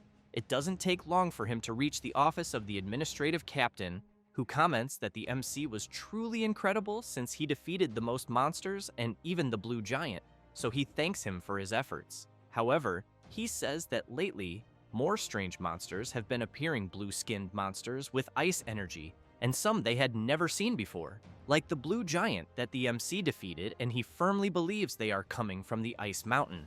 Then he emphasizes that if they had the opportunity, he would like to send an expedition to that mountain, but Bagley notices that the MC isn't paying any attention and quickly wants to know if he's listening. Hirkan replies yes, but thinks that he knows very well about the map of the Frozen Mountain Kingdom. As soon as Bagley mentions the mission reward and wants to send the MC, he gets all excited, and the administrative captain comments that he's quite predictable. However, he says that there's a letter from his master requesting that the MC go to the Urgel Mountains to begin the secret organization mission, and that he will need to speak with the blacksmith Wolf to receive the next mission. The reward itself is unknown. Hirkan keeps in mind that the Urgel Mountain is full of high-level monsters, and it's no wonder he was sent there. But he gets furious and considers that maybe they just want to mess with him. Bagley takes the unique skill book and gives it to the MC, saying it's his reward for winning. While Hirkan keeps kissing his reward non-stop, Bagel comments that he's giving him such a reward and hopes that the MC will take good care of it. Hirkan, all excited, wonders which skill he will get but knows that any unique skill is great. Then, he places his hand on the book and the system notifies that he used the unnamed skill book. It then informs him that he obtained clay creation. Hirkan gets confused, trying to understand what kind of skill that is. Meanwhile, elsewhere, the Thunder Queen wants to know who it was. Hatch asks her to calm down, but she is extremely furious and unleashes her attack, completely destroying everything in front of her. The mage can't believe the extent of her destructive power, and while he's terrified, dying of fear of his lady, she remains furious, thinking about some idiots who appeared out of nowhere and stole her monster from the main mission her guild was doing in the raid. Syl looks back with a terrifying expression and asks the mage who those bastards were who interfered with her plans. Hatch says they aren't part of the top 30 guilds, and, judging by how they escaped their investigation, he thinks they must be quite high-leveled. Syl clenches her teeth angrily and orders the mage to find out what they looked like and place a bounty on them, as well as ensure that no one is around when the monster respawns again. Then she grips her sword tightly and with a murderous instinct makes it clear that she doesn't know who they are, but she's sure that if they dare to appear again, she swears she will eliminate them with all her strength. Meanwhile, elsewhere, someone is playing chess and wants to know if it wasn't too cruel to steal the monster from the Thunder Hunters, since the mission was quite dangerous and almost went wrong. The other person emphasizes that there was no other choice, as the Thunder Hunters' speed was faster than they thought. The warrior laughs and wants to know if the next target will be the Hydra Guild. The mage asks him to calm down, as she thinks that if that happens and their identities are exposed, it will be very bad, until someone appears saying that they agree with what she said. Then he emphasizes that the purpose of everyone gathered there is to balance the game through darkness, and therefore asks them not to forget the purpose of the guild. This is Singlet from the Hands Guild. The warrior Richard, affiliated with the Hands Guild, says that he understands well, as does Mikkel. Weaver also fully agrees. However, someone raises her hand, calls Singlet, and asks about the Haho mask. Then she makes it clear that it was because of his failure that the MC is completing the main mission so quickly. This is Momo, a member of the Hands Guild. Singlet doesn't like hearing that, but emphasizes that the guild's most urgent goal is to stop the top 30 guilds and that he will take responsibility for the Haho mask later. Mikkel tells them to stop with the useless talk and says they should head straight to the next mission. Thus, they prepare and state that it's all for the master. Meanwhile, the MC is analyzing his new skill, clay creation, with which he can transform clay into monsters using monster drops. And as proficiency increases, the creation stats will become more similar to the target monsters, with the materials being consumed when used. Hirkan knows that basically, he can transform a golem into another monster, so he imagines that means he can create creatures that can fly or be used in battle. All excited, he thinks this skill is wonderful. Thus, he decides it's time to test it and grabs a tooth from the blue giant he defeated in the war zone. Pointing at the golem, he uses his clay creation skill. His summon quickly starts reacting, and Hirkan begins to get excited, thinking that an incredible monster will emerge, until the golem transforms into a very small version of the blue giant. Hirkan gets quite confused, trying to understand what the hell just happened. With that, the system notifies that the MC's skill rank is low, so it will be 50% less effective. Hirkan can't believe it and yells, cursing the game. After some time, he arrives at Urgel Village and still very furious, thinks it's his fault for getting his hopes up, since he knows pets are rare even in his past life, and there was no way to get one so easily. But he thinks he'll level up the skill rank slowly, and that, for now, he should focus on the main mission. As soon as he checks it in the system, he thinks about the blacksmith Wolf, as he knows him very well, since Wolf is part of the Secret Order and the most famous blacksmith NPC. Many epic items with incredible stats are born from his hands, and no one can meet him outside of the main mission, which is why Hirkan has never met him before, thinking that maybe this time he can get some good weapons. After walking a lot, he finally arrives at the place where Wolf is supposedly located and, without wasting time, opens the door and asks for permission to enter. However, he becomes confused when he sees everything is so quiet and no one is there. Then, someone moves quickly, and the MC notices it and immediately turns around but ends up taking a massive punch to the face, being thrown hard against the wall. The system repeatedly warns that the MC has lost HP. Hirkan tries to understand what's going on and questions who the hell is attacking in an NPC area. An old man shouts, wanting to know if that's all the MC has.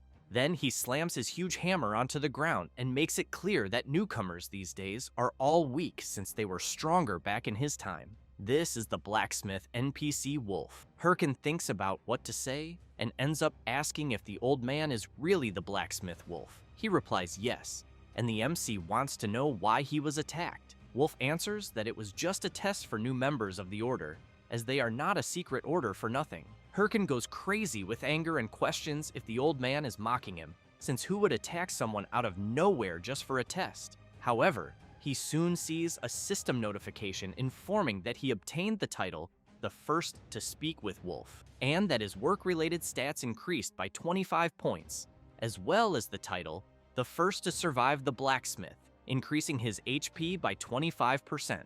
Hirkan is impressed and wonders if he really got 2 titles from this, as they are very good. Wolf wants to know if the boy is angry about it, since he knows that newcomers these days have no patience. Then the blacksmith sees the MC making a heart shape with his hands and saying that he loves him. Next, Hirkan grabs the blacksmith's leg and begs the old man to use him as he pleases.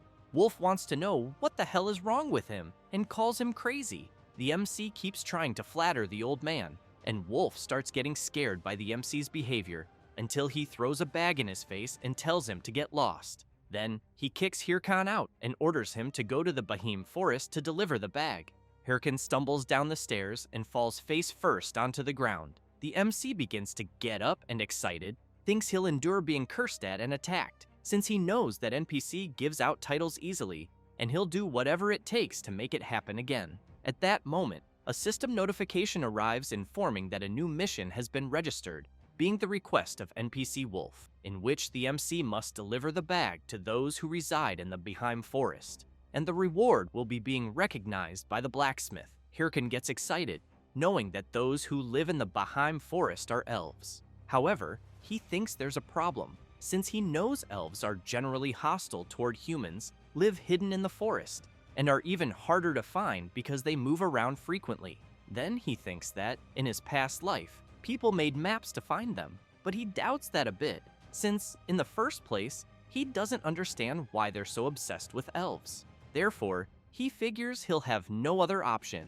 Thus, he goes to the city square, where there are several players, and starts banging his golden gong, shouting that he's buying information about the Bahim forest and offering up to 100,000 gold depending on the information. People start whispering to each other, wondering if that's the Haho mask and why he's there. Hirkan knows it's a bit embarrassing, but for now, it's the best he can do, since if he posted saying he was buying information, he'd risk the top 30 guilds recognizing him. So, he prefers to endure some embarrassment rather than spend the whole day in the mountains. Then, someone approaches, and everyone, including the MC, becomes startled as they see a man carrying a huge, completely defeated creature. This man says to the MC that he must be the so-called Haho mask. Hirkan is shocked, as he knows that the man in front of him is Pitbull Singh. As soon as the surrounding players realize who's there, they start asking if it's really one of the top 100 ranked players and why he's there.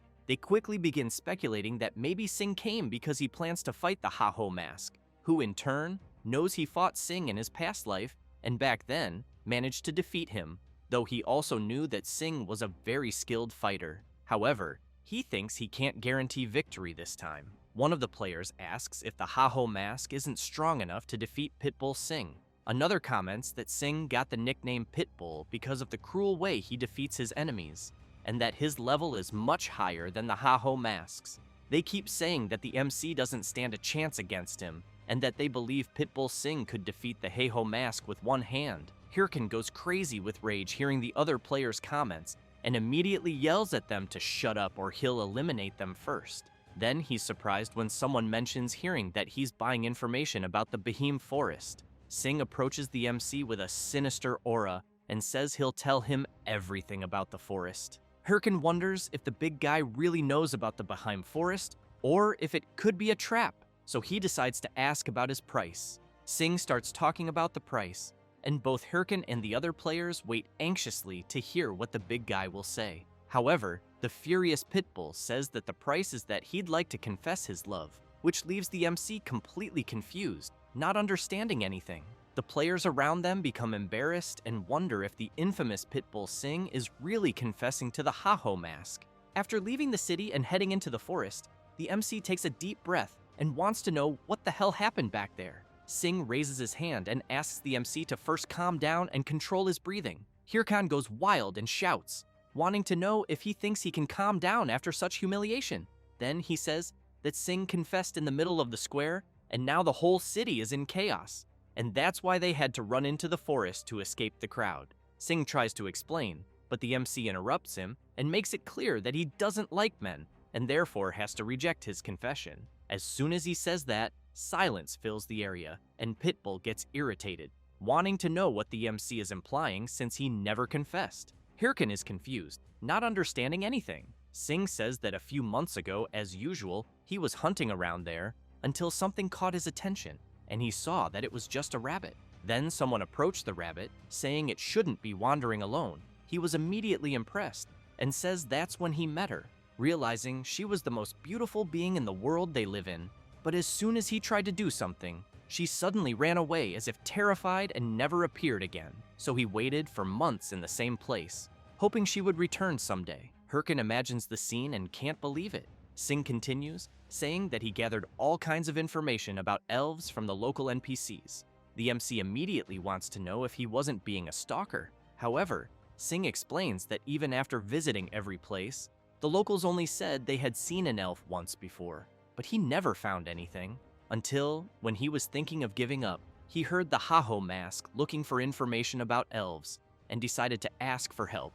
Hirkin concludes that's why he acted that way back then, but he gets nervous, and wonders why he didn't just say that instead of starting with a love confession. Even so, he feels he's gotten involved with someone exhausting, but needs to finish the mission quickly since only he has a lead about the elves. Thus, he asks the big guy to take him to where the elves usually appear. Singh gets excited and says he'll take him. As soon as they arrive in front of a huge waterfall, Singh explains that based on what he heard from the residents, the place where elves most often appear is there, at Bekong Waterfall, and the other location where they sometimes show up is beneath the great oak tree. Hirkin thinks about what Pitbull said about the residents and quickly wants to know if monsters also appear there. Singh replies yes, especially large monsters. The MC smiles and thinks that then it's just as he imagined. Then he says they'll do as always, hunt some monsters. It doesn't take long for a massive snake to appear. It's a level 90 bark serpent.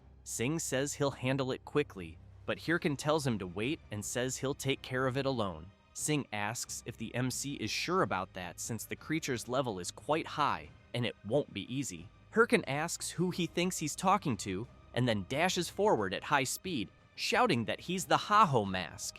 The serpent, upon noticing the MC approaching, lunges to attack. Hirkin smiles, but the creature is very fast and ends up headbutting him, throwing him hard backward. Singh sees the MC on the ground and can't believe what he's seeing. Then he wants to know if the Heiho mask wasn't supposed to be amazing. Hirkin takes a deep breath and immediately starts screaming in pain, saying his nose hurts. Both Singh and the huge serpent can't believe what they're witnessing. While Pitbull wonders what the hell the Heiho mask is doing, the serpent charges at him again. Then he yells for him to dodge. Hirkan panics, thinking he's about to be eliminated. At that moment, an arrow is fired, hitting the serpent squarely, followed by more attacks striking the creature. Singh is very surprised. Hirkan laughs and comments that NPCs, known as residents, unlike players, don't fight monsters, since he knows that when they encounter monsters, they run for their lives. So he suspected that when the residents there are hunted and cornered by monsters, the elves end up appearing. Sing wants to know if the Ha-Ho mask predicted that from the start. Hirkin laughs and replies that it's something like that, and that he thought there was a chance. And apparently, it looks like the elves finally appeared. Then he goes up to her, introduces himself, and says he's there under Lord Wolf's orders. But while he continues explaining that he has a very important mission, an arrow is aimed at his face. One of the elves comments that, in other words, he deceived them. The other becomes furious and shouts that she told them not to trust humans. She then adds that humans are liars, disgusting and greedy creatures. Hirkin feels all those insults are directed at him. Soon after, one of the elves says there's no way Lord Wolf would entrust a task to a lying scoundrel like the MC, who begins to get nervous, wondering what to do and if he should try convincing them by force. Then Sing kneels down, which makes the MC curious to know what he's doing. Sing apologizes for deceiving them, but makes it clear that he needed to meet one of them since they had met before right there in the forest. She is surprised, and Sing continues, saying that back then, he fell in love with her at first sight. Then he extends his hand and gently asks the elf to give him a chance to get to know her. Hirkan can't believe what he's seeing since he knows the elves already hate humans, and now he's revealing that he's a stalker. However, the elf replies that it's fine, leaving the MC even more confused. They start talking and laughing, saying that Selene ended up charming a human. Thus, they begin taking Sing to their village, leaving the MC standing there speechless, still shocked and not understanding what the hell the game is doing. However, in the end, the Ha-Ho mask completed the mission of finding the elves. Thus, Hirkan and Sing go after the elves. However, the MC is furious, wanting to know if this was supposed to be a dating simulation and why the hell everything is unfolding this way. Sing, a little embarrassed, calls Hirkan and comments that he feels like he could die of happiness. The MC gets even angrier and tells Pitbull to go to hell since they were almost killed by one of them. Then, he wants to know if he is going to keep walking around with the elf he fell in love with just because his confession was accepted. Next, he makes it clear to Sing that the prettier they are, the crazier people get, as he knows someone even more beautiful and completely nuts. Sing points out that he doesn't like elves just because they are beautiful and emphasizes that elves are symbols of fantasy. Hirkin is intrigued by this and soon thinks that Pitbull is actually a pervert, but Sing quickly explains that it's not the way the MC is thinking. Then he tells him that when he was younger, in all the games, novels, and comics he read and played, elves, especially dark elves, were essential icons of fantasy, and that adventuring through magical worlds alongside them had always been his dream. Hirkin becomes even more confused and questions what the hell he's talking about and what that has to do with confessing. However, he is surprised to hear Sing asking if he doesn't feel the same. Then Pitbull wants to know if the MC isn't in this game to fulfill his dreams. Hirkan takes a deep breath and says that he doesn't have stupid dreams like that. Then he laughs and says that his dream is to become the strongest in the game and destroy any idiot who looks at him the wrong way. Sing listens to the MC say that it's just about imagining their faces because he'll be thrilled when that day comes. So Pitbull asks the MC if that doesn't make him the same as those who looked at him the wrong way. That question leaves Hirkan completely surprised since he hadn't thought of it that way. However, he smiles and, showing his middle fingers to Pitbull, wants to know what's wrong with that since he knows that the strong always devour the weak, and that's how the world works. Sing comments that if it's natural for the weak to be devoured, then he wants to know if what happened to the MC wasn't natural. Hirkan starts getting angry, and while Pitbull was about to say something else, he punches him. A huge explosion happens, drawing the attention of even the elves. Hirkan grabs Sing by the collar and asks what the hell he knows. Then he emphasizes that dreams and happiness, that kind of thing, are for people who already have something. Next, he wants to know if Sing knows what it's like to fight to survive day after day, and if he also knows what it's like to lose the little he had in an instant. Hirkan grips Sing's clothes tighter, and as he starts equipping his battle armor, becomes even angrier, and says that he knows Sing is trying to give him a sermon, but makes it clear that he doesn't want to hear it anymore. Sing is very surprised by the MC's words until the elves shout that humans are always picking fights for no reason. However, one of them turns and says that they have arrived in Behaim, their village. Hirkin steps forward and asks them to show the way. One of them says that the village elder is in the largest tree, and while the MC walks ahead alone, one of the elves wants to know if Sing really got into a fight with his companion. Sing just stays quiet. As soon as they reach the largest tree in the village, the elf calls for the elder and says that she brought a human who said he was there at Lord Wolf's request. The MC takes a deep breath and thinks that Sing started the fight and ended up losing his composure. So he thinks it's better to let it go since he knows it won't lead anywhere and that he needs to focus on the main mission. The village elder appears and says that since it's a message from Lord Wolf, it must be from the secret order. This is the elder elf of the Behaim tribe. The NPC Dadre Hirkan takes a package and says that's exactly what the elder said. And as soon as he delivers it to the elder, the system informs that Hirkan has delivered Wolf's package to the Behaim tribe and that the Wolf's message mission has been completed. Dra begins to untie the package, and the MC is soon very surprised by what he sees, since he realizes it is an epic item that removes all negative effects and status penalties, being the Bracelet of Purification. Then he becomes nervous upon realizing what he was delivering and understands why Wolf didn't let him see what was inside the package, until he remembers something and reflects that the next mission is to purify the corrupted elf and find out who was behind the main quest. Thus, he becomes excited because he knows the reward for completing the mission will be the Bracelet of Purification. However, the Elven Elder turns and asks the MC to leave. Hirkin shouts for him to wait and asks if there isn't still something he's supposed to do, like using the item to save someone. Dra replies that there isn't and that there's nothing else for the MC to do because he knows that currently he is too weak. Hirkin goes crazy with anger, questioning whether there really is some level restriction. Then he thinks it's like before, where his level is too low for mission progression. Next, he clenches his fist tightly and makes it clear to the elder that he will return once he completes his training. That said, he goes to an area with monsters, and while eliminating them, he thinks that nothing has been going right lately, and after defeating several creatures, he thinks about the Thunder Queen, and that, at the moment, the main quest progression belongs to the Thunder Hunters. And as more creatures rush toward him, he reflects that they recently defeated the ogre and must be in the Urgal Mountains, and will not need to go to the battle zones. Then, very angry with how things turned out, he brutally slaughters the creatures and thinks he's quite satisfied with himself because he knows he should have reached level 100 long ago, even if he had to stop sleeping. As he keeps slaughtering the creatures mercilessly, he wonders if he can still make it in time. One of his summons just watches its master acting strangely. Hirkin thinks about what Sing said earlier, then gets even angrier and shouts, wanting to know why he has to listen to such crap. However, he accidentally drops his sword, and several monstrous creatures rush toward him. Hirkan just looks to the side and thinks he's really tired.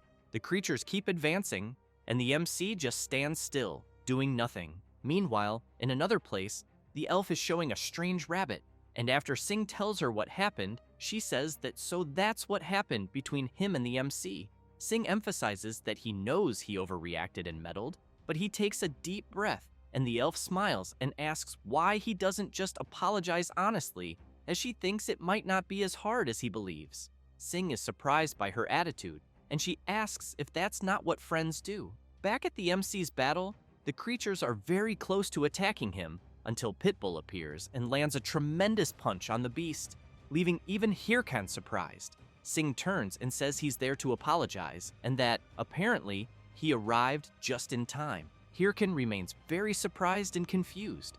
After the creature falls hard to the ground, Pitbull turns and says he has something to ask. Hirkan wants to know what he wants showing up out of nowhere, full of himself. Then, while summoning his summons, he makes it clear that if he's there to pick a fight, he should get lost. The skeletons rush towards Sing, who just stands there silently. However, he apologizes, and the MC is quite surprised, immediately raising his arm to stop his summons from attacking him. With the swords pointed at his neck, Sing emphasizes that he said that out of concern. Hirkan listens to what he has to say, and Sing further explains that when the MC mentioned things he knew nothing about, it was nothing more than a lecture, which is why he's apologizing. Hirkan doesn't like that much, turns around, and says that if Sing feels so guilty, he should help him hunt or something like that. Sing wants to know if the MC accepted his apology. Hirkan turns around and, mocking Pitbull, says he's going to drain him to the bone and that he better not dare regret it later. Sing is surprised but smiles and asks if apologizing has a price. Hirkan goes mad with rage, curses him, and says he accepted his apology and now he's spouting more nonsense. However, at that moment, several creatures come at them, but both clench their fists tightly and simultaneously eliminate the creatures with ease. The system quickly notifies them that the monsters have been defeated and that they gained a lot of experience points and leveled up. After a while, the MC sees another system notification saying he leveled up and, completely exhausted on the ground, he thinks that he finally reached level 100. Then he sees that he currently has 34 titles. His strength is almost 10,000, his endurance 445 points, intelligence 658, and mana 755 points. Sing, also very tired after defeating several monsters, comments that it was all insane. Hirkan says he knows that very well since they spent 3 days without sleeping for more than 3 hours. Then Sing says he is going to log out of the game. The MC replies that it's fine, but thinks that now that he has reached the level he wanted, he can take the quest without any problem, though it would have taken an eternity without Pitbull's help. Then he gets nervous, stands up, calls Sing, and with great difficulty, thanks him. Sing takes a deep breath, calls out to the Haho mask, and before logging out, tells the MC not to be shy since they are both men and that it's quite embarrassing. That said, he leaves the game, and the MC can't believe what he just heard, and furious shouts calling Sing an asshole and saying he will teach him a lesson next time. After returning to Baheim Village and speaking with the Elder, he says that the MC now seems capable and that he believes he can trust him to find a certain child, but emphasizes that when he is full of corruption, he shouldn't expect reason from them, and that's why he will give him the bracelet. However, the Elder sees the MC with a sinister and distracted look and immediately wants to know if he's listening. Then the MC receives a system notification informing him that he obtained the Bracelet of Purification and that the quest, Corruption of the Elf, has begun. While Hirkan is amazed by his reward, the indignant Elder comments that apparently the bracelet's effect seems truly solid. However, he makes it clear that he's counting on the MC for such a mission. Hirkan replies that yes, he can rest assured, but thinks that he will finish the quest soon and keep the bracelet. Then asks the Elder where he should go. Dra replies that he has no idea, which leaves the MC in disbelief. The Elder emphasizes that if he knew the place, he would have already taken Hirkan there. Then he turns and asks the MC to handle it himself. Hirkan starts shouting, asking the Elder to wait and at least give him a clue, but he just leaves without saying another word. Hirkan can't believe he will have to do a quest without any information. As soon as he goes outside, he heads to a cliff and shouts, wanting to know how he's supposed to find a corrupted elf that spawned randomly in such a huge area. Then he sits and thinks that he thought the level problem had been solved, but more problems keep appearing one after another, and apparently, he'll have no choice but to exchange information again. So he keeps thinking about what to do, but soon remembers the last time, and concludes that public trades are quite difficult, since he knows that if he reveals the main parts of the corrupted elf quest, everyone will go crazy over it.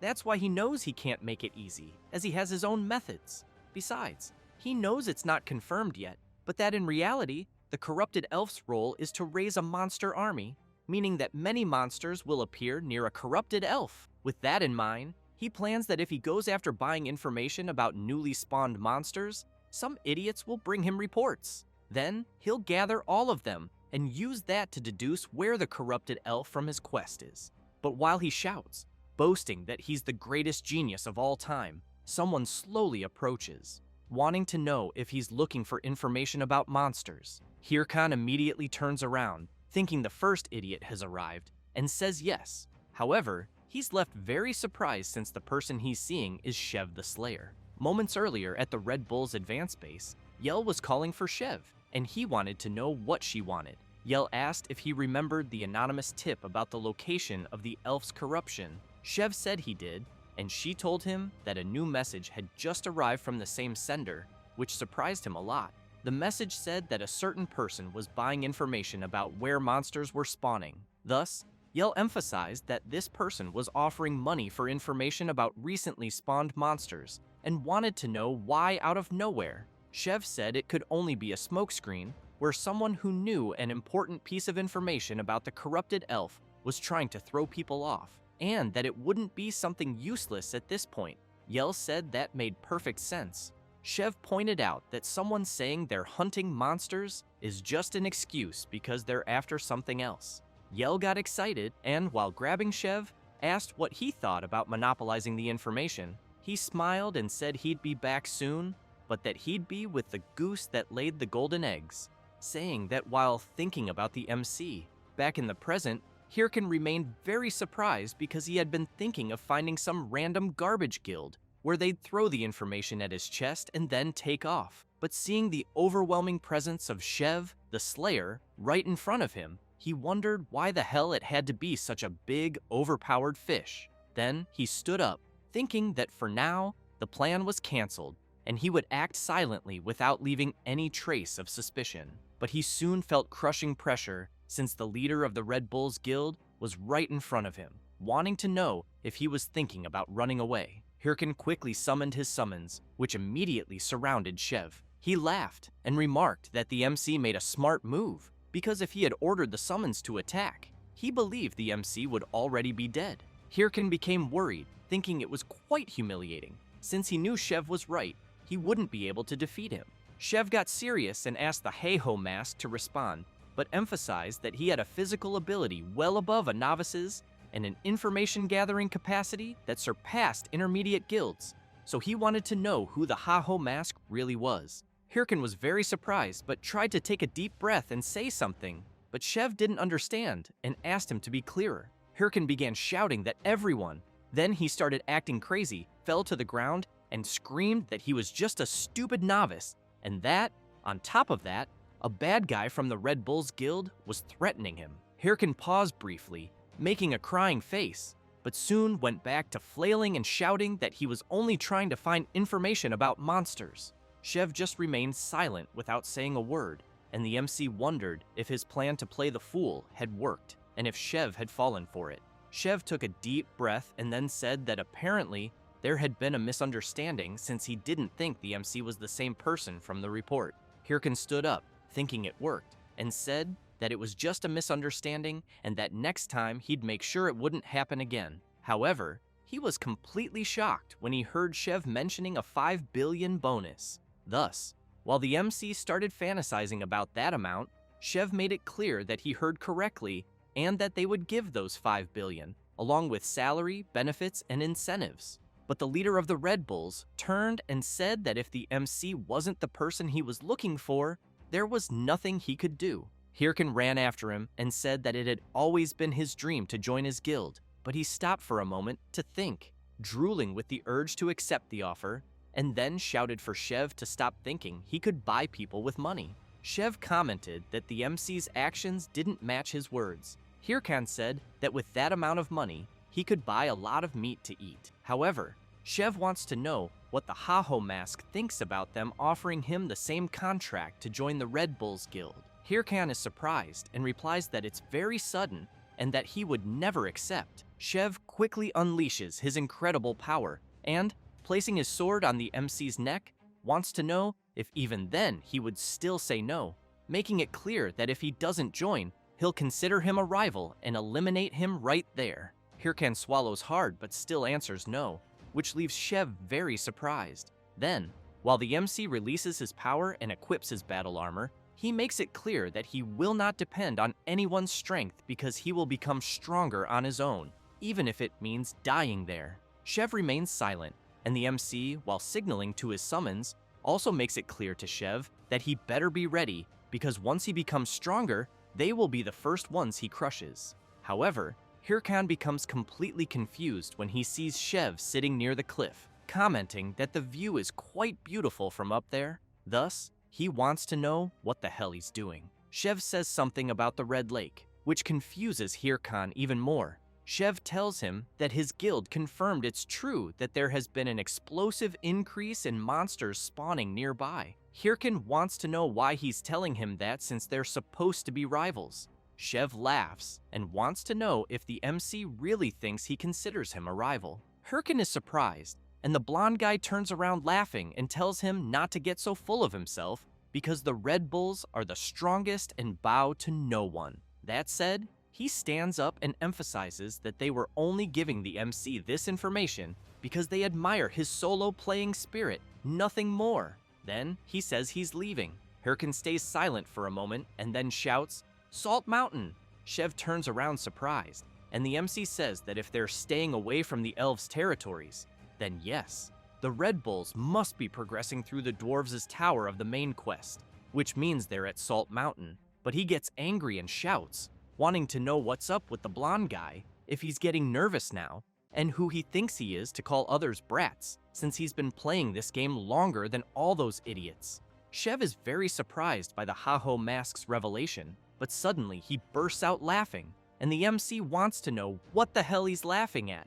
The blonde guy replies that the reason is the MC himself, who is a complete idiot all the time. Hearing that makes Hirkan even angrier, and he immediately shouts, wanting to know who the blonde guy thinks he's calling an idiot. Then he turns and leaves with his summons. Chev immediately contacts Yell through the system and informs her that his recruitment failed. He also says that the goose seemed like it was about to kill itself before joining the guild and might have died if he had pushed further. However, he smiles and, thinking about the MC, tells Yell that he's very curious to see how far the Ha-Ho Mask will go playing solo. She hears all that and immediately gets furious, then starts cursing the blonde guy with several names and scolding him. He drops to his knees on the ground, completely embarrassed, and tries to argue, but knew that once he got back, he'd be hearing it non-stop. After that, Hirkan is with his summons at the place called Red Lake that Chev had mentioned, and while the skeletons play with the water, Hirkan thinks that his summons don't even know what their master is going through and keep acting that way. Then he turns and shouts for them to behave because he thinks there's nothing interesting about a red lake, until he remembers before when he was with his guild friends, and they were also playing with the lake and calling him. Back then, the MC said that this was the intermediate monster area near level 120, and that everyone should eliminate as many as they could and level up. But his friends didn't care and splashed water on the MC's face, calling him a boring addict. So he got very angry and ran after them, and after remembering that, he knows this is quite a familiar place. Thus, he calls his summons and orders them to immediately get into formation, until he turns around after hearing a noise and sees some people rushing toward him. But as they get closer, the MC realizes that it's a warrior, 2 mages, and a priest, and immediately wonders if it could be an ambush. However, he doesn't care and calls his summons to be ready. Then he tells them that when he gives the signal, they are to attack immediately. He starts counting, and as the people approach, he shouts, ordering his summons to attack. But he becomes completely confused when he sees that the people have bowed before him. Then he wonders what the hell is going on. The priest, with tears in his eyes, begs the Ha-Ho Mask to help them because they're in serious trouble. After they explain the situation to the MC, Hirkan wants to know if they really need his help to hunt the corrupted gray rooster. The warrior replies yes, but the MC wants to know why they don't do it themselves. The warrior explains that they're only part of the 2nd division of the Golden Brothers Guild, and that their guild is a prominent group, but barely reaches the level of the top 30 guilds in the game. And since they're only from the 2nd division, they're just a bunch of nobodies. Hirkan tells them to summarize it in less than 3 sentences. So the warrior says that if they fail the hunt, they'll be expelled from the guild and want the MC to help them. Hirkan says he refuses, and that's the end of it. All of them immediately start crying and begging the Ha-Ho Mask to help them, or they'll really be screwed. Then they grab the MC and say they'll pay him. Hirkan gets curious and asks how much they're willing to pay. The warrior says around 20,000. The MC turns around and says that's too little. However, the warrior jumps and grabs the Ha-Ho Mask's leg, shouting that it's all they have and that he can take the rewards if he defeats the monster. Fed up with hearing them beg, the MC thinks that he still needs to deal with corrupted monsters anyway. Thus, He says he'll accept the 20,000 and all the rewards and asks if they agree. They get excited and thank the Haho mask repeatedly. Hirkan just tells them to make the payment quickly and walks off. Suspiciously, they thank the MC again. But sometime earlier, the warrior and his friends were handcuffed and begging for more time to pay their debt. The place where they were being held was a slave farm owned by Lord Apollo, where anyone who couldn't pay their debts to him ended up as a slave. After thinking a bit, the fat man said he would give them one more chance. Everyone got excited, but that quickly faded because Apollo was asking them to eliminate the Haho mask. The warrior wanted to know how they could kill such a skilled player. Apollo said he would lend them high-quality equipment and didn't care if they killed the MC fairly or lured him into a trap. Then he made it clear that if they couldn't do it, they would rot there for eternity. Back in the present, they all know there's nowhere to run, and watching the MC's back, they know that when the Haho mask is distracted by the monster, they'll attack him when his guard is down. Thus, they ready their weapons. But suddenly, a massive claw stomps the ground, terrifying them since the level 120 corrupted gray rooster has just appeared right in front of them. Hirkan says that the creature is really noisy, then turns and emphasizes that he'll strip the creature's armor and that they're to handle the rest. Then Hirkan places his hand on the ground, activates muscle modification, and rushes toward the creature at high speed. They're surprised by the Haho mask's speed, and watching him fight alone, wonder if the MC will duel the creature by himself. While the rooster attacks with its sharp feathers, Hirkan dodges and thinks that the creature has long-range attacks. Then he jumps at the corrupted rooster and shouts that the creature is slower than he remembered. That said, he delivers a powerful slash to one of the wings, then to the abdomen, and finishes with the leg. The corrupted rooster charges at the MC, but he had already anticipated the movement and, with his incredible speed and the muscle modification ability active, delivers several consecutive slashes at once and shouts that the creature is really slow. Because of that, the MC completely broke the armor of the corrupted gray rooster. The warrior widens his eyes, very surprised to see that the Haho mask managed to do it so easily. Hirkan shouts, warning that the creature's body armor is gone and only the helmet remains. Then he prepares, but the warrior shouts the signal and the mages fire a large fireball. Hirkan turns around startled, and a huge explosion happens. The warrior shouts for the mages to attack again, and at the same moment, they fire another fireball and another and another. In the middle of the dust, they wonder if they managed to do it. Then they get excited and celebrate, shouting that they finally won't be slaves anymore. However, the warrior becomes completely terrified upon hearing someone say that it was just as he thought. Hirkan, amid the dust, says he knew something was wrong from the start because they were all supposed to be poor but had high-quality equipment and made a necromancer fight on the front line. Then, he makes it clear that it's a good thing he was prepared. That said, the system notifies that the ability skin change has been activated, granting an additional 388 points to armor, followed by the ability False Heart being activated, increasing HP by 120 points, and finally the ability Boiling Blood, which increases recovery rate. Hirkan, while getting ready, emphasizes that he doesn't care if they are the Golden Brothers or the Beagle Boys. Then, as soon as he finishes equipping himself and summoning his summons, he says that he hopes they're all ready because they're already completely dead.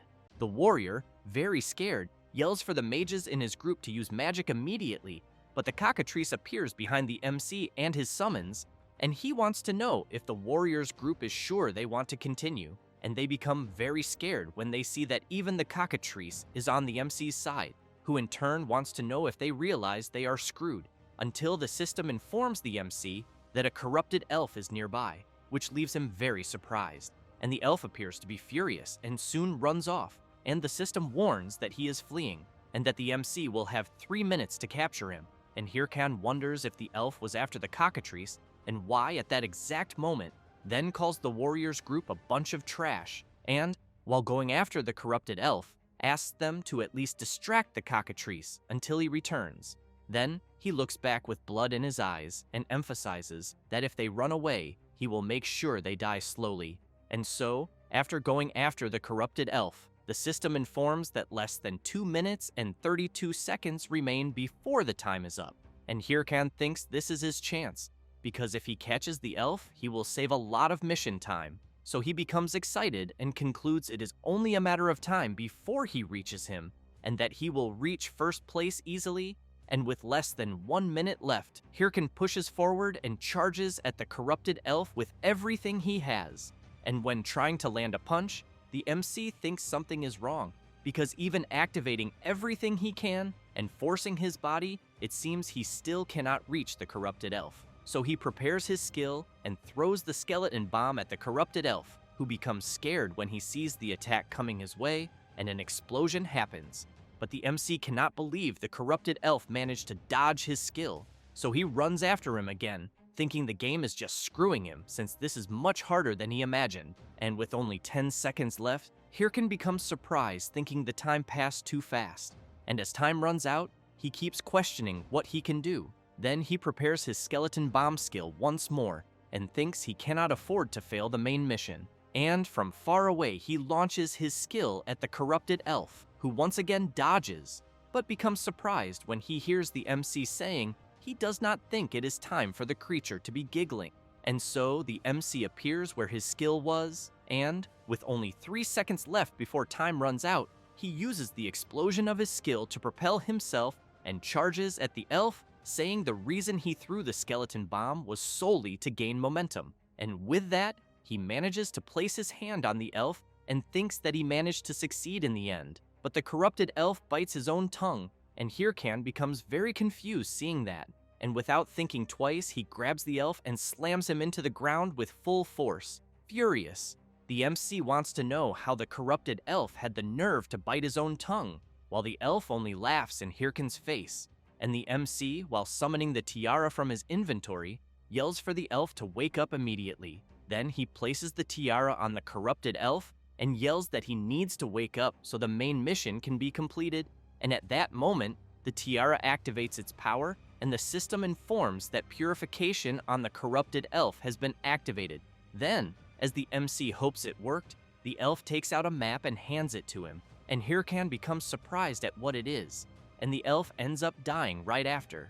But he lasted long enough for the MC to complete the corrupted elf mission, and Hirkan takes a deep breath and thinks the elf was destined to take his own life, until he remembers what he picked up and concludes that if things were going to end the way they did, he wants to know what was the point of the timed chase. Then he crushes the paper he picked up and, furious, yells cursing the game. And meanwhile, where the warriors group is, they are still fighting the cockatrice, and the warrior asks for the MC's summons to help them. And right after, the warrior realizes his sword will not hold, until Hirkan appears summoning his golem, which falls on top of the cockatrice, crushing it, and the warrior's group becomes happy when they see it is the Heiho mask. And with tears in his eyes, the warrior says they were waiting for him, and that he knew he would forgive them. But after a while, they all get beaten up by the MC, who then wants to know if the Apollo Guild really ordered his death. And the warrior answers yes, and that they had no choice because of their debts. And Hirkan becomes angry upon hearing this, and wonders if the Apollo Guild really reached the point of hiring people to kill him. And since the items the warrior's group is using are unique and rare items, he knows that even though the Apollo Guild is rich, it must not have been easy to get them. And remembering Cho Wurung, he thinks this is getting really annoying, since apparently all these guilds joined forces to go after him. Then he reflects that if that is really the case, he has no choice but to do something about it. So he tells the warriors group to stand up and, with a bizarre expression, orders them to give him everything they have, then makes it clear that from that moment on, he wants 1 million from each of them per week. And they are completely shocked hearing this, thinking the MC is 10 times worse than Apollo. And meanwhile, at the Big Smile Guild's headquarters, someone is listening to music. The person completely relaxed, listening to elegant classical music, thinking that being able to relax like this is the only joy in his life, until someone bursts through the door yelling for his lord and saying there is urgent news. And the man answers that it is his relaxation time and says it can wait. But upon hearing that the Red Bulls just declared war on them, Heavy Bean immediately becomes terrified and yells, wanting to know how that is possible. Then wants to know why. and the guild member says they claimed it is revenge for the attack on the Ha-Ho mask, which makes Heavy Bean wonder if the Heiho mask has any connection with the Red Bulls Guild. But he tells his assistant to say there must be some misunderstanding and that they would like to talk if possible. But another guild member arrives yelling that something urgent needs to be said, and very scared that he says that the unique items his lord lent to the Apollo Guild days ago appeared for sale. And Heavy Bean cannot believe it and yells wanting to know what the hell is going on. And the guild member says the items are listed above market price and fears it will be very hard to get them back. And Heavy Bean wants to know immediately why the hell the items are being sold and who is selling them. And Heavy Bean becomes completely nervous upon hearing that it is the Ha-Ho mask himself. So he grits his teeth even harder and, thinking about the Heiho mask, starts cursing him in various ways. And after that, a few hours later in the Beheim forest of the Elven village, the MC is very frustrated because when he took the diadem back to the NPC Dra, he asked the MC to leave the purification diadem because he did not trust him. So while returning, he calls the NPC stingy since they would be seeing each other a lot from now on, and he could have simply given the diadem. But Hirkan still knew he at least managed to get the next mission, the Elven Remembrance mission, in which he needs to discover the secret of the place marked in the corrupted elf's memory, and the reward will be someone's memory. So the MC thinks the memory must be the letter the elf gave him moments before dying. Then he sees it is a place watched over by waters, where there are blue clouds covering the sky, and a village hidden among them. But he becomes angry and yells calling the elves idiots because they write everything in the form of riddles. But then he takes a deep breath and thinks there is no way around it, because even though he does not want to, he knows he needs to ask a favor from the guy who understands the elven language very well. So he goes to where Sing is, who becomes surprised when he sees the Ha-Ho mask after some time, and surrounded by several elf women, he wants to know what brings the MC to his paradise.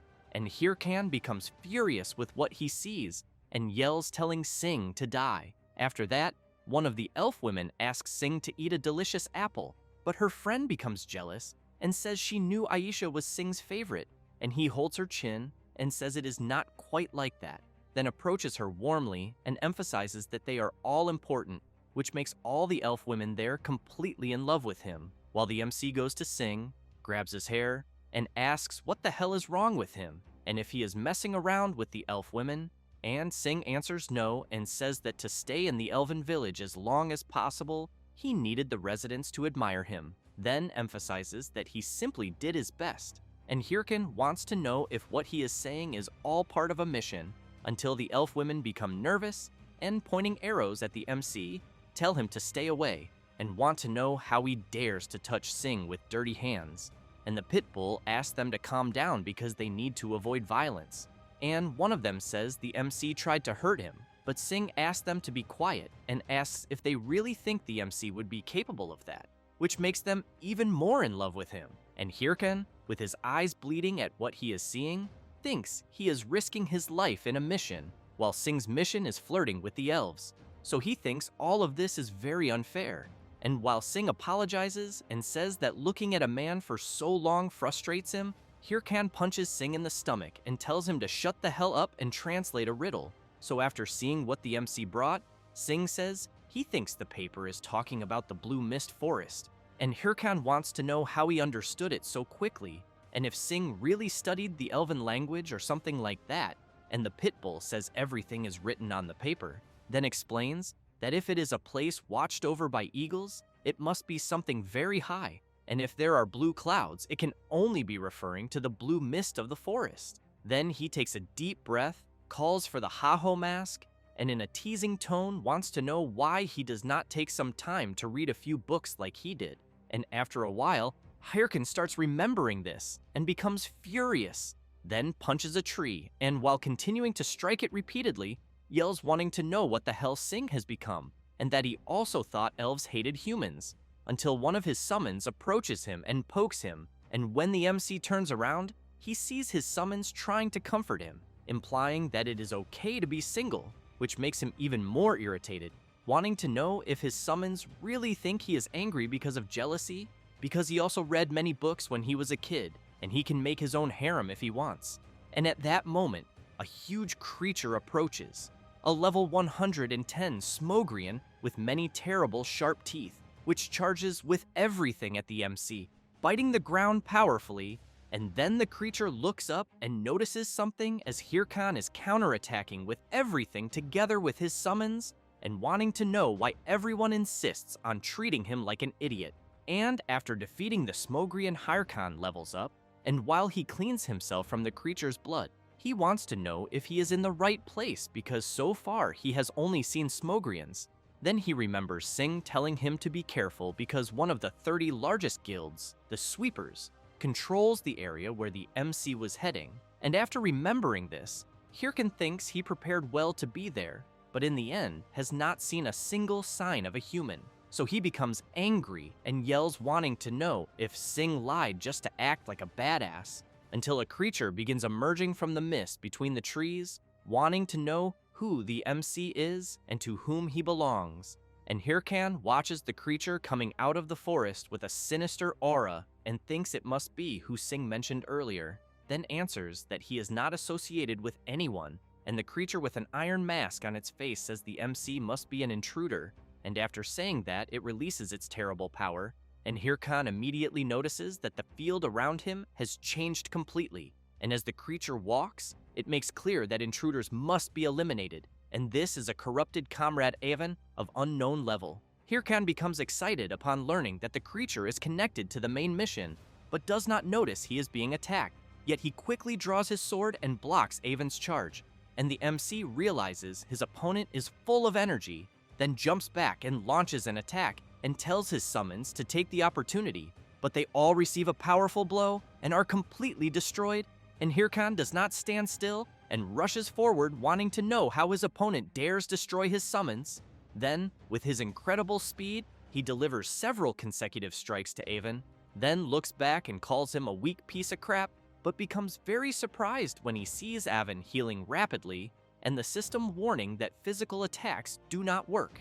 And Hirkan becomes worried wanting to know what kind of monster cannot be harmed by physical attacks. So he yells for the skeleton mage to attack, but Avon quickly turns and charges at the skeleton mage, and with a single strike destroys another of the MC's summons, and Hirkan smiles knowing physical attacks do not work on his opponent, and that he also dodges all magic, and he wants to know how he will defeat him. And while observing Avon, he knows he has never faced anything like this before, not even in his past life. Then he grips his sword tightly and thinks this is no different from suicide, but since he is in such a situation, he knows he must go all out. So he summons his golem and activates the skeleton fragment from the Helm of Madness on his summons, which immediately charge at Avon, and while all the MC's summons are about to strike, he also activates the Curse of Sloth from the Spirit of Corrosion, and thus, Avon is attacked with everything, but he remains calm, and in the blink of an eye counterattacks all the skeletons at once, and Hirkan becomes worried upon seeing his skeleton soldiers destroyed again with one blow, and at that moment, Avon pushes forward and delivers a powerful charge against the MC, who tries to block with his sword, then becomes nervous and attempts a counterattack, but his opponent dodges, and Hirkan concludes his skeletons are still not strong enough. And knowing this, he rushes at Avon shouting that he will handle it himself, and while fighting intensely, he analyzes his opponent and thinks he only needs to land one hit, but Avon lifts his leg and lands a powerful kick on the MC, throwing him far away, and Hirkan tries to brace himself on the ground, and furious, charges at his opponent again, but this time, he yells for his golem, which grabs Avon, and Hirkan takes the chance and prepares his attack, but before he can finish it, he is counterattacked with everything by his opponent, and Hirkan spits a lot of blood, but ends up smiling and, while holding Avon's sword that is stuck in his stomach, says he won because due to his curse skill, his opponent's movements were temporarily restricted. So Hirkan summons his skeleton mages and orders them to attack with everything. Then Hirkan points his finger at Avon and yells, "Boom!" and a huge explosion takes over the area, and after the dust settles, Hirkan is sitting on the ground saying he cannot take it anymore, and with that, the system informs that he completed the Corrupted Elf's Remembrance mission, and that he received the title of Corruption Destroyer, and Hirkan, still frustrated at knowing the creature he defeated, could not receive any physical damage, really wants to know what the game's problem is in creating something like that, and then, while drinking a healing potion, he thinks that thankfully he managed to get away in the end, until someone begins walking slowly and leaves the MC completely shocked because he sees Avon walking toward him, and the MC quickly equips his sword and slightly scared wonders how the creature is still alive, and Avon raises his sword high and plunges it straight into his own head, then falls to his knees on the ground, and the MC, confused by what he just saw, wonders if the creature really stabbed itself. While the iron mask and a lot of blood fall to the ground, Avon asks Hirkan to eliminate him before the power of corruption returns and dominates him again, then says he used to be a member of the secret order like the MC, but during a mission was captured by the founder of corruption, and after being severely tortured, he was indoctrinated, and he also says he became a monster and killed countless humans, then begins screaming that he only wanted to protect everyone, and that is why he wants the MC to eliminate a man without honor, until he realizes Hirkan is already right in front of him, and the MC calls Ivan and says he has never fought someone as strong as him, and thinks he was probably very strong when he was still human, but emphasizes that what he means is that the ones responsible for the corruption are the real culprits, then wants to know if he only needs to kill them, and also thinks that if he uses purification, he might cure him, and Avon becomes surprised hearing this, and soon says the MC is a good person, then grabs Hirkan's sword and drives it into himself while leaving the MC very shocked by what just happened, and before disappearing, Avon asks Hirkan to take care of the rest and soon vanishes, and Hirkan looks at the sword Avon left behind, and the system informs him that he completed the inheritance mission. Then the MC wants to know if that really was a mission, then calls the game crap again, and meanwhile, somewhere else Syl, upon learning that the Ha-Ho mask is with the Red Bulls, wants to know why, and while walking with her blood-soaked sword, she wonders if she cannot simply give the Ha-Ho mask everything he wants, and Ha-Hui becomes worried about her lady, and Hatch becomes intrigued because he thought Syl was only trying to recruit talented players, but while observing her from behind, he concludes that is not the case since he thinks her obsession is with the Ha-Ho mask.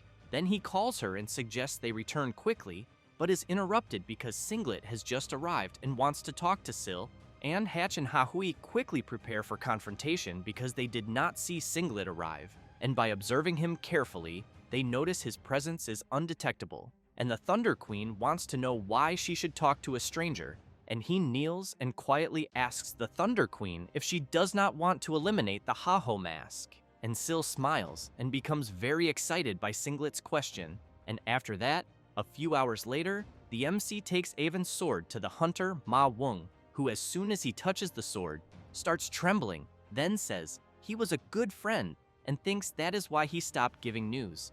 And Hirkan only watches the NPC lament, but he soon thanks the MC and says that thanks to him, he can stop worrying, then asks Hirkan to keep the sword. And while looking up information in his system about the sword, the MC thinks it is strange to use someone else's memory, but upon seeing Avon's sword and that it is a unique type that grants plus 77 strength, plus 66 vitality, plus 55 intelligence, and plus 44 magic power, in addition to ignoring 15% of the defense of all monsters, the MC becomes completely shocked, saying the sword is insanely good, so he takes it, and emphasizes that if it is from veteran Avon, he will gladly accept it, then celebrates like a madman saying it is like winning the lottery, and when leaving the hunter's cabin, he thanks veteran Avon because he knows with this sword he will not need to buy another for a while. Then, still drooling over the sword, he wonders what he will buy with his savings, until several people in front of him begin calling for him, and immediately rush toward the MC, while shouting that the Ha-Ho mask needs to be eliminated. And while dodging attacks, Hirkan wants to know who the hell they all are, and how they know he is the Ha-Ho mask, until the MC hears Romani wanting to know through the watch if he is alive. Then, she says he is extremely screwed because there is a bounty on his head on the dark web totaling 100 million gold, and Hirkan cannot believe the amount and wonders what the hell is going on. Moments earlier, where the Thunder Queen was with Singlet, she wanted to know why he had offered help to eliminate the Ha-Ho mask, and Singlet answered that it was because the Hey-Ho mask is a variable, then said he would compare what he meant to chess, in which the Heiho mask is an uncontrollable pawn, an illegal piece breaking the rules, then emphasized that a being like that must be eliminated quickly since many guilds have already agreed, but it will be easier with the help of the Thunder Hunters. And Syl smiles and says she thinks the same. But while Singlet was about to ask if he could consider it an agreement, she lunges at him and strikes him, throwing Singlet violently to the ground. Then Syl stomps hard on the player's chest, making him spit a lot of blood, and the Thunder Queen wants to know if Singlet's guild were not the ones who stole the boss last time, then emphasizes that this is a problem. And with her sword over Singlet's stomach, she makes clear that she does not negotiate with those who steal what is hers. And Singlet says that apparently the negotiation failed, then equips his sword and attacks the Thunder Queen and quickly retreats. And Hahui becomes furious and yells that she will go after the insolent man, but Syl tells her to let it go and emphasizes that it is useless to chase a rat, then asks to contact all the guilds, and both Hatch and Hahui become surprised by the leader's request. But she, thinking about the Ha-Ho mask, smiles and says she has too many rivals. Then, while the two remain puzzled by her requests, Syl tells them to inform all guilds that the Ha-Ho mask is hers, and that anyone who dares touch him will be completely eliminated. And meanwhile, Singlet is running at full speed without stopping. He contacts someone, apologizes, and says negotiations were a failure and that he will accept any punishment, but wants to know if he should eliminate the Ha-Ho mask personally, and the person he is talking to says no and tells Singlet not to get involved personally because they must remain his trump card, especially because he has already made his move and only needs to wait. Then he turns smiling and looking at a large screen showing several events involving the Ha-Ho mask. He emphasizes that time is on their side, then tightly squeezes a chess piece, and while watching the MC flee from the players chasing him, he wants to know how the pawn will react, then simply watches the outcome unfold. And back where the MC is, he is running and thinking this is very irritating. And looking back, he knows that even if he knocks one down, more appear immediately, and Romani says it is almost like chasing a lottery ticket, then wants to know who the hell the MC pissed off this time. And he answers that he simply did nothing, but when thinking of some people he thinks maybe he did one thing or another, until he considers that maybe it could be Syl from the Thunder Guild since she is a billionaire and 100 million is pocket change. But he knows that with her shitty temper, he thinks she would come to eliminate him personally. And while the MC keeps only running, Romani wants to know what his plan will be because she fears that at this rate they will not progress in the game, then emphasizes that the MC's commissions are her livelihood so far, and that if he dares quit the game, she will haunt him to death. And Hirkin wants to know who said anything about quitting, then opens the auction window and quickly buys the wyvern skull, then turns and yells that he will find out who set up all this crap. And after saying that he summons his golem, which stands before the players who were chasing him, and the players begin shouting, telling everyone not to panic, because golems are slow and they only need to stay calm and focus on taking down the Ha-Ho mask. And Hirkan asks his system to invest all attribute points into clay manipulation, and with that, the system informs that clay manipulation has risen to rank A. Then Hirkan uses the wyvern skull, and the system informs that clay manipulation with the wyvern skull is being cast, and that the golem is changing shape. The MC takes a deep breath and thinks about premium Korean beef, lobster, high-end sushi, and all his future expenses, since he knows all of that is gone after buying the wyvern skull. But the golem's transformation finishes, and it becomes a massive wyvern standing right in front of the players.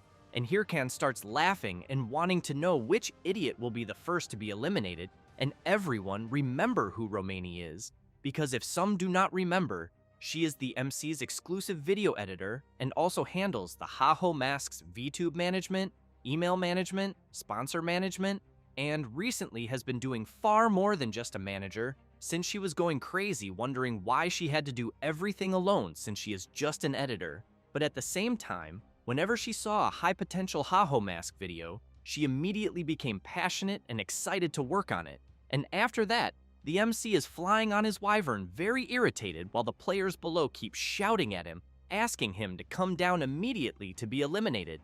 And Hirkan looks down and thinks they are nothing but small fry, yet they keep attacking him in a group, and because of that, he cannot progress in the game. Then, he takes a deep breath and reflects that he must eventually reach the root of the problem, but wonders if what he is thinking is the only way. So he asks to send a message addressed to the Thunder Queen Syl of the Thunder Hunters Guild, requesting a private audience, and after some hours and already at night, the MC lands on his wyvern, where someone is waiting for him, and the person, upon seeing the hey-ho mask, says he finally appeared. It is the queen and leader of the Thunder Hunters Guild, who immediately says she asked him to meet her earlier, but he did not even reply. And Hirkan becomes nervous, thinking he is facing Chae Seolyeon, the person who tormented him the day before he regressed, and also the one who made the members of his group betray him. So he clenches his fist tightly and thinks he really wants to kill her. But he calms himself and asks if she was the one who put the bounty on him, and Syl becomes serious and answers no, but wants to know if he went there just to ask that. And Hirkan smiles and says he cannot imagine anyone else who would do what was done besides her, then wants to know if she really hates the fact that he left her guild and took everything for himself. And Syl becomes surprised by the question, but the MC begins yelling, wanting to know if she likes screwing people over. And while Hirkan trembles with anger, she remains calm until she smiles and asks the MC if his answer really matters. Then becomes serious and makes clear he is not going to believe her, no matter what she says. And at that moment, Hirkan remembers her saying the same words before he regressed, so he becomes surprised, thinking he is sure he heard her say that before. And Syl takes a deep breath and says that not long ago an unknown ranker went to see her and told her the MC was causing confusion and suggested the top 30 guilds should exclude the Heiho mask. And Hirkan becomes completely shocked hearing that and wonders if such a thing could really happen. Then remembers the last time, before he regressed, when the Queen of the Thunder Hunters Guild was saying she would exclude him from the game. So the MC concludes that something really happened before regressing, and just as he is about to say something, he is interrupted, and Syl says she refused that unknown ranker's proposal and asks if the Haho mask really thought she would do something like that, because seeing how they interfered in the main mission he was doing, she thinks the MC is not the only target, and Hirkan becomes intrigued by this and reflects that an unknown ranker with enough guts to meddle with the Thunder Hunters must surely be the guys he saw before, and Syl wants to know if the Haho mask at least believes that part, since he was acting like he would not believe anything she said, and the MC answers that only half because that is enough, then turns to leave, but keeps thinking that at least it does not seem like Syl is the mastermind behind the incident. But he hears her calling him and asking him to join the Thunder Hunters Guild, and Hirkan quickly turns and yells that she is already getting on his nerves because when someone refuses something, she should learn not to insist. And Syl interrupts the Haho mask, saying that apparently he does not like her, then emphasizes that she does not know why, but has always felt that many people hate her for no reason. And Hirkan becomes surprised by her words. And Syl also emphasizes that she is saying this for the Haho mask's own good, then wants to know if he really thinks he will endure alone when he has a 100 million gold target on his head, then emphasizes that he must trust her so she can officially protect him, and also promises she will not force him to do anything. And Hirkan thinks about it, but soon turns and says he would rather die than join her guild. And Syl says it is not the time for him to be annoying, but Hirkan yells that he does not want to join any guild and makes clear he will become the strongest with his own ability because he promised that to himself. And she becomes very surprised by his promise, but says it is very childish, then wants to know if he is really saying he will become the strongest alone. And Hirkan becomes nervous and yells, wanting to know what is so wrong about that. And Syl smiles and asks him to do his best because she will be one of his strongest competitors. And the MC climbs on the wyvern, takes a deep breath, and thinks the Thunder Queen is truly insane since she is declaring war with only a smile. Then he flies away, and Syl keeps smiling and waving goodbye to the Haho mask, who in turn keeps looking back, thinking he needs to stop thinking about this because chasing her was normal even before regressing. But he still thinks something must have happened before his regression, but he intends to find out when he finishes off the person behind the bounty until Romani contacts the MC again, wanting to know what the hell he did this time. Then says, there is now a wanted poster of him, and whoever eliminates him will get a huge reward. And while the MC cannot believe it, Romani keeps yelling that this will make everyone busy hunting him, then wants to know if he found a sponsor or something like that.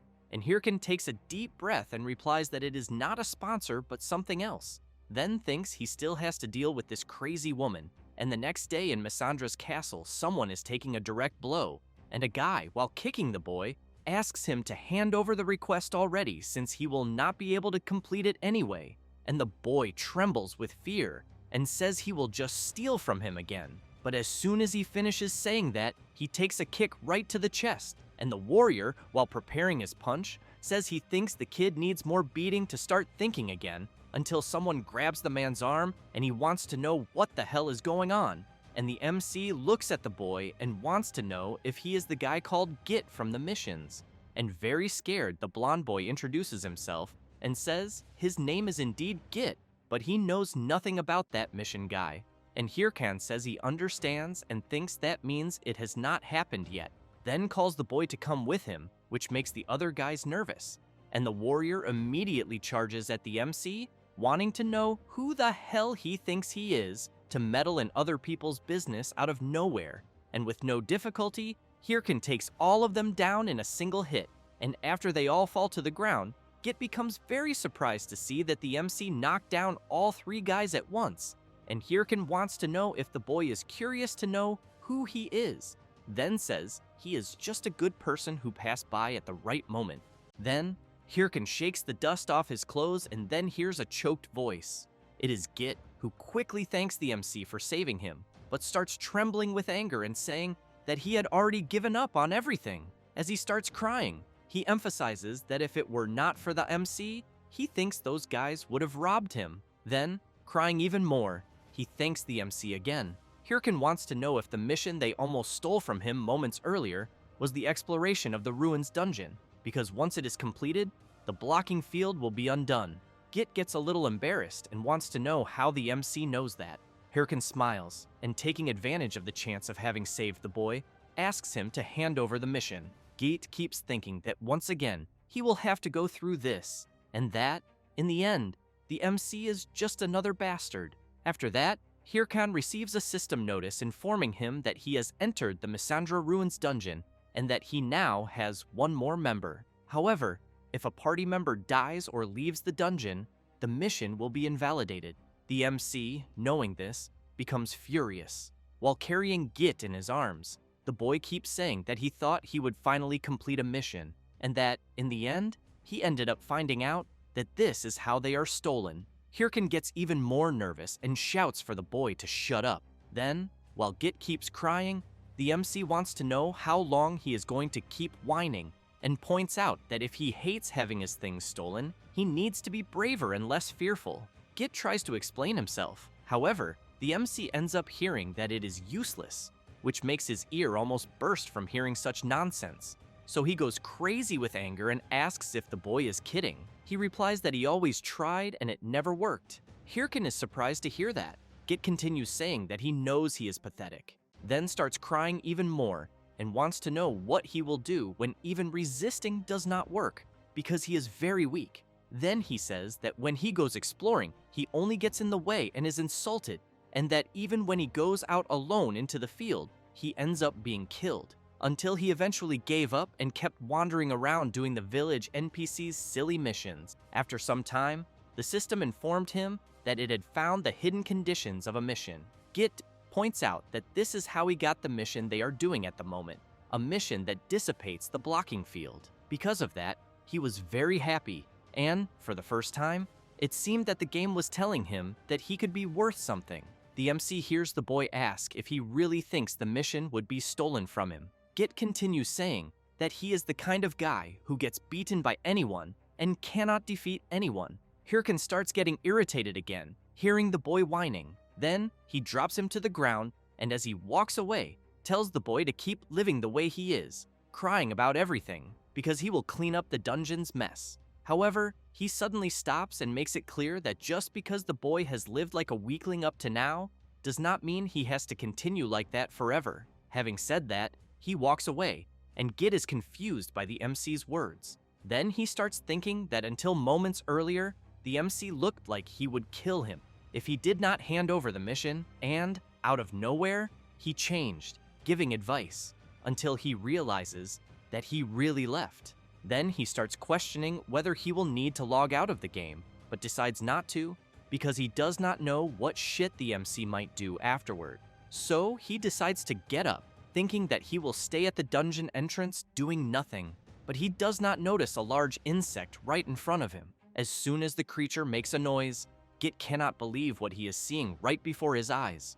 Hirkan, from afar, manages to hear the boy's screams, who quickly arrives hugging the MC. Hirkan tries to push the boy away, while several creatures quickly approach them. A huge scorpion appears and ends up grabbing the boy, who starts screaming, saying that the creatures are going to eat him. The MC eliminates one of the monsters and frees Git, who in turn runs away screaming that he does not want to die. The boy is very desperate, begging to be saved. 1 hour later, after the MC defeats the creatures that were there, both of them are exhausted. Hirkan grabs Git and shouts, wanting to know if he did it on purpose and if he was trying to mess with him. The boy apologizes and says that monsters are too scary. Hirkan lets him go and says he does not care at all. Then he leaves, telling the boy to stay right there and pointing out that if he gets in the way when he is fighting the boss, he will eliminate him. Git thinks that the room ahead is already the boss room and that he ran so much he did not even notice. But he asks the MC if he will be fine alone, since he knows that the room ahead is the lair of the giant spider and that it is famous for being very difficult, besides the fact that the smaller spiders that respawn explode as soon as they touch someone, and that the boss, the giant spider, has a shell hard as metal. Hirkan comments that he does not care, and asks if he manages to defeat it, the boy will want to enter. He replies that he will not, apologizes, and wishes him good luck. The MC turns around and tells the boy to stop being dramatic, and while equipping his sword, makes it clear that as long as he does not waste time with the smaller spiders, he thinks he can solo the boss spider easily. Having said that, he runs off at full speed. He quickly arrives in front of the boss spider. The boy is very surprised to see that the MC managed to reach the boss without even touching a single web. At that moment, the boss spider prepares to attack, and Hirkan remains focused. Then, while sliding under the creature, he delivers a slash, cutting off some of its legs. The spider starts screaming very loudly, and the MC gives a slight smile and, pointing his sword, comments that one is already gone. Then he charges again. Git gets excited and thinks that the giant spider is being dominated and that if the MC continues the way he is doing, it might really be possible to defeat it. However, when he looks down, he realizes that he ended up stepping on one of the webs, and while he worries about having done that, he does not notice one of the smaller spiders climbing up his body, which soon after explodes. While the boy lies on the ground crying out that it hurts, several other smaller spiders approach. The boy's system keeps reporting multiple times that he has taken damage, and he feels a lot of pain. But just as he decides to run away, he realizes that it is already too late and that he is completely surrounded by several smaller spiders. Then he becomes desperate, since he knows that it will be his end, and several chain explosions begin to happen. After the dust settles, Hirkan is badly injured in front of the boy, saying that he is really completely useless. Git gets up surprised and wants to know why the MC protected him. While more spiders start crawling all over the MC's body, he tells the boy to shut the fuck up and run to the entrance, because after all this is over, if the mission fails because of him, he will really kill him. Having said that, the smaller spiders start to self-destruct, which leaves Git unable to believe what he is seeing right before his eyes. However, he decides to do what the MC asked and runs to the dungeon entrance. While running, he keeps questioning why he is so pathetic, because all he does is cause trouble for others, and, even so, he only manages to run away, until he trips over a stone and falls face first to the ground. As he tries to get up, he starts crying and questioning why, even in the situation he is in, he can only run, but he knows that he has no choice, since there is nothing he can do. Then, he starts remembering some events in which people wanted to know why he did not quit the game, and in one of those memories, there was a guy telling him to acknowledge his place and live according to it. After remembering that, Git crouches down and keeps apologizing over and over again, but soon remembers the MC saying that he should keep living the way he was, crying about everything, and that just because he had lived like a weakling did not mean he had to continue like that forever. Git keeps thinking about what he heard. Meanwhile, the MC is trapped in a cocoon made by the spiders, and as soon as a smaller spider walks over the cocoon, Hirkan eliminates it and then cuts the cocoon with his sword and jumps out from inside. He comments that if the boy had died, the mission would have ended immediately, and that is why he had no choice, but concludes that this no longer matters, and that he will summon his skeletons, until he is surprised to hear someone shouting. It is Git, who starts yelling while waving a torch to draw the attention of the smaller spiders. He is trembling with fear, but even so, he keeps doing it. Hirkan wants to know what the boy is doing. He shouts, saying that he will draw the smaller spiders and that the MC should focus on killing the boss. Hirkan comments that he does not need his help and tells him to get the hell out or he will end up getting killed. But Git shouts, saying that he will not die, and while holding the torch, says that he is good at running away. Then he points out that if the MC eliminates the boss, they will be even.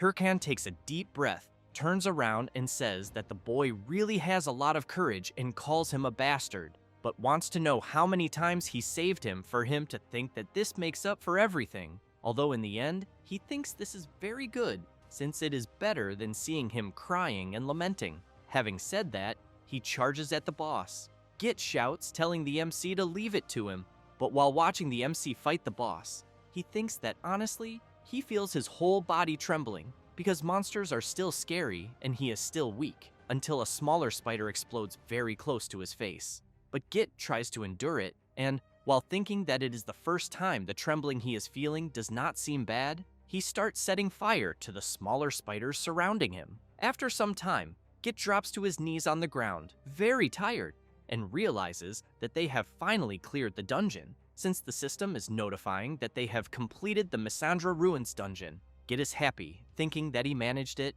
and that it is even a bit embarrassing to call this clearing, since he did not kill the boss in the end. But even so, he thinks that maybe he has grown a little. However, someone appears right behind him, with a malicious look.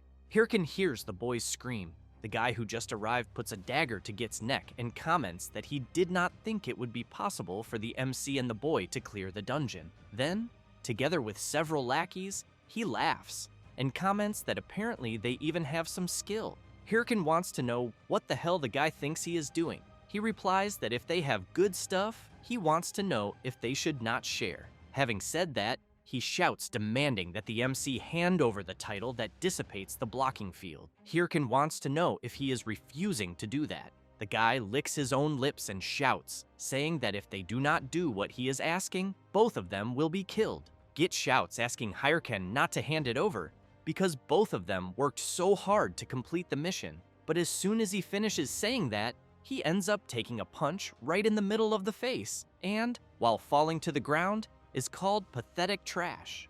The guy goes up to the boy, grabs him, and wants to know if he still does not understand the situation, because he thinks they should lower their heads and obey. At that moment, Git spits right in the guy's face, and then, laughing, comments that compared to those spiders from before, all of them have fairy hands. The guy goes crazy with rage after being insulted and raises the dagger to kill the boy, but Hirkan shouts, saying that he will hand over the title, which makes the guy immediately stop trying to attack the boy. Git cannot believe what he heard and asks the MC to wait, but Hirkan points out that he will hand over the title when they defeat them. The guy laughs and wants to know if the MC has gone crazy, but while he was commenting that they would not be able to do anything alone, a bloodbath was happening right behind him, and when he turns around, he is completely shocked, since he is seeing all of his companions completely eliminated by several armed skeletons. Git wants to know where the creatures came from,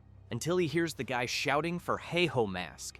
And while Hirkan walks toward him, the guy continues saying that there are no more doubts, since the MC is the Hey-Ho Mask, the only solo player who uses skeleton summons, the one they say has guild-level combat power by himself. However, the guy wonders why he would be there. Hirkin goes up to him and replies that it is none of his business and tells the guy to hand over everything he has. Seeing himself with no way out, the guy starts shouting loudly because he ended up getting himself into a mess. After that, Hirkan obtains the guy's ownerless war watch, and while they leave the dungeon, he comments that those guys who appear out of nowhere always like to act tough. Git keeps watching the MC and thinking that he had imagined he was just a slightly stronger player, but that in the end, he is a named player. Hirkan turns around when he hears the boy call him, and Git thanks him for saving him once again, and for helping him clear the dungeon as well. Then he emphasizes that if it were not for the MC,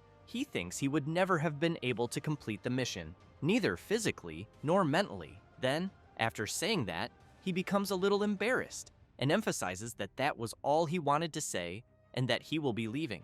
Hirkin asks the boy to keep something, which leaves him confused, but the MC says that he will be giving him the title. Git wants to know why, since he knows he does not deserve it, but the MC says that he needs it, at least so he does not get beaten so much out there, and that he wants to know if the boy will continue playing. Git is surprised by the question, wipes his tears, and runs after the MC, saying that he will do his best. After some time, as soon as he returns to the city, Hirkin stretches and thinks that the clothes he is wearing now are much better, since he even thought about being more discreet, but in the end, it made no difference. Even so, he keeps in mind that at least he got something out of this, a player famous for collecting rare quests, Questman Git, who will certainly be useful later on. However, when he remembers that he is very whiny, he doubts whether he will really become the Questman. Still, he knows that at least the blocking field was dispelled.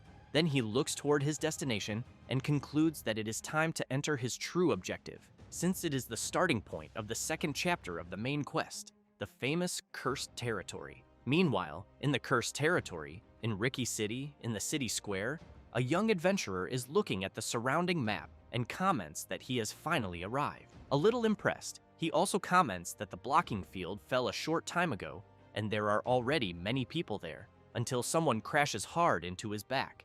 A girl asks him to stop looking around because there are already competitors everywhere. Then she asks the boy to look ahead. Then she says that the second squad of Ares, a top 30 guild, is there, as well as the elite members of Triple Wing, another top 30 guild, and those with the greatest chances of clearing the main quest Hydra. The blonde girl also emphasizes that everyone already knows that this is where the next main quest begins, and that is why everyone rushed there. The boy wants to know if a nameless guild like theirs can hold out.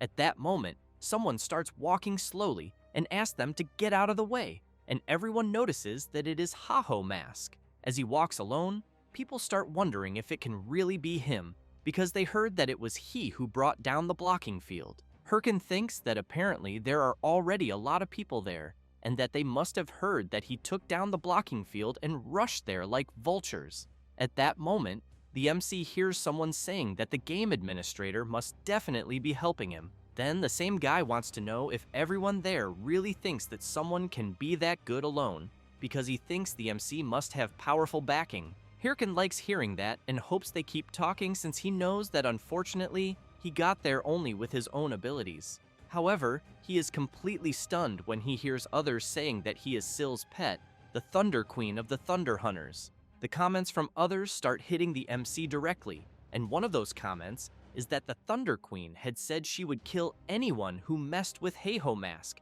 and another comments that he thought the MC was hanging out with the Slayer Chief, since Red Bull warned everyone not to get in his way. Because of that, everyone wants to know why these guilds are fighting over Heiho Mask, until another adventurer comments that what Heiho Mask did was something ridiculous, since he made 2 high-level guild leaders go crazy in such a way. Hirkin loses his temper and charges at the guy who just said that and tells him to shut the fuck up. Then, as he starts throwing several punches at him, he wants to know who is whose pet and tells him to repeat that to his face. Consumed by fury, the MC winds up to throw another punch and asks who is spreading those damn rumors. But he is interrupted by a man with a cane. This is Cerebro, the NPC of the Secret Order, who asks the MC not to disrupt the important mission.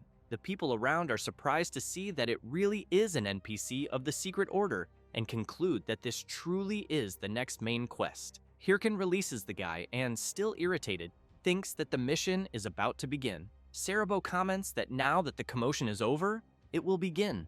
Thus, he explains that the cursed territory, where they are all gathered, is the place where a corrupted existence carried out experiments, and that because of this, the surrounding monsters and several areas of the territory were cursed, which is precisely why they need to break this curse. Hirkin thinks that it is exactly like before his regression, when, to study this curse, everyone had to capture the goat-headed chimera, and he knows it is a treacherous monster, but not impossible to deal with, and that fortunately, he knows where it appears and how it fights. Cerebro begins to say what they need to capture, and Hirkan grows apprehensive, waiting for the NPC to say chimera. However, Cerebro says that what they need to capture is the evil eye. This leaves Hirkan completely surprised, since he was expecting the NPC to say it was the chimera. While the MC freezes, one of the adventurers comments that the evil eye is level 150 and even has an area curse passive skill.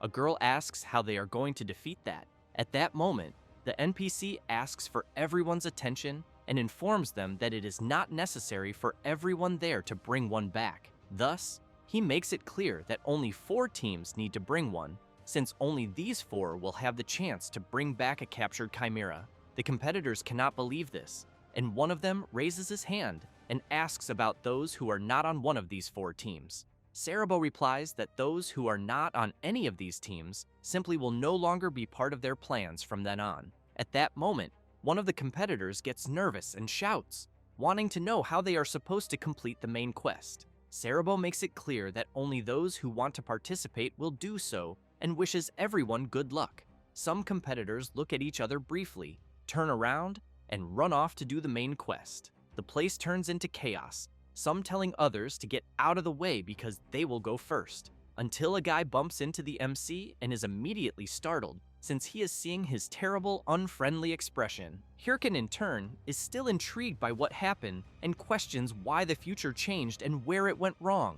Then, he clenches his fist very tightly and thinks that everything he knows will be useless, until, to snap out of it, he slaps his own face. Thus, he takes a deep breath and thinks that this already happened, but that first, he needs to think about what to do at the moment, since he knows that there are 2 possibilities. The first is that the future changed because of his regression, and the second is that the information he had from the past was wrong. Then he questions which one is correct. Meanwhile, a knight is walking toward the cursed territory, and upon stopping, informs another person that he has just arrived at the cursed territory and intends to start the main quest immediately. This person in question is Singlet, who also informs that he will eliminate Ha-Ho Mask that day. Back to the main quest. The monsters are being attacked and the competitors are very excited to achieve their objectives. Until one of the competitors from the Nameless Guild starts jumping from side to side to avoid being hit and shouts,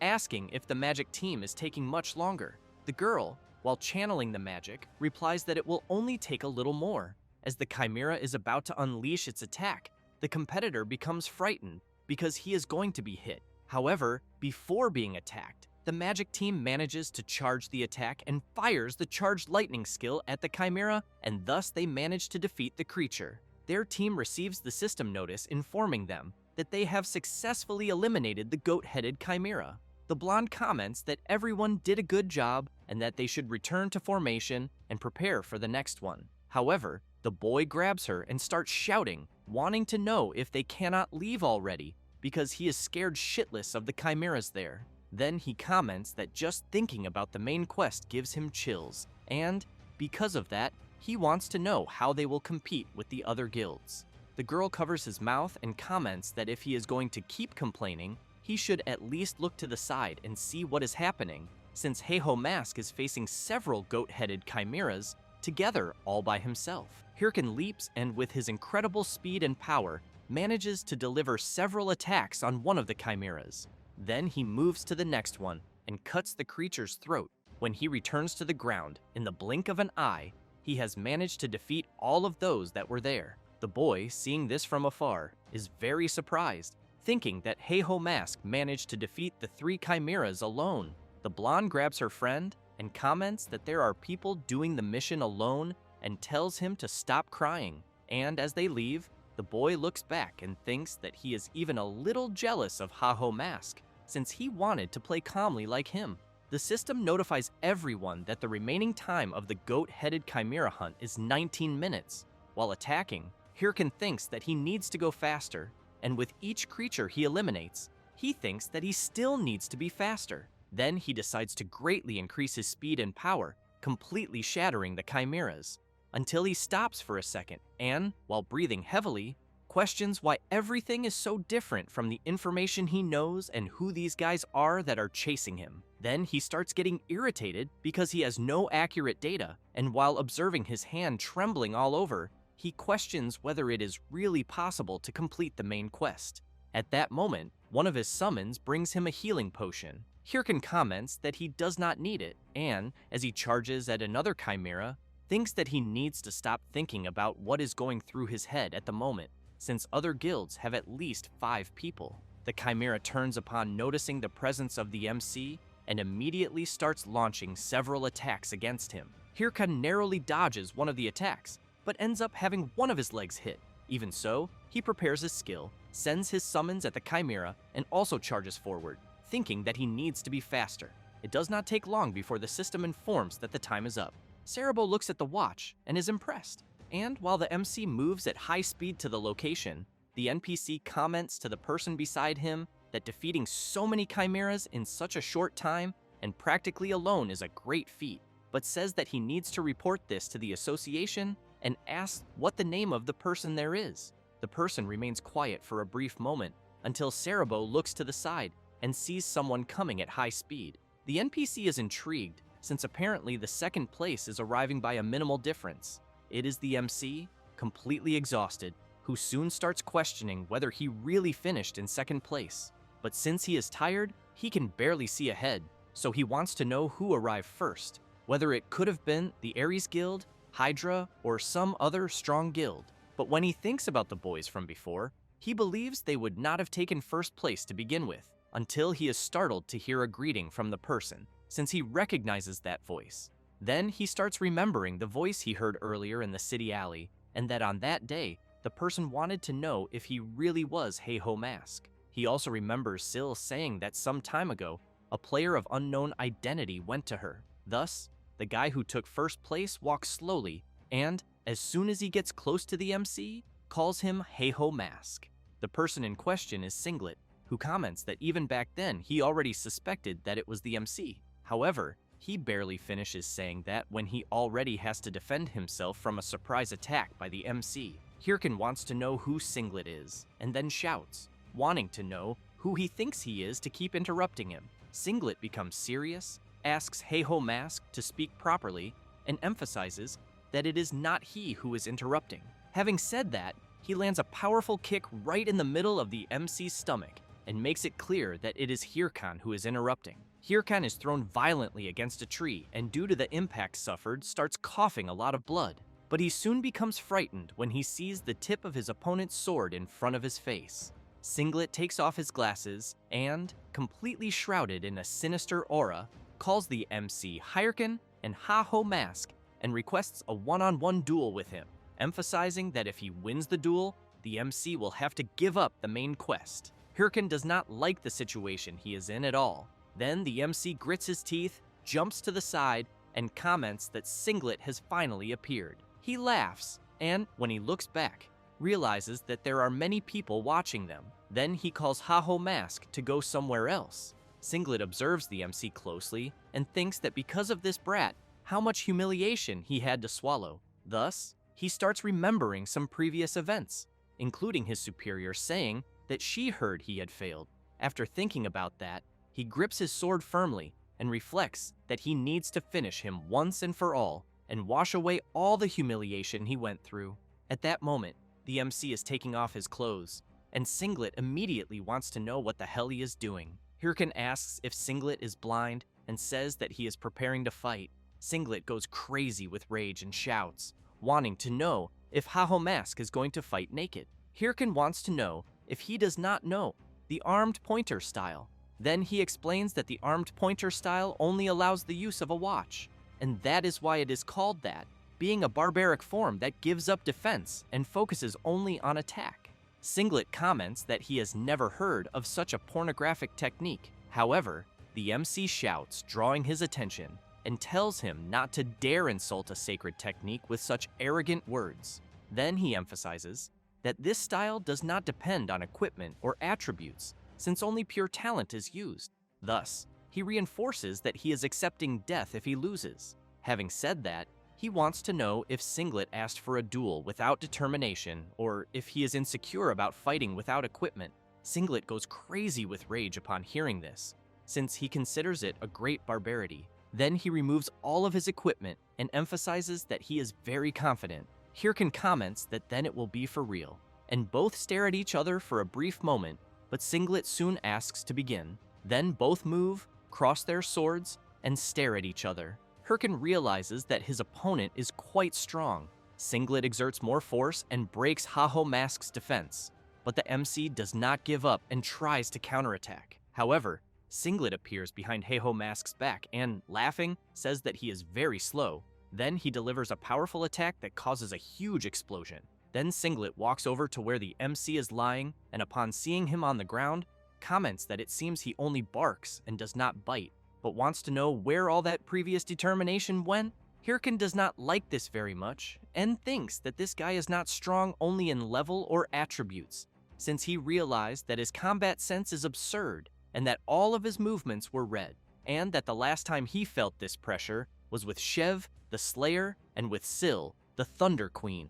Then he thinks that he will not be able to defeat Singlet the way he is now. Then he grabs his sword, and while trying to attack Singlet, tells him to shut up. Singlet ends up with several cuts all over his body, and Hirkan thinks that it is working and advances again. But with a simple hand movement, Singlet slams the MC's head hard into the ground. After that, he comments that the fight is being quite boring, and asks if Heiho Mask thought he could face him with that. Hirkan coughs a lot of blood because of the impact, and Singlet points his huge sword at the MC and makes it clear that it is over for him. But Hirkan grabs his opponent's foot, and while holding a bone bomb in his hand, laughs and says that it is not over yet. A huge explosion happens. Singlet waits for the dust to settle and thinks it was a desperate trick. Then he knows it is quite obvious that Heiho Mask will take advantage of this chance to try to attack him from another place. However, he keeps looking around and wonders from where the MC will attack him, until he suspects something and charges forward, but ends up seeing an armed skeleton of the MC, which puts on a little act and soon disappears. Singlet is confused by what he just saw and wonders what the hell just happened, until a call through his watch starts and the person wants to know what he is doing. Singlet says that he is fighting Heiho Mask. The person says that the MC tricked him and asks him to look at Heiho Mask's channel. Thus, Singlet opens Heiho Mask's channel and sees a completely mocked video of himself, where the MC is asking where his determination is and saying that he is acting all tough while wearing only a pair of underwear. Moreover, he did not even notice the MC's summons taking his equipment and running away. And to make it worse, Singlet realizes that Heiho Mask is doing a live broadcast titled "Educating the Man in His Underwear," and many people are watching and commenting. Singlet cannot believe what he is seeing and wonders since when Heiho Mask started doing this. In the live, the MC laughs and says that he has been doing this from the beginning, then wants to know if Singlet thinks he is crazy enough to face him head on. Singlet becomes even more nervous and comments that both of them had agreed on the armed pointer fighting style. Hirkan laughs, makes a face, and says that he invented that style on the spot. Then he ends the live and waves goodbye. Singlet stays quiet for a brief moment, but soon starts shouting, extremely furious, saying that he will kill Haho Mask no matter what. A few hours later, while watching the live stream of the Underwear Man scream, Romani is laughing a lot, and, on a call with the MC, comments that the guy from the stream is an idiot, because who would fall for such a cheap trick? She adds that when he suddenly told her to enter the live stream, she became curious about the reason, but that she almost had a heart attack from laughing so much. Hirkan laughs, and says he did not think it would work, but he had in mind that a duel offered by someone with a much higher level and skill could be dangerous. He thinks he was lucky that Singlet fell for that random lie when he said he had nothing to lose, because otherwise, he believes he would certainly be lying on the ground. Romani asks what he will do and whether he will go to the next main mission. The MC replies that yes, but before that, he still needs to sell the equipment he obtained. The editor asks if it is the equipment that his skeleton stole, and whether it will be possible to sell it, because she does not think anyone will buy it since they are afraid of the wrath of the underwear guy. Hirkin comments that he only needs to sell it to someone who is not afraid, such as Shev, the killer of the Red Bulls. Meanwhile, in another place, a beast is being defeated, and the system announces that the Salt Mountain raid mission has been completed. The members of the Red Bulls Guild celebrate the victory with their leader. He removes his helmet and comments that everyone did a great job.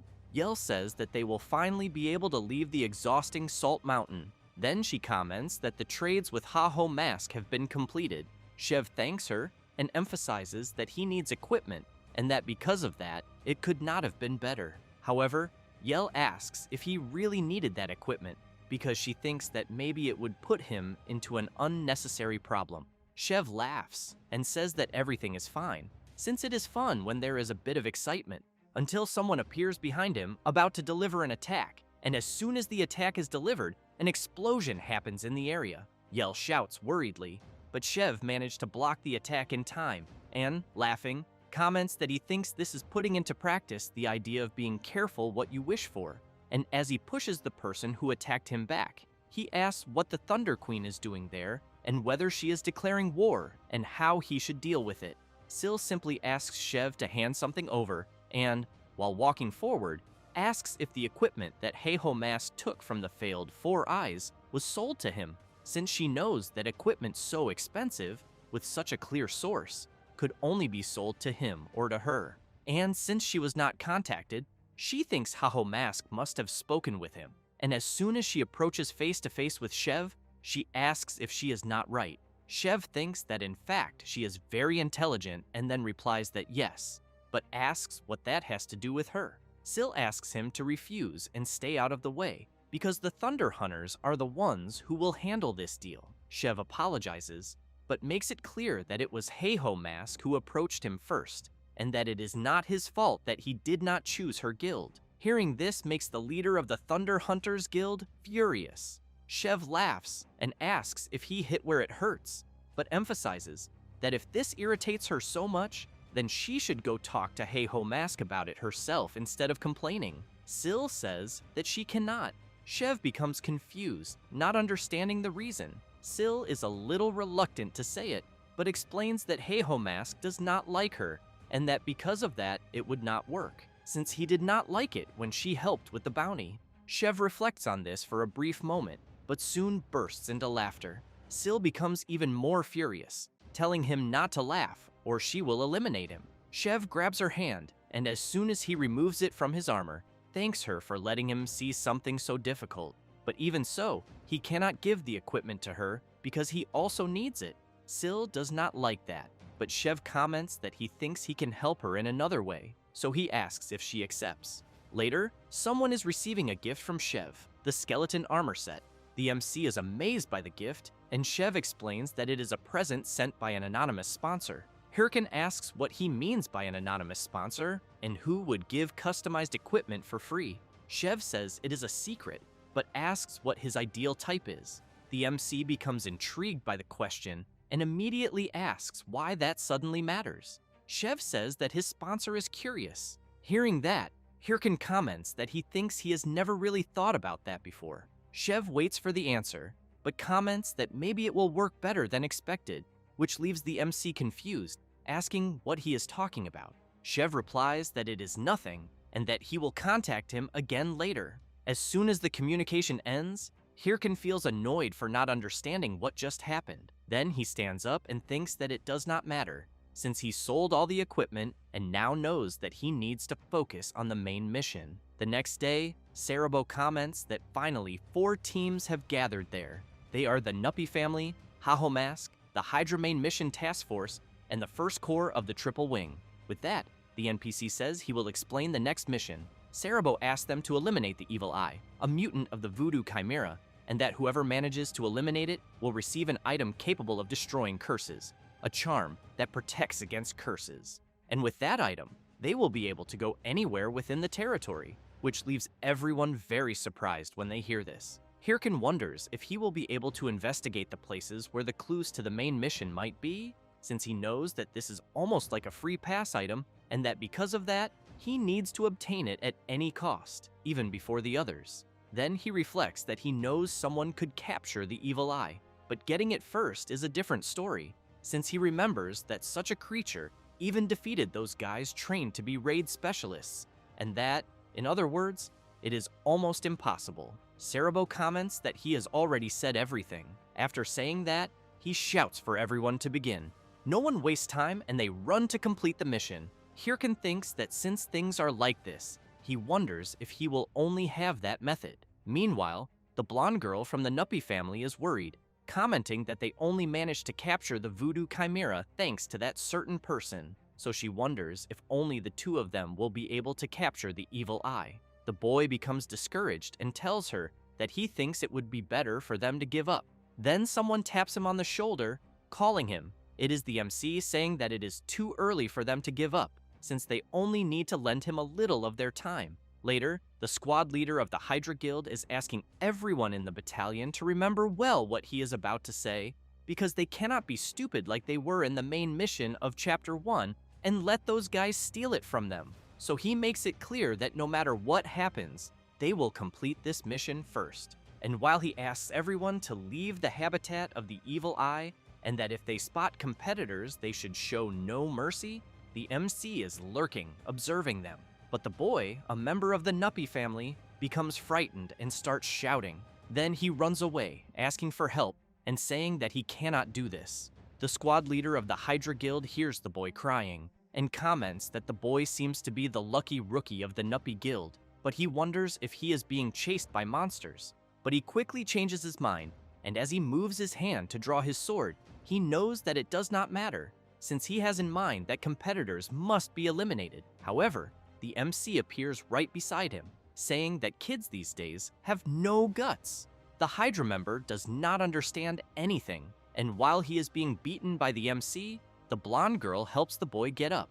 He calls out to her and, crying a lot, asks how they ended up with a human like that. Thinking about the eliminations of the guild members, she answers that it was because of a fraudulent contract. A few hours earlier, she is asking if the MC was proposing an alliance. Hirkan replies that yes, and that he knows they also want to complete the main mission. After saying that, he makes it clear that they do not have the strength to defeat the evil eye on their own, and that, because of that, he can defeat the creature, but emphasizes that the other competitors will be a pain. Therefore, he explains that if they help him get rid of the other competitors, he will defeat the evil eye for them. Nuppy asks how they can trust him. Hirkan asks what they are going to do, or if they happen to have a better option. They think about it for a brief moment until the blonde girl agrees and comments that, as the MC had said, they will have no other choice. But she becomes serious and makes it clear that he had better not betray them. Hirkan points out that she should say that to herself. Nuppy asks how he wants them to help eliminate the competitors, since they will not be a great force. Hirkan picks up a piece of branch and says that they do not need to worry about that. Then he charges forward, saying that they will only be bait. Everyone becomes frightened without understanding anything. Back to the present, the system informs the MC that he has entered the field of the cursed altar, and it does not take long for the evil eye to appear. Hirkan thinks that he finally found the creature's habitat, but even so, he thinks he found it faster than he expected. And while looking at the members of the Nuppy Guild lying on the ground exhausted, he asks if they do not agree. Then he asks why the atmosphere is so gloomy. Nuppy shouts that it is because of him. Then she explains that he suddenly rushed forward and defeated a lot of people and made them serve as bait with their lives on the line. After that, he made everyone run away while throwing bombs from atop a golem. So she asks what that has to do with eliminating competitors. Hirkan becomes thoughtful and comments that he thinks it has nothing to do with it, but asks if it was not fun, since as a bonus, they even defeated all the other guilds. Nuppy is held back by her friends so that she does not rush at the MC. The boy asks her to calm down because he thinks everything is already over since there are no more competitors. As they climb onto the hand of the MC's golem, the boy continues saying that if they wait for Heiho Mask to defeat the evil eye, they will be fine. However, the golem throws them all toward the center of the cursed altar field. They hit the ground hard and cry out in pain. Nuppy loses her patience and shouts, asking what the hell Heiho Mask thinks he is doing, since they already did what they promised, and now it is his turn to keep his promise. Hirkin pretends not to understand, which makes the blonde girl even more furious, shouting that she swears she will eliminate him. At that moment, the evil eye appears behind them, about to deliver an attack. Nuppy becomes very frightened, but the MC simply laughs and tells them to go to the left. So everyone moves in the direction the MC asked and manages to dodge the creature's attack. But they become confused. The boy, not understanding what the hell just happened, asks what that was because his body moved on its own. One of the members comments that his body also moved on its own, and that for a moment it felt just like their previous training. Nuppy becomes worried, reflecting that it cannot be what she is thinking. However, she calls everyone and says that they will defeat the monster ahead. After saying that, while charging forward, she asks everyone to simply follow her. But she is very intrigued by something since she knows this is very strange. Then she remembers when Heiho Mask attacked her with a piece of branch and later commented that at her level she should at least be able to dodge something like that, and also asked why she kept getting beaten. At that moment, she had become furious, saying that he had not even explained anything. Heiho Mask had said that she was getting beaten because she panicked and kept running around like a coward. So once again, he attacked and asked her to carefully watch the attack until the end, and then dodge. Back to the fight against the evil eye, they dodge another attack from the creature. And as soon as they jump upward, Nuppy fills with fury and shouts for everyone to attack at once. And as they fall onto the evil eye, they deliver several simultaneous attacks. The creature cannot withstand it and soon collapses heavily onto the ground. The boy becomes surprised and asks if they really managed to defeat an evil eye. Heiho Mask walks over to them and says that he had already said they would succeed if they at least tried. Nuppy becomes intrigued and asks if he had planned this from the beginning. Hirkin emphasizes that just by reaching that place, it already means they are skilled, but that he did not even think it would actually work. The blonde girl begins to want to cry, but thanks him and points out that they did not know and complained the whole time. However, she walks up to the MC, grabs his clothes, and furious, asks if he thought she would say that, and who the hell would say that to him, since it was he who had said he would defeat the evil eye. Hirkin laughs and comments that he never broke his promise. Nuppy does not understand, and, even more nervous, makes it clear that they already defeated the evil eye. However, at that moment, the system announces that the smell of sacrificial blood has begun to spread. Soon the cursed altar field becomes surrounded by a dark aura. After that, several roots begin to emerge from the ground. Nuppy and the others become frightened, asking what is happening. The roots wrap around a pillar that reaches the top of a statue of a bizarre creature. Hirkin places his hand on the blonde girl's shoulder and, stepping forward, makes it clear that he said he had not broken his promise, since what is about to appear is his true opponent. Then, finally, the true evil eye of unknown level appears. Nuppy, terribly frightened, asks what they defeated earlier. The evil eye opens its book and, releasing its dark power, the system warns about the outbreak of the demonic curse, the outbreak of the sloth curse, the outbreak of spirit corrosion curse, and finally the outbreak of fear. Nuppy and the others begin to panic because of the effects of the curse outbreaks. The blonde girl tries to resist and thinks they need to run away immediately, but while the evil eye launches its attack, she realizes her body cannot move. Hirkin steps in front of them, completely repelling all the tentacles that were heading toward them. Then, while observing the outbreak alerts, he makes it clear to the boss that his curse ability is so weak that it does not even work on him. The evil eye becomes confused when he sees that his ability is not affecting the MC, who in turn smiles and calls the boss to come at him. After saying that, he begins his transformation, and as soon as he enters battle mode, he comments that since the evil eye will not come at him, he will go instead. The creature launches its tentacles to attack the MC, but he dodges the first, cuts the second, and advances toward the evil eye. The creature recites a chant in an ancient language, but the MC tells him to shut up and asks if the creature really thinks a simple attack will stop him. However, he soon feels his body becoming strange, and when he looks down, he sees one of his legs trapped by a magic circle.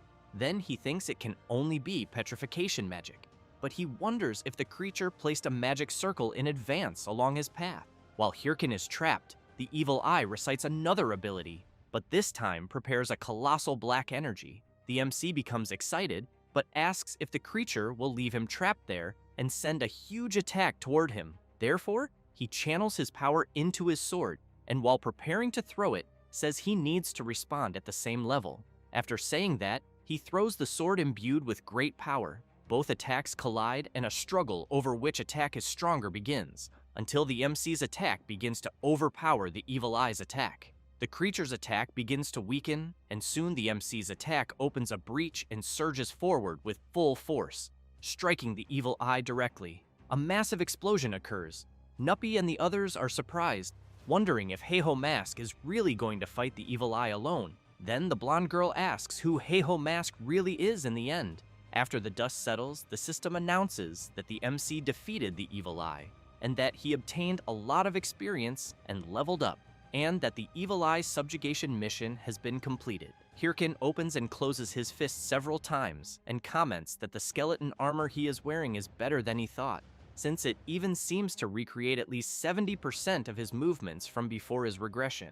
Then he begins to consider that maybe it is because the additional options are good, since when equipping all the pieces, the related stats increase by more than 132 points in all attributes, plus 150 in skill cooldown and minus 10% in mana consumption, and he also feels as if he is driving a sports car that goes from 0 to 100 in 1 second. And with that, he does not even fear the main mission. Then he comments that he does not know who gave this armor, but that he wants to kiss that person, until when he looks back, he sees the boy coming toward him crying a lot. The MC is grabbed by the members of the Nuppy Guild and soon asks them to get off him. The boy comments that dodging all the attacks and taking down the evil eye with the sword wrapped in mana was incredible, and asks how Heiho Mask fights, as if he were in a movie, since it was so cool, and he even thinks he will become his fan. While the boy does not stop talking, asking if he could train them and other things, the MC begins to tremble with rage. Then he throws the boy hard onto the ground and shouts for him to shut up and get lost. Meanwhile, in another place, a man was and is carefully observing all of Heiho Mask's movements, and when entering communication with another person, he says that Heiho Mask just defeated the evil eye and asks what the person thinks. Singlet is kneeling on the ground asking for forgiveness, and when he tries to say something else, he is interrupted by the man who says he is sure he told Singlet to prioritize interfering in the main mission more than Heiho Mask. And while moving some chess pieces, he asks what reason he has to keep a tool that does not obey him. So he asks Singlet to reflect for a moment. He becomes worried and shouts, asking for one more chance, and emphasizes that it can be anything. The man becomes serious and points out that Singlet is going against him again, since as far as he knows, he is the one who commands Singlet. Singlet lowers his head, apologizes, and comments that he will follow his orders. He says this and leaves the room. Mikhail is also there and soon asks what they will do about Heiho Mask. The man in command asks them to increase surveillance, since Heiho Mask is progressing too quickly in the main mission, and that even considering his talent, he thinks his movements are frighteningly effective, almost as if he already knew the scenarios of the main missions. Mikhail asks if that would not be possible. The man answers that it would be. Then he explains that the main scenario of Warlord is a story created by the AI Mia, using all the activities of the game's users, while they occur in real time. And because of that, he emphasizes that they will investigate since they must discover what kinds of tricks Heiho Mask is using.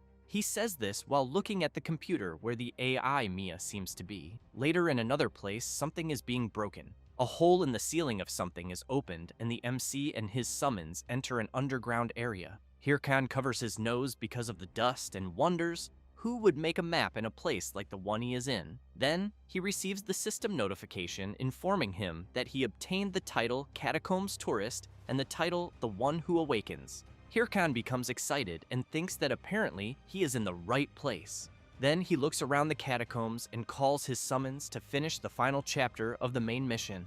A few moments earlier, Cerebro was delivering the promised reward for eliminating the evil eye. The reward in question is Cerebro's anti-curse amulet, which allows the person who uses it to safely pass through cursed territories. Hirkan internally was very happy, celebrating like never before, but outwardly, he only thanks the NPC. Cerebro emphasizes that thanks to the MC's work defeating the evil eye, they were able to obtain that. However, he becomes serious and points out that even so, the danger persists, and that as explained before the place, there is where various experiments were conducted by the corrupt one, and in other words, his traces probably remain, and perhaps those things may reveal his identity. Therefore, the NPC delivers the mission of the Cursed Land, the investigation of Hoban Castle, where the MC will need to investigate that land, discover traces related to the corrupt one, and return. The reward will be the trust of the NPC Cerebro.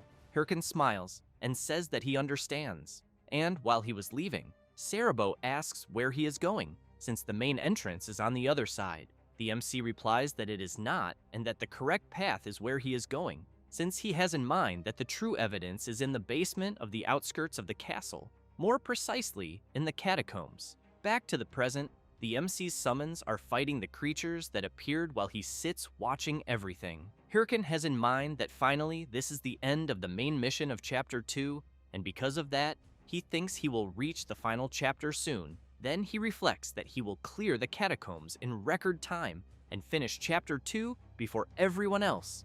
After that, he knows that no one will even be able to aim for his position. After a while, one of the summons defeats a skeleton wolf. The MC likes the good work. Then another summon eliminates 2 more skeleton wolves with a simple attack. Hirkan becomes excited by the beautiful movements of his summons. Then they all gather and eliminate several creatures at once. The MC cannot hide his happiness when he sees that his summons are doing an excellent job. The summons, when they realize that they are being praised by their master, become very satisfied and soon make a face suggesting that the MC should praise them more. He walks over to them and says that if they learn from him, then they should know that there is always room for improvement, and that because of that, they should keep advancing. Therefore, the summons run off deeper into the catacombs. The MC laughs and thinks that at this rate he will clear the place very quickly. Then, he begins laughing even more and says that it will be very easy. However, 30 minutes later, he was thinking that he should not have said that, since while walking, he was becoming confused and wondering why the path was complicated and if they had already passed through there before. 1 hour later, the MC was nervous, running from side to side and thinking that he was sure it was that way. 3 hours later, he was furious, punching the wall several times and asking why he cannot find the correct path. Then, he begins to wonder how many hours he has already been there,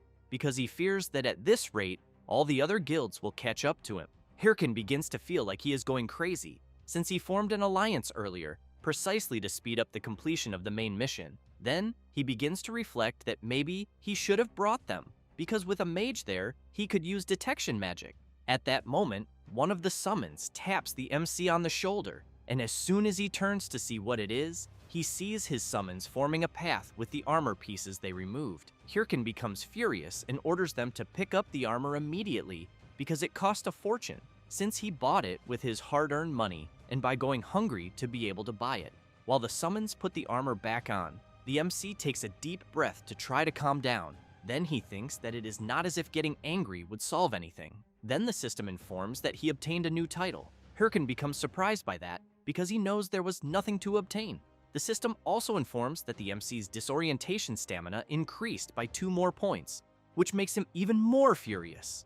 After that, and sometime later, Hirkan finally finds the boss room, and the boss walks toward the MC, asking who is daring to interrupt his sleep. Hirkan stays silent without answering anything, which makes the boss furious, saying that he will make him regret coming there. However, the MC does not care at all, and while telling the creature to shut the hell up, he lands a powerful punch right on target. The boss asks Hirkan to wait because he has not finished speaking yet, but again, the MC does not care and lands another punch telling the creature to shut up. And, while delivering several punches without stopping, he asks if it was the boss who made that damn map of the place. Then Hirkan becomes surprised when a dark energy begins forming in front of the creature, which then creates a massive explosion that throws the MC far away, and shouts telling him never to interrupt his speech again. Hirkan falls near his summons, and the boss asks how the MC dared to beat him, especially him who was a commander when he was alive. After saying that, he releases his power and orders the dead to rise. Then he laughs and asks what the MC thinks of his army, saying that he must be scared to death. Hirkan simply pretends that he does not care, which makes the creature even more furious, asking if he is not going to show any reaction. The MC replies that he thought he would use some awesome ability, but apparently he only summoned a bunch of trash. Therefore, Hirkan summons his own summons and says that he can also play this game. After saying that, he orders his summons to run over the army of trash in front of them. A few moments after the battle begins, the boss is in shock. And while he watches his army being easily destroyed by the MC's summons, he comments that this is impossible. Hirkan replies that it isn't, and explains that all of his little skeletons are simply replicating his own movements, and that, in other words, they learned the attacks of a former ranker-level warrior, and that, because of that, his summons are on a completely different level from the boss's army, which are just numbers. The boss becomes nervous and starts calling the MC arrogant, who in turn asks if the creature is alright. The MC's summons begin to advance and climb up the boss's leg, until he also notices that his own soldiers are doing the same, and soon shouts for them to retreat. But they do not listen. Hirkan explains that this is because the boss's army is irrational.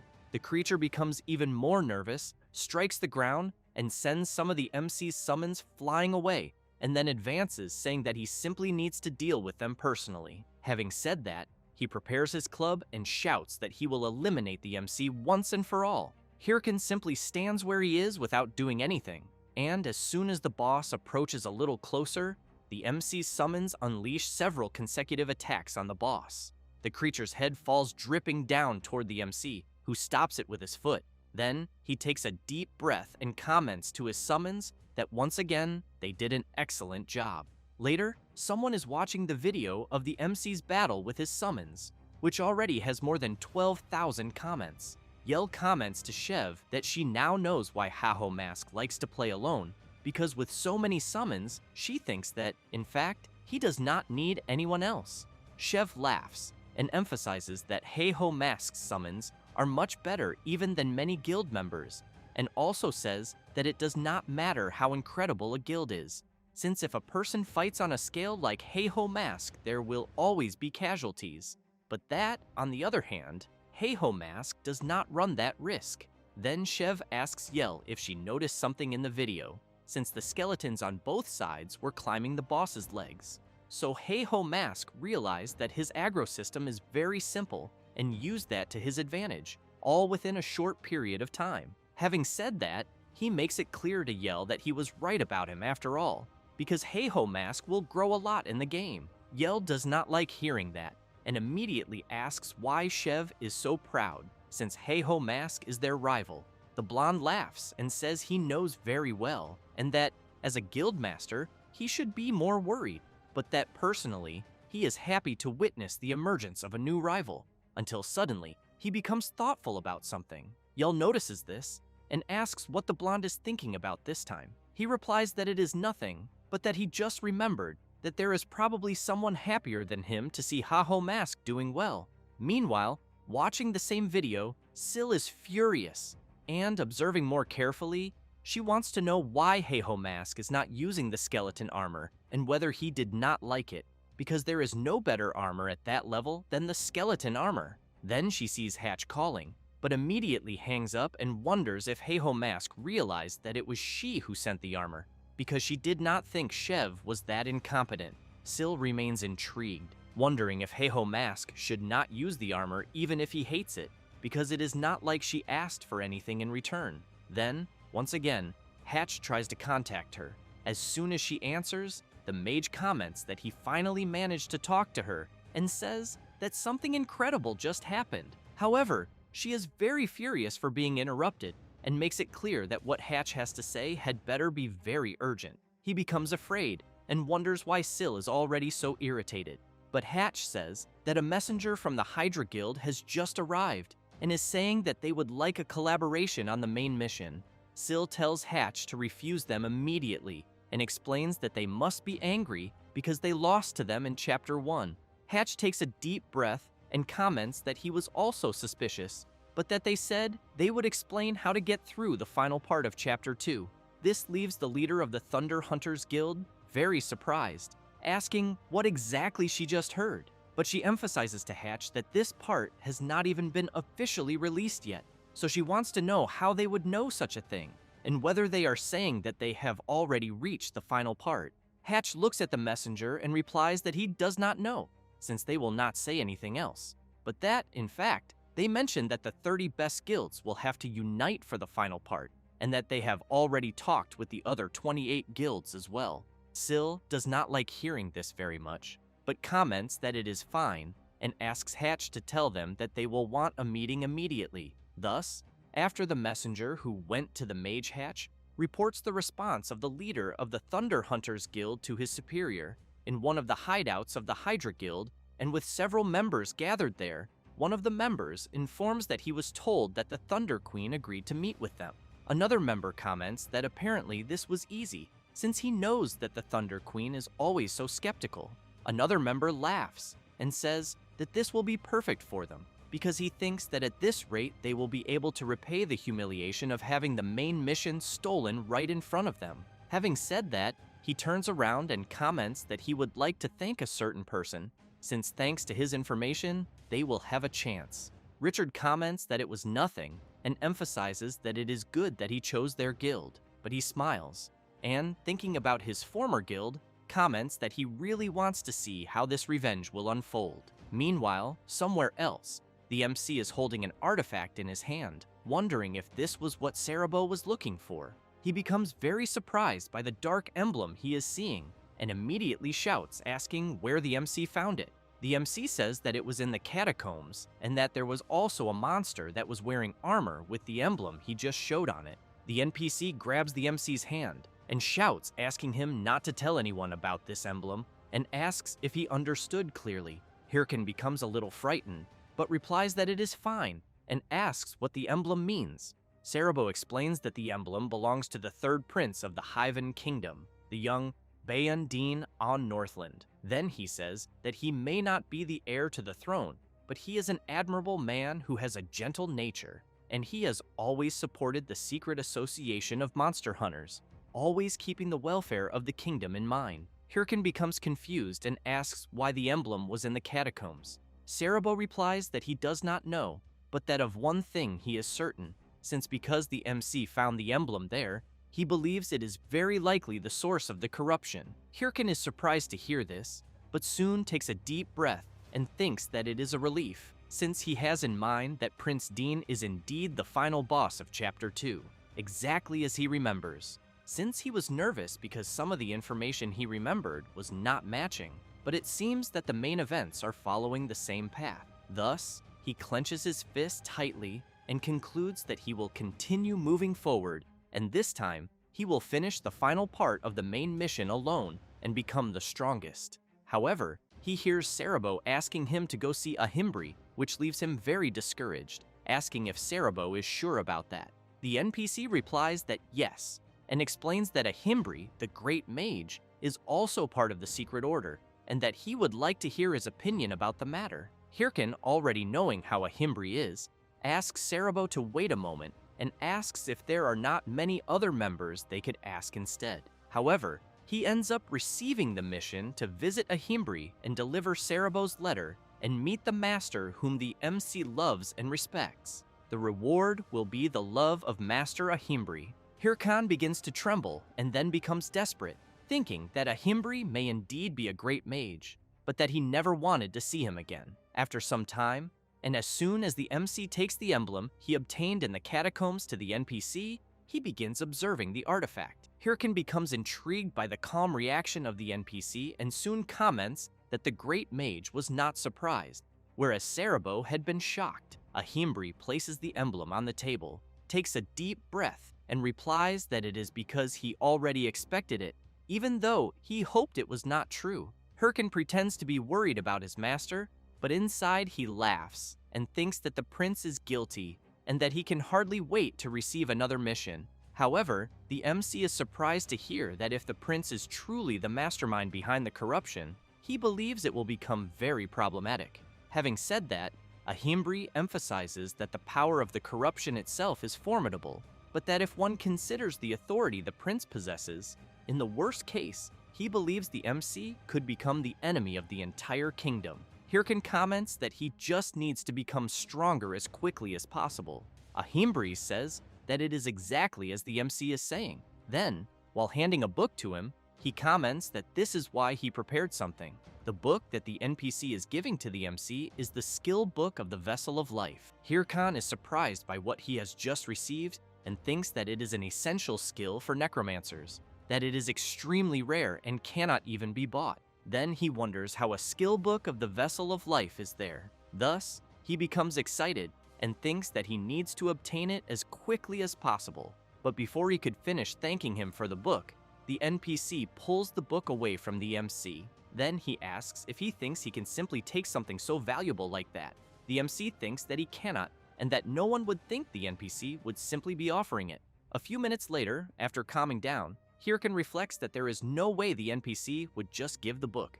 Then he asks what he will have to do this time, whether he will have to bow, bark, or do some other bizarre thing. But he soon becomes very surprised when he hears Ahimbri saying that it will cost 10 million gold. Hirkin asks if he heard correctly, since that amount is almost everything he has.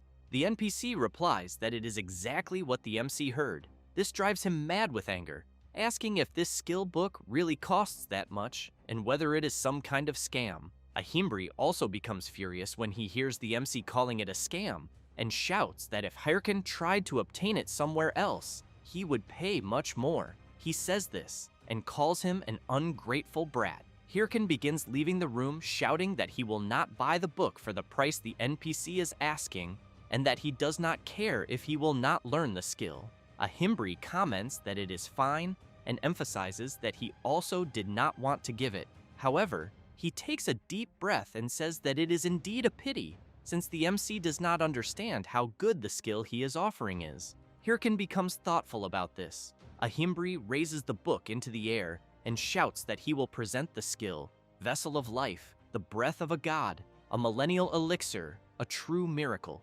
Thus, he says that even if the MC has only a single drop of blood left, he just needs to use it and he will revive instantly. Besides that, he says that the army of Prince Bayandine would not be a problem, since the MC could tank all of them alone, and that it is also a true opportunity for him to become the hero who saves the kingdom, being a skill that will make money and fame come on their own. After explaining this, Ahimbri shouts that this is what the Vessel of Life is, but makes it clear that the MC had said he would not need it.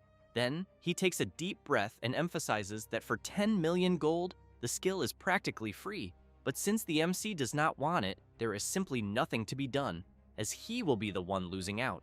Hirkin begins sweating cold, since he is trying to resist the NPC's plan. However, he drops to his knees on the ground and shouts that all he has are the 10 million gold. After buying it, Ahimbri, giving his evil laugh, thanks the MC for the purchase. The MC, completely devastated, tries to convince himself that he definitely did not fall for a scam, and that it was an absolutely necessary purchase, since he knows he would have had to buy it eventually in the final chapter. Then he thinks that now he just needs to gather the money he had again, since 10 million is nothing, and that by grinding for just 1 month without sleeping, he will recover it quickly. Until, while he is whining on the ground, someone makes a call and calls him Ha-Ho Mask. Hirkin thinks that he recognizes that voice, so he asks what Pitbull Singh wants with a call like that. He apologizes for the sudden call, but asks if he could help him hunt a black tree. Hirkin comments that he does not have time at the moment and that he will refuse, but he soon hears Singh saying that he will give all the mission rewards to him. Thus, he tries to disguise it by whistling and asks what the reward will be. Sing says that it is a very rare reward, a purification diagram. This leaves the MC very surprised to hear about the reward. Sing says that if the MC puts the item up for auction, he can set whatever price he wants, but since he is busy, he will ask someone else. However, Hirken, interested as always, says that he has always hated black trees and that he is going to smash some immediately. And as soon as he arrives at the location, he becomes nervous, since he sees the elves having fun and flattering Pitbull Sing as always. Then he thinks that he had forgotten the place would be like that. Sing, as soon as he sees that Heiho Mask has arrived, greets him. The MC loses his patience and punches Pitbull in the face and asks him to apologize immediately. Sing asks why Heiho Mask is angry. He starts shouting, saying that he was called for a mission while Sing is playing around with the elves. He replies that he was just enjoying some healthy leisure time, but the MC already tells him to shut up and just explain the mission. After sitting by the edge of the lake, Sing says that recently, at the request of a nearby elven tribe, he went to hunt a black tree. Sing explains that the creature was quite strong, but not impossible. But then, something happened. An arrow was fired and hit the black tree hard, creating a huge explosion. Some guys appeared asking who had given Sing permission to hunt there, since from that moment on the forest belonged to them, the Big Smile Guild. Thinking about the guild, Sing comments that he knows when a guild occupies a territory, they gain priority in hunting, but he wanted to know if interfering with an ongoing hunt was not going too far. One of the members became a little embarrassed and said that then they would have no other choice. Having said that, he started laughing like a madman and made it clear that they would just have to destroy all the elven villages in the region, since he heard that Pitbull likes elves. Sing continues saying that he kept listening to the guild members talk a lot of nonsense and even became angry, but in the end, he retreated because a top 30 guild really can do what it says. Thus, he says that afterward he formally asked for permission to hunt, but they refused, and he thinks they were probably laughing at him. Having said that, he emphasizes that this is exactly why he called the MC there, because he thinks that if he borrows his reputation, they might reconsider. Hirken lowers his head, starts laughing, and asks if Big Smile is occupying the forest where the black tree is. Sing replies that yes, but asks what is so funny for him to be laughing. Hirken says that he'd already found the Big Smile Guild quite annoying before, but now he will have a justification. Thus, he makes it clear to Pitbull that he will help him. Meanwhile, some members of Big Smile are in the middle of the forest, and one of them comments that he is bored and wonders if that Pitbull will appear. His partner replies that apparently he is addicted to messing with Sing. He laughs, says that yes, and emphasizes that he loves seeing how Sing begs, until suddenly he takes a punch right in the middle of his face and is thrown violently backward. The other members ask who just appeared there and how he dares. Hirken calls them all brats and says that he is in a bad mood because he has no money. Meanwhile, Sing puts his hand on his face, unable to believe the kind of approach Heiho Mask used, who then starts cracking his knuckles and says that he will give the Big Smile members 10 seconds to hand over all their money or he will start beating everyone up. A few minutes later, Sing calls out to Masked Heiho and asks if he is sure about what he is doing. Hirken looks back and asks what he means by that, and while picking up the war watches from the defeated members of Big Smile, he comments that he thinks it is too late for that now. Sing says he has a point, and that he not only fought Big Smile, but even took their war watches. With that said, he emphasizes that their guild will hunt him down. The MC, thinking about more war watches, smiles, and says that will be even better, because then he will be able to get a few more watches.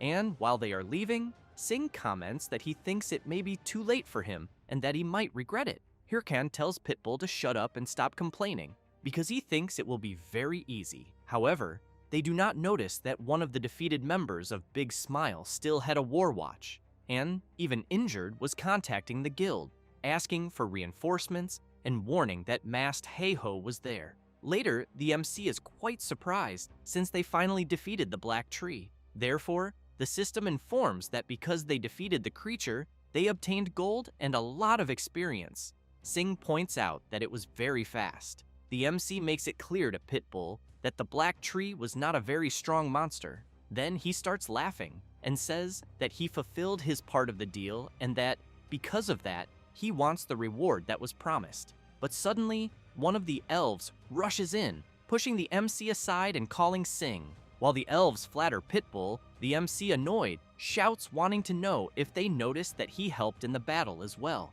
However, one of them asks what that has to do with anything and calls him a disgusting human.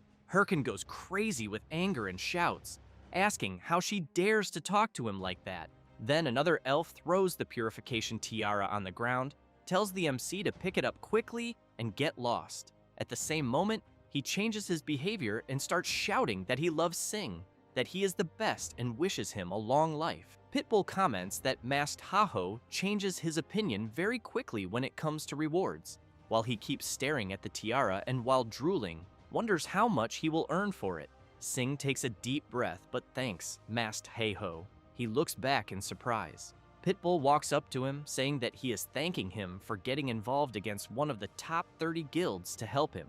With that said, he extends his hand and emphasizes that without him, he thinks he would never have managed to finish the mission and, once again, thanks him for the help. Hirkin watches Pitbull say all that, but soon laughs, slaps his hand, and says that he thought he did not like those cliches. Then he stands up and comments that if the big guy is so happy, he should send more money. Saying that, while leaving, he says he is getting out of there. One of the elves asks Sing if Masked Haho was not the friend he argued with before. Sing replies that they are not friends, but that yes, he is also happy. While walking through the forest, the MC thinks that this was great, because now he has many war watches and a purification tiara, and because of that, he knows he does not need to worry about money for a while, until he becomes confused when he sees Pitbull Sing calling. As soon as he answers, he asks what it is, but is surprised when he hears several screams. Sing tries to warn Masked Haho, asking him not to come back, but someone interrupts, tells him to shut up, and emphasizes that he had told Sing that they would not let him live unless he called Masked Haho. Hirkin becomes nervous, wanting to know what the hell is going on. Then a guy greets Masked Haho, apologizes, but emphasizes that he will have to come there, and that he better hurry if he wants to save his friend. Hirkin does not think twice and immediately runs to help Sing. Meanwhile, Pitbull is taking a punch to the face, a kick to the stomach, and is thrown hard onto the ground. The elves are all tied up and shout worried about Sing. He lies on the ground without saying anything. Apollo comments that he is indeed a loyal friend, since even after all of this, he still refuses to beg Masked Haho for help. Sing tries to stand up and says that in the end, the fault for what is happening is his, and because of that, Apollo should keep his promise and not do anything against Masked Haho. The fat guy becomes furious, walks up to Sing, and lands a kick right in the middle of his face. Then he shouts that he will do whatever he wants, and that Sing should not dare to order him around. Saying that, he stomps on Sing again with full force, and while calling him a piece of shit, he prepares another kick. But the MC suddenly appears behind the fat guy, about to deliver an attack. Apollo, noticing this, turns around in shock. But just as Hirkan launches his attack, Sing steps in front and blocks the blow. The MC looks at Pitbull in surprise, trying to understand what he is doing. As he steps back, he asks what the hell Sing is thinking. In great pain, Sing asks Masked Haho to just leave, and says that it is nothing, since he can deal with what is happening on his own. Hirkan becomes confused, trying to understand what is going on. Then Apollo shouts at him and says that he always knew Masked Haho's abilities were overrated. Hirkan is surprised since he now recognizes the person standing there. The fat guy, while walking forward, says that the MC apparently realized who he is. Then he introduces himself and says he is Apollo, but that he is now an executive of the Big Smile Guild. Hirkan wonders why the fat guy joined Big Smile, so he asks what exactly is happening there. Apollo replies that it is nothing special. Then he kicks Sing's leg and says that the MC's friend is dealing with the consequences of his actions. Apollo grabs Pitbull's hair and comments that he was told the two of them would have to pay for defeating the members of Big Smile, and he volunteered to take the beating alone, since he said that it happened because he asked the MC for a favor. Hirkan becomes furious when he hears that. Apollo laughs and comments that apparently Masked Haho does not look very happy, so he asks if he wants to save his friend. but makes it clear that it will only be possible if Masked Heiho takes the beating in his place.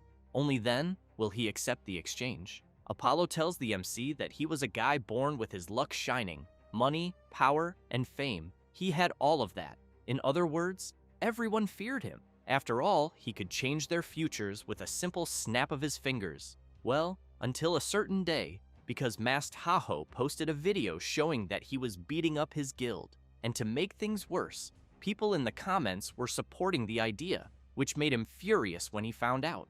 And because of a single video that Masked Heiho posted, everyone started mocking him. Therefore, after saying that, Apollo points his finger at the MC and shouts that it was then that he made a promise to himself, that he would make him pay for the humiliation he made him suffer. Hirkan becomes serious and asks if the fat guy even managed to get a hostage. Apollo places his foot on Sing and replies that since the MC would not give in, he had no choice but to exploit his weakness, and that it indeed seems he is very close to Sing, since he came running there as soon as he called him. With that said, he lands another kick on Sing's face and emphasizes that if Masked Heiho does not want to, he has another toy to play with. Hirkan listens to the members of Big Smile laughing about it and thinks that, to be honest with himself, it probably makes more sense not to get involved in this fight, because it is not like he is close to Sing, since he knows that if he tries to rescue him, it will only increase his value as a hostage,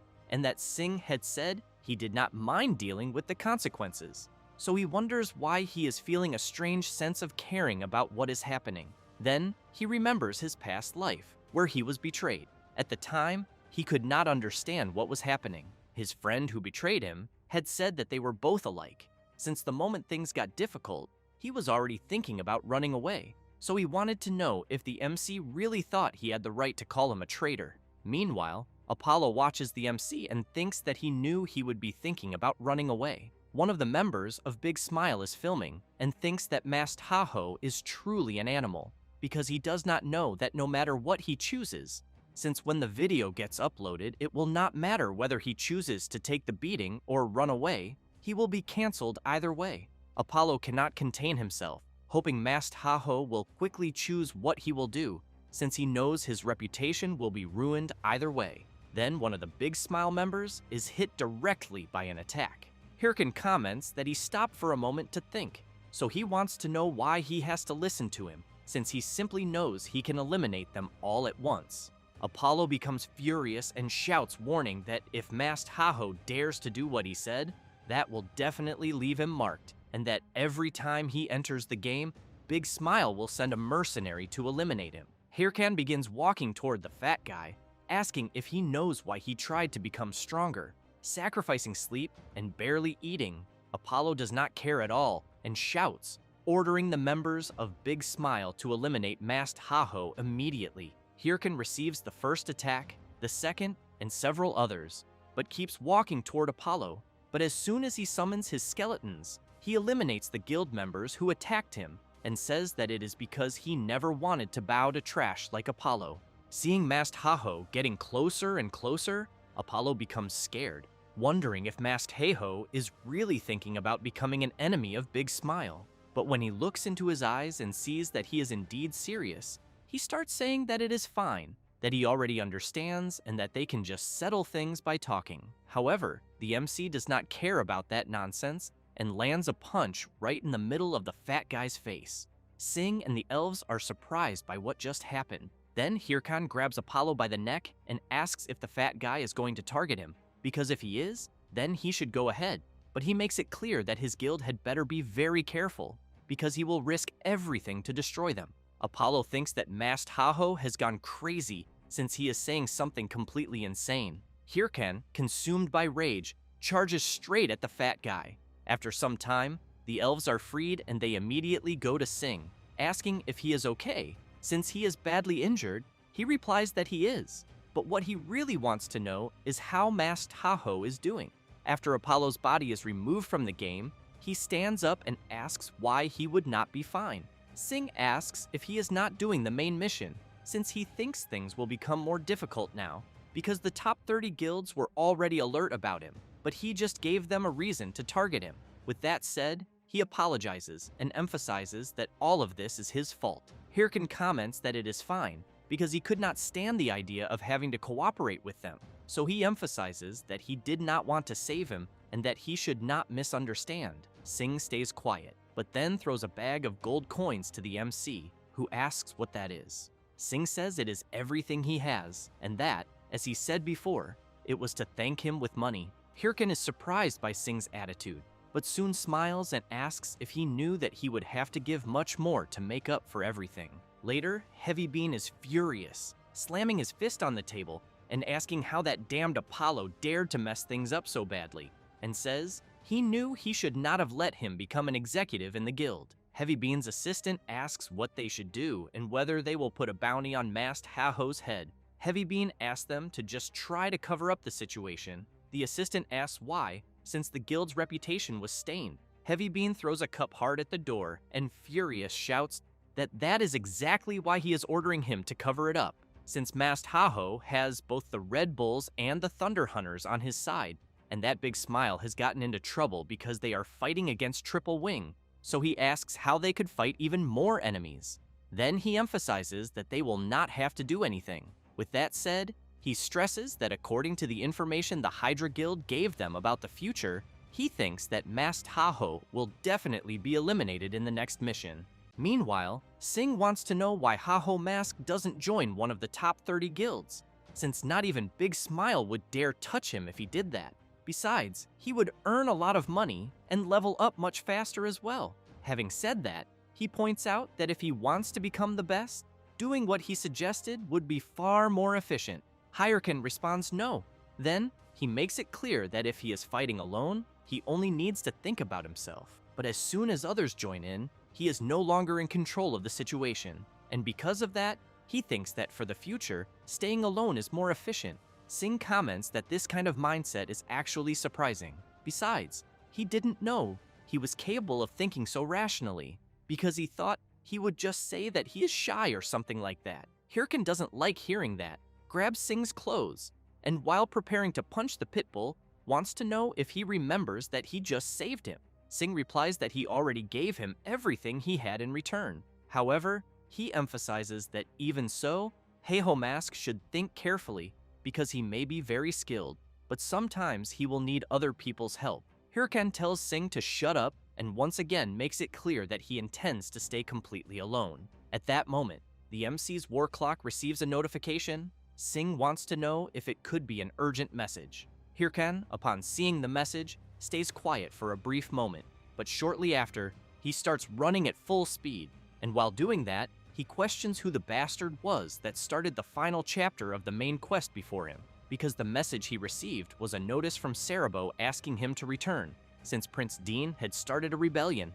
After that, and later, at Huvan Castle, Cerebro is in a frantic battle, but after dodging the attack, he counterattacks his opponent and cuts off one of the creature's arms, which is thrown far away. Cerebro becomes intrigued, thinking that he already feared this. But after carefully looking at the things in front of him, he concludes that they are truly no longer human.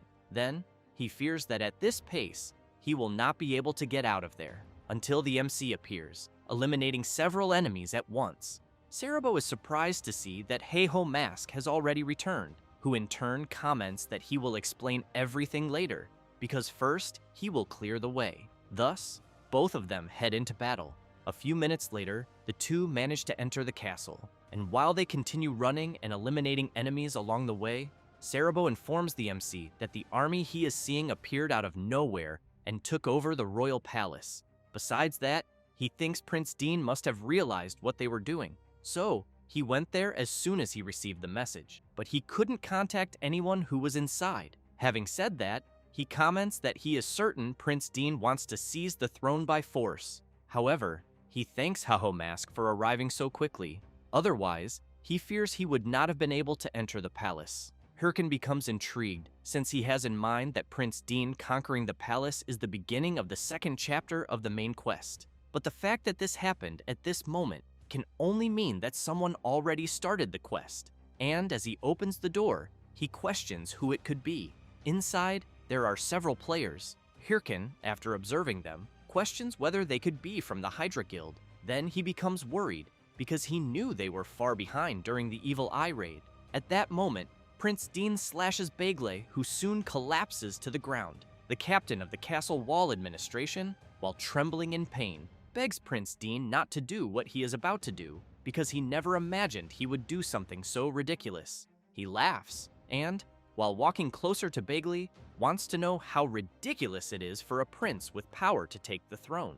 And as soon as he kneels down, he emphasizes that the fact he was the third son eliminated his chances. Then, he wants to know if no matter how hard he tries, it still doesn't matter. Afterward, he asks Begley not to worry, because he will make sure the world that fails to recognize talent is destroyed soon.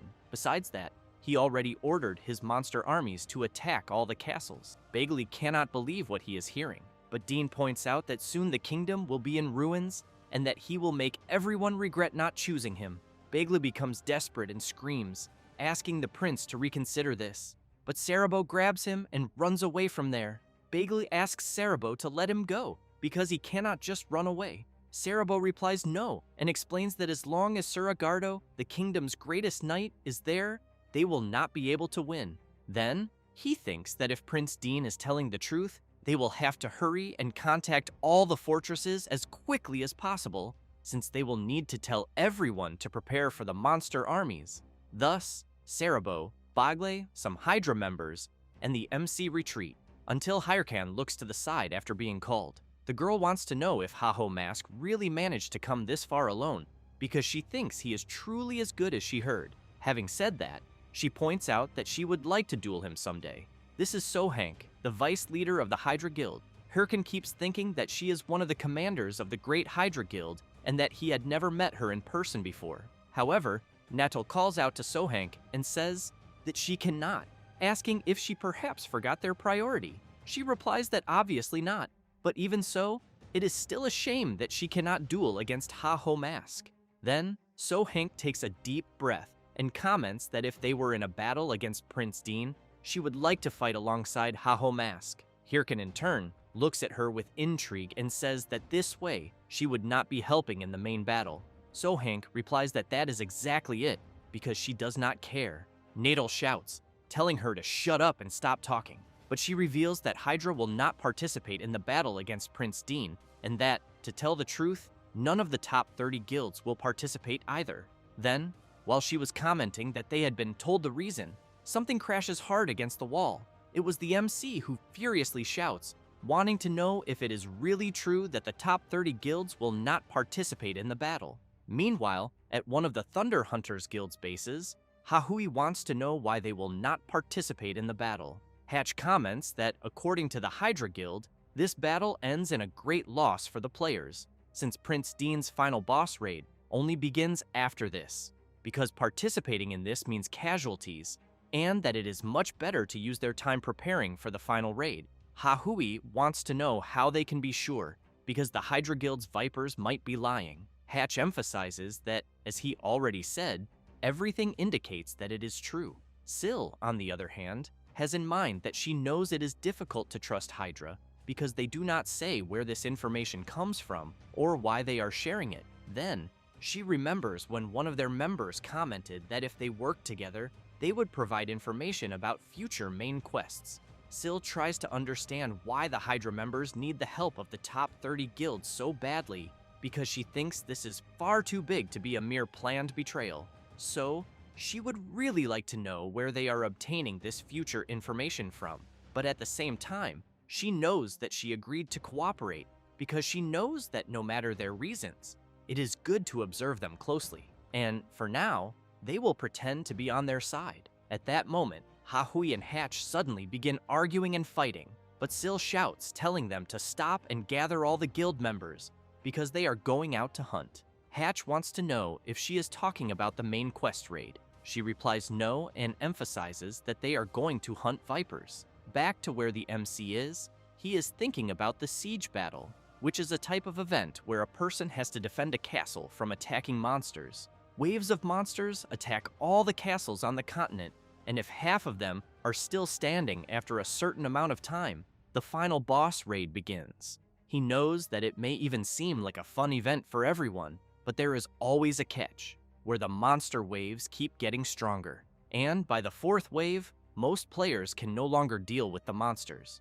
Because of this, in the past, these events could only be won with all the top 30 guilds participating. Thus, he once again asks Sohank why the top 30 guilds are staying out of it and whether everyone wants to be eliminated. She becomes confused and comments that she does not know why Haho Mask is angry and taking out his fury on her. Hirkan becomes even more furious and tries to punch Sohank, but she blocks his attack. Afterward, she laughs and comments that since he attacked first, now they can finally fight. He replies that she can try. Having said that, both of them begin exchanging countless blows against each other until they distance themselves, and Sohank comments that this is wonderful since she has been so frustrated from not being able to fight much because of a certain prophet. Hirkan becomes intrigued upon hearing this and questions what she is talking about. However, Sohank releases her power and asks Haho Mask to continue having fun with her. Having said that, she begins activating something on her war clock. Then, a system notification appears between the two of them, informing them that the siege battle has begun and that all castles will be attacked by monsters, and that everyone should prepare for the invasion. Natal is completely shocked when he sees the remaining battle time. Thus, he runs toward Sohank and shouts that they need to leave because they are extremely late. She takes a deep breath, agrees with him, but emphasizes that this had to happen right when things were getting interesting. Having said that, she says goodbye to Haho Mask and comments that she will eagerly await their real battle. But before leaving, she turns around and warns him not to worry too much about the siege battle because the prophet said that this does not change the future. After the Hydra Guild members leave, the MC becomes intrigued, wanting to know who the hell this prophet is and why the future will not change. Sometime later, someone is announcing that the top 30 Guild Alliance declared that they will not participate in the siege battle, in which the Triple Wing Guild, Thunder Hunters, and Big Smile already made it clear that they will not get involved. Meanwhile, in one of the attacked castles, the battle is already extremely chaotic. Shane, the Alliance representative of Tsuryu Castle's siege battle, shouts for the tanks to retreat because the second wave is already approaching. Then one of the warriors comments that apparently it seems they are almost finished, and that somehow the siege battle they are having will be easy to win. Shane replies yes, and that it really seems so. He says that, but deep inside he is celebrating a lot. Besides that, he is very happy that he returned to the beginner castle as soon as he heard the top 30 guilds would not participate. Then, they appointed him representative just because his level is slightly above average, and now he can just sit back and watch the XP and money come in. So, he thinks that he is very grateful to the top 30 for this easy victory. However, a few minutes later, he is completely terrified, wanting to know how the battle reached such a point, since he is seeing Black Lamius and Tailless Dragons, in addition to an entire wave of bosses. Then, a soldier shouts that they will not have enough time, since the final gate is about to be destroyed, and because of that, he wants to know what Shane's orders are. Shane, in turn, is completely devastated, thinking that they will not be able to win. The soldier starts saying that Shane will manage, and points out that they were doing well until now, and that they can hold out until reinforcements from other castles arrive. Shane agrees, and comments that it is too late to give up. But as soon as he finishes saying that, his partner is eliminated by the bite of a gigantic dragon, and he cannot believe what just happened.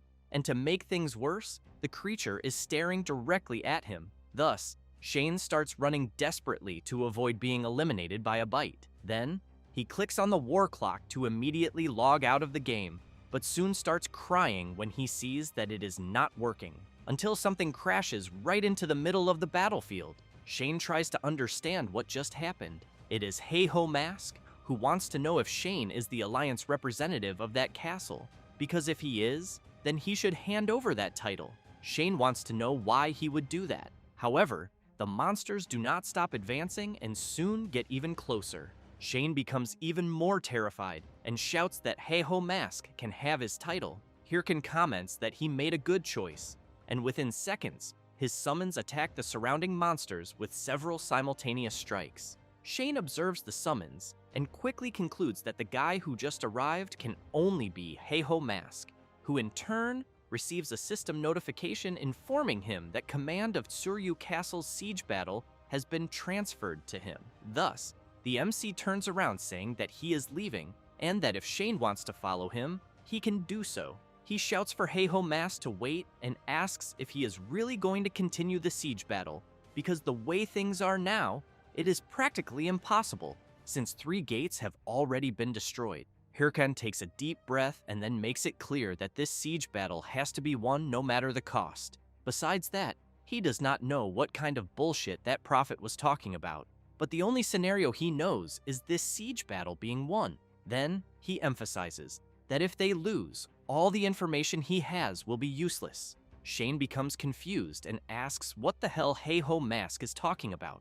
While Hirkan comments that he will use every means necessary, someone arrives at the battle. It is Git, who immediately comments that there are a lot of monsters and asks the person beside him if he will be okay.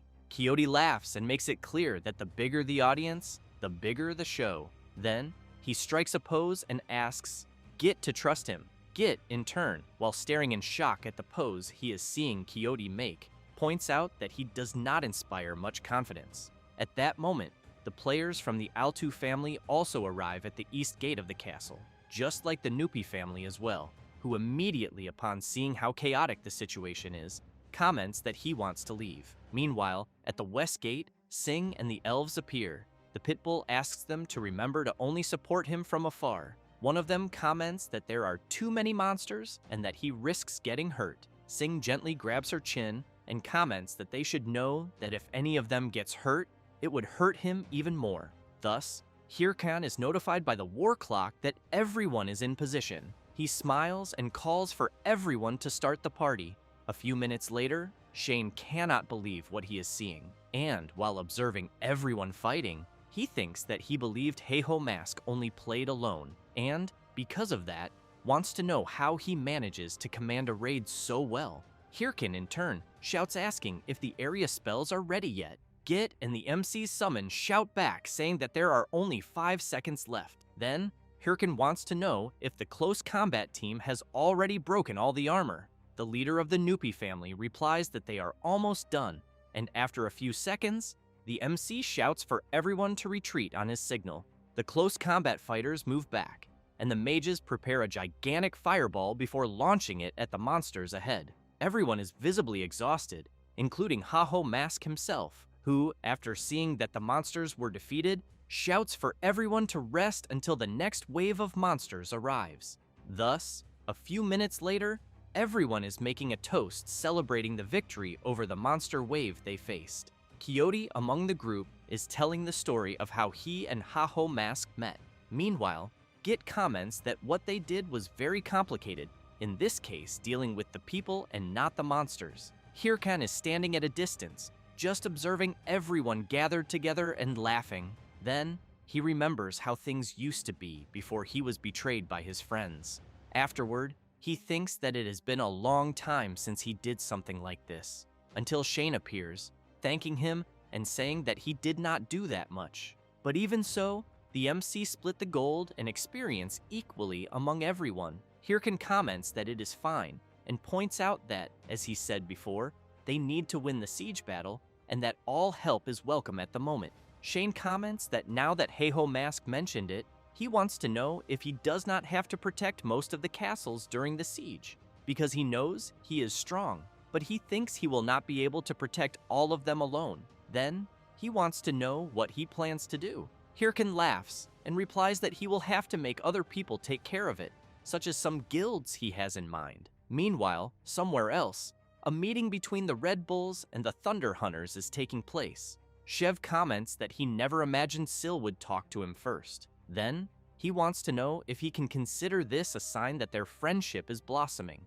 The Thunder Hunters' leader tells Shev to shut up and says that she did not call him there for small talk. Having said that, she wants to know if he only agreed not to participate in the ongoing siege, so he could keep an eye on Hydra. He laughs and comments that apparently nothing escapes her notice. Thus, Syl comments that then He must have also noticed that suspicious guy who has been frequently meeting with Hydra executives lately, and that apparently he seems to be the so-called prophet everyone has been talking about, since, judging by his equipment, she thinks he is definitely a ranker, but emphasizes that she has never seen him before. Chev comments that someone at the level of a guy claiming to be a prophet should be very well known. Sil agrees with that, but points out that in fact, she has already seen someone like that before. Someone who was at least a ranker, but who was a complete stranger to her. And that person came looking for her, wanting to know if she wanted him to eliminate Heiho Mask for her. Chev comments that this sounds very familiar. The Thunder Hunters leader thinks the same, but wants to know if they are after Heiho Mask again, because she thinks that if the top 30 guilds do not participate in the siege, individual players will have a much harder time. However, Sil asks Chev to forget about that and asks who he thinks is the person behind all of this. He becomes thoughtful, then smiles, and says that when it comes to Warlord's main quests, it is impossible to predict what will happen, because the main quest scenario is created in real time by an AI based on the user's actions. Having said that, he emphasizes that if someone knew what was going to happen, it would have to be someone in a position to control the AI, such as the game operator, Toby Gwyn. But Chev points out that this would be an absurd theory, although it does not hurt to be careful. Sil comments that in a way, Chev is right. Hatch, upon hearing that, takes a deep breath and thinks that he was so afraid that his leader would want to get involved in this mess just because Heiho Mask is involved. However, Sil ends up seeing that the MC just posted a video. Chev laughs and asks if she perhaps has an alert for when that happens. Sil, slightly embarrassed, tells Chev to shut the hell up. As for the video itself, Heiho Mask introduces himself and says that the reason he is posting the video is to recruit volunteers, which leaves both the Red Bulls leader and the Thunder Hunters leader very surprised upon hearing this, since they know that Heiho Mask only plays alone. He, in turn, explains that with the siege underway, the security where he is has become very loose, and there are some miserable people targeting other users instead of the monsters or hoarding potions to sell at absurd prices. Having said that, he points out that it is already difficult enough to deal with these monster hordes, but that those game users he mentioned are even worse. Because of this, even if people do not want to participate in the siege battle, they should know that he is looking for people to maintain order. The guy recording the video wants to know if he will receive any reward for being a volunteer.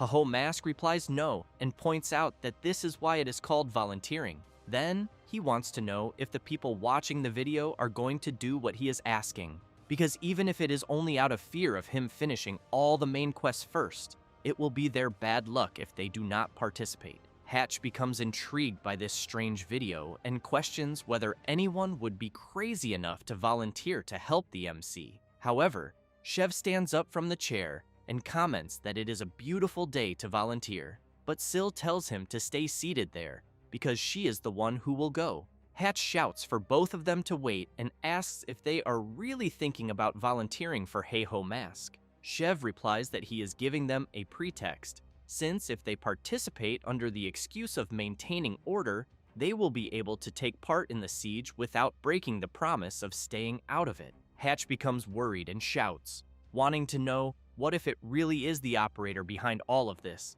Sil becomes serious and asks him since when the Thunder Hunters Guild cares about what other people think. Having said that, she makes it clear that she does not care whether the operator is involved or not, because all they want is to become the best through their own merit. Thus, she calls everyone to participate in the siege battle, which drives Hatch crazy, thinking that he feared this would happen somehow.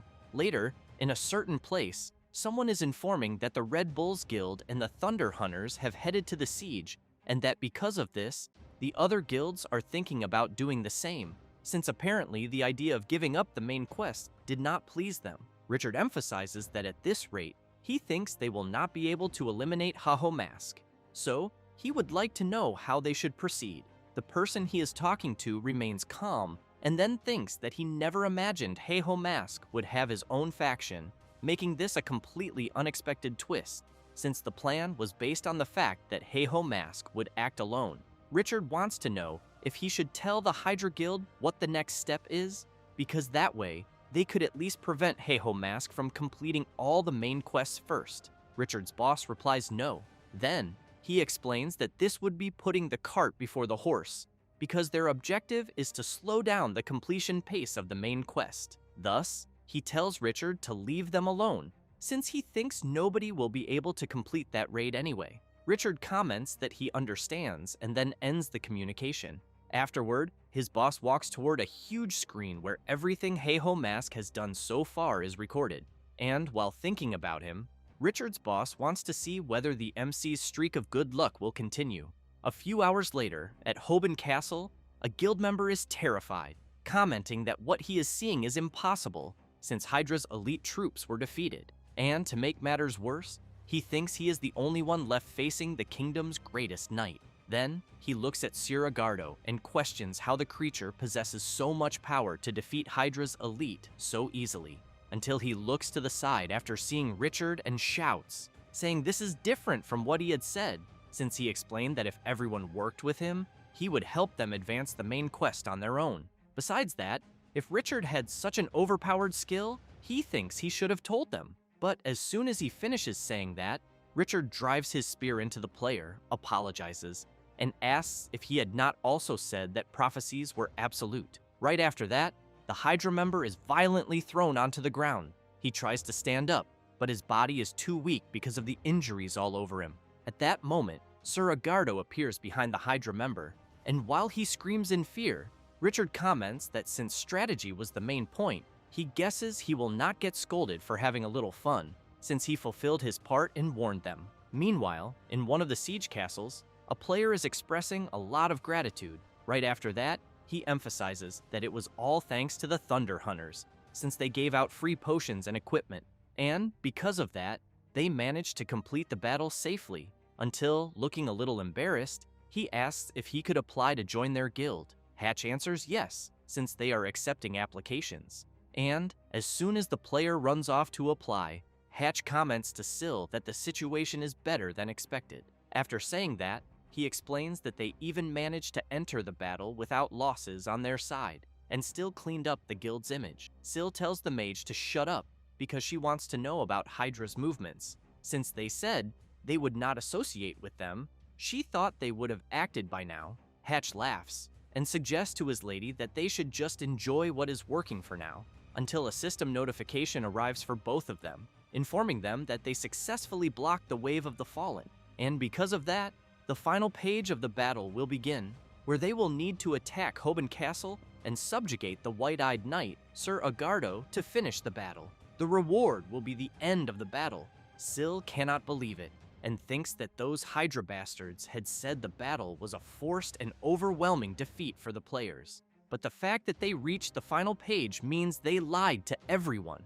At that moment, Hahui arrives by kicking Hatch in the face and calling for her lady. The mage becomes furious and shouts, wanting to know why she did that. But Hahui could not care less about him and informs them that the Hydra Guild was annihilated, which leaves everyone very surprised by the news. Right after that, the Thunder Princess explains that those guys already seemed to know about Siragardo's invasion, and while they were participating in the battle, they tried to invade, but ended up being massacred by the knight alone. Hatch asks if that is even possible, because he believes Hydra should have been fully prepared. Hahui does not know what to answer until the MC suddenly appears, commenting that Knight Agardo can only be defeated with a special method. After saying that, he calls for the Thunder Queen, who becomes very surprised upon seeing that it is the Heiho Mask. He comments that he has a suggestion for her and Shev regarding the invasion of Siragardo. After that, a few hours pass, and at the entrance of Hoban Castle, several players are already prepared to invade, until the system informs them that the Triple Wing Guild failed to subjugate Siragardo, and because of that, the battlefield will be restored. One player comments that he did not expect even Triple Wing to fail. Meanwhile, another says he watched their broadcast and that they bombarded the knight with every type of attack, but the knight did not even receive a single scratch. And while another player is logged out of the game, the Heiho Mask, Syl, and Shev arrive at the location, which leaves several other players surprised, since the Thunder Hunters Guild, the Red Bulls, and even the Heiho Mask himself have just arrived. and as soon as they stand before the gate entrance, most of the players want to know why they are together, and upon seeing all of them entering together, they comment that this is the ultimate alliance. Hirkan tells them to prepare themselves, and Sil comments that, as agreed, they will hold the rear line.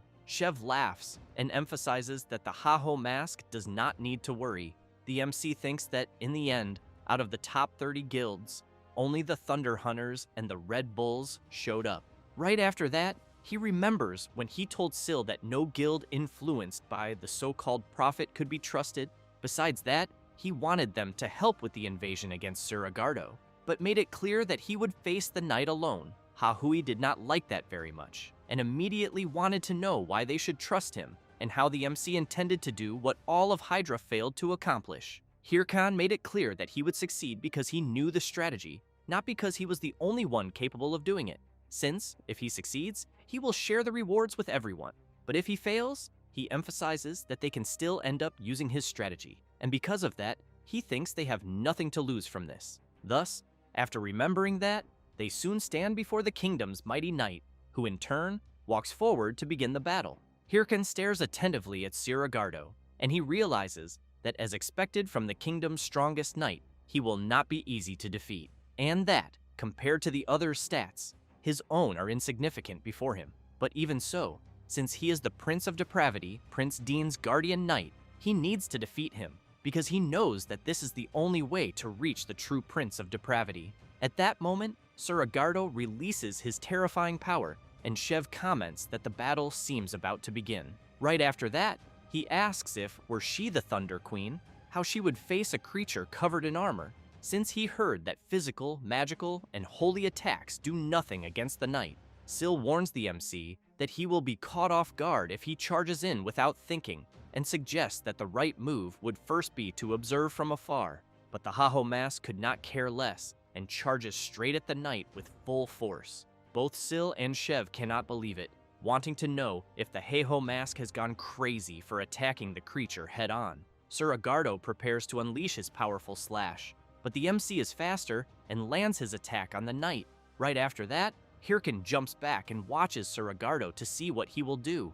Hahui calls for Hatch and asks if the Haho mask actually managed to land the attack. The mage says that somehow the MC managed to slash the knight's shoulder while he was preparing his attack, but he thinks physical attacks should not have any effect on the knight's armor. However, on the shoulder where the MC landed the attack, a wound opens up. The knight's arm falls limp because of it, which leaves everyone surprised, wanting to know if it really worked. Hirkan comments to the knight that, apparently, he enjoyed himself quite a lot with the body he is using, but emphasizes that everything will end there. After saying that, the MC points his sword forward and makes it clear to the knight that the next attack is going to hurt a little. Meanwhile, outside the castle, some players are surprised, since they are watching a live broadcast of what is happening inside. Other players, also watching the broadcast, want to know how the Haho mask managed to deal damage, since none of the other guilds together managed to remove even a single point of the knight's health.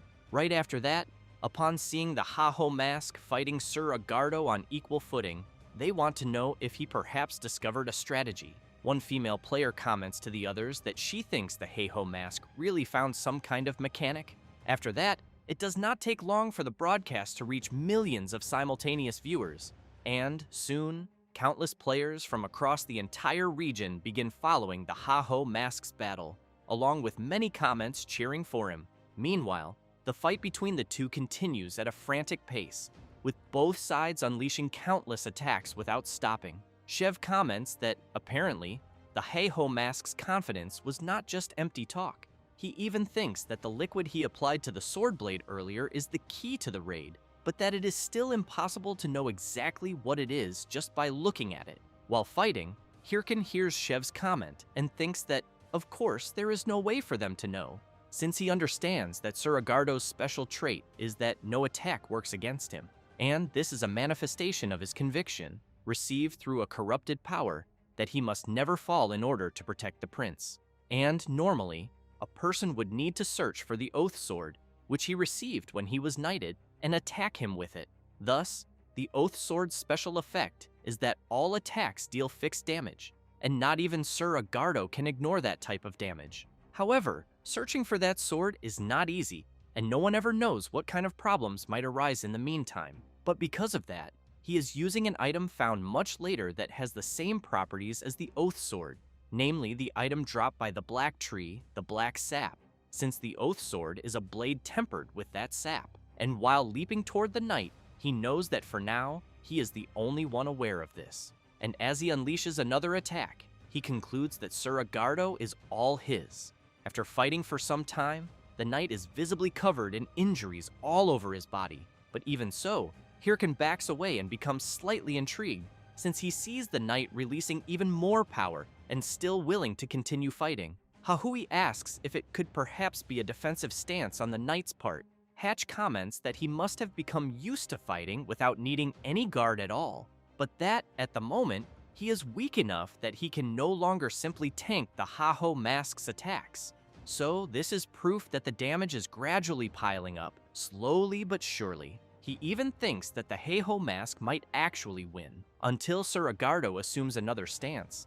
And the MC, while preparing himself, thinks that what he is seeing is not exactly a good sign, because he believes that the fact the knight has taken a defensive stance means there are fewer openings to attack.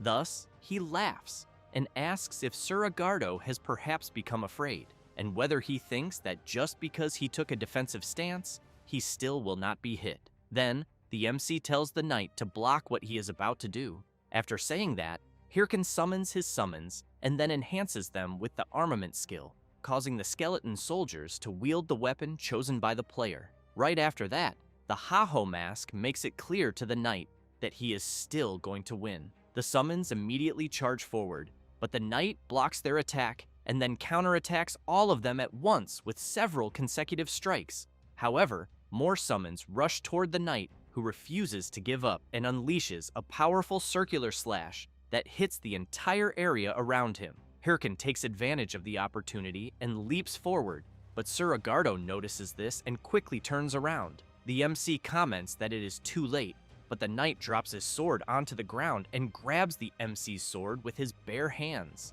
While Sir Agardo's sword falls far away, Hirken becomes very surprised by what happened, since the creature gave up its own sword just to grab his and block the attack.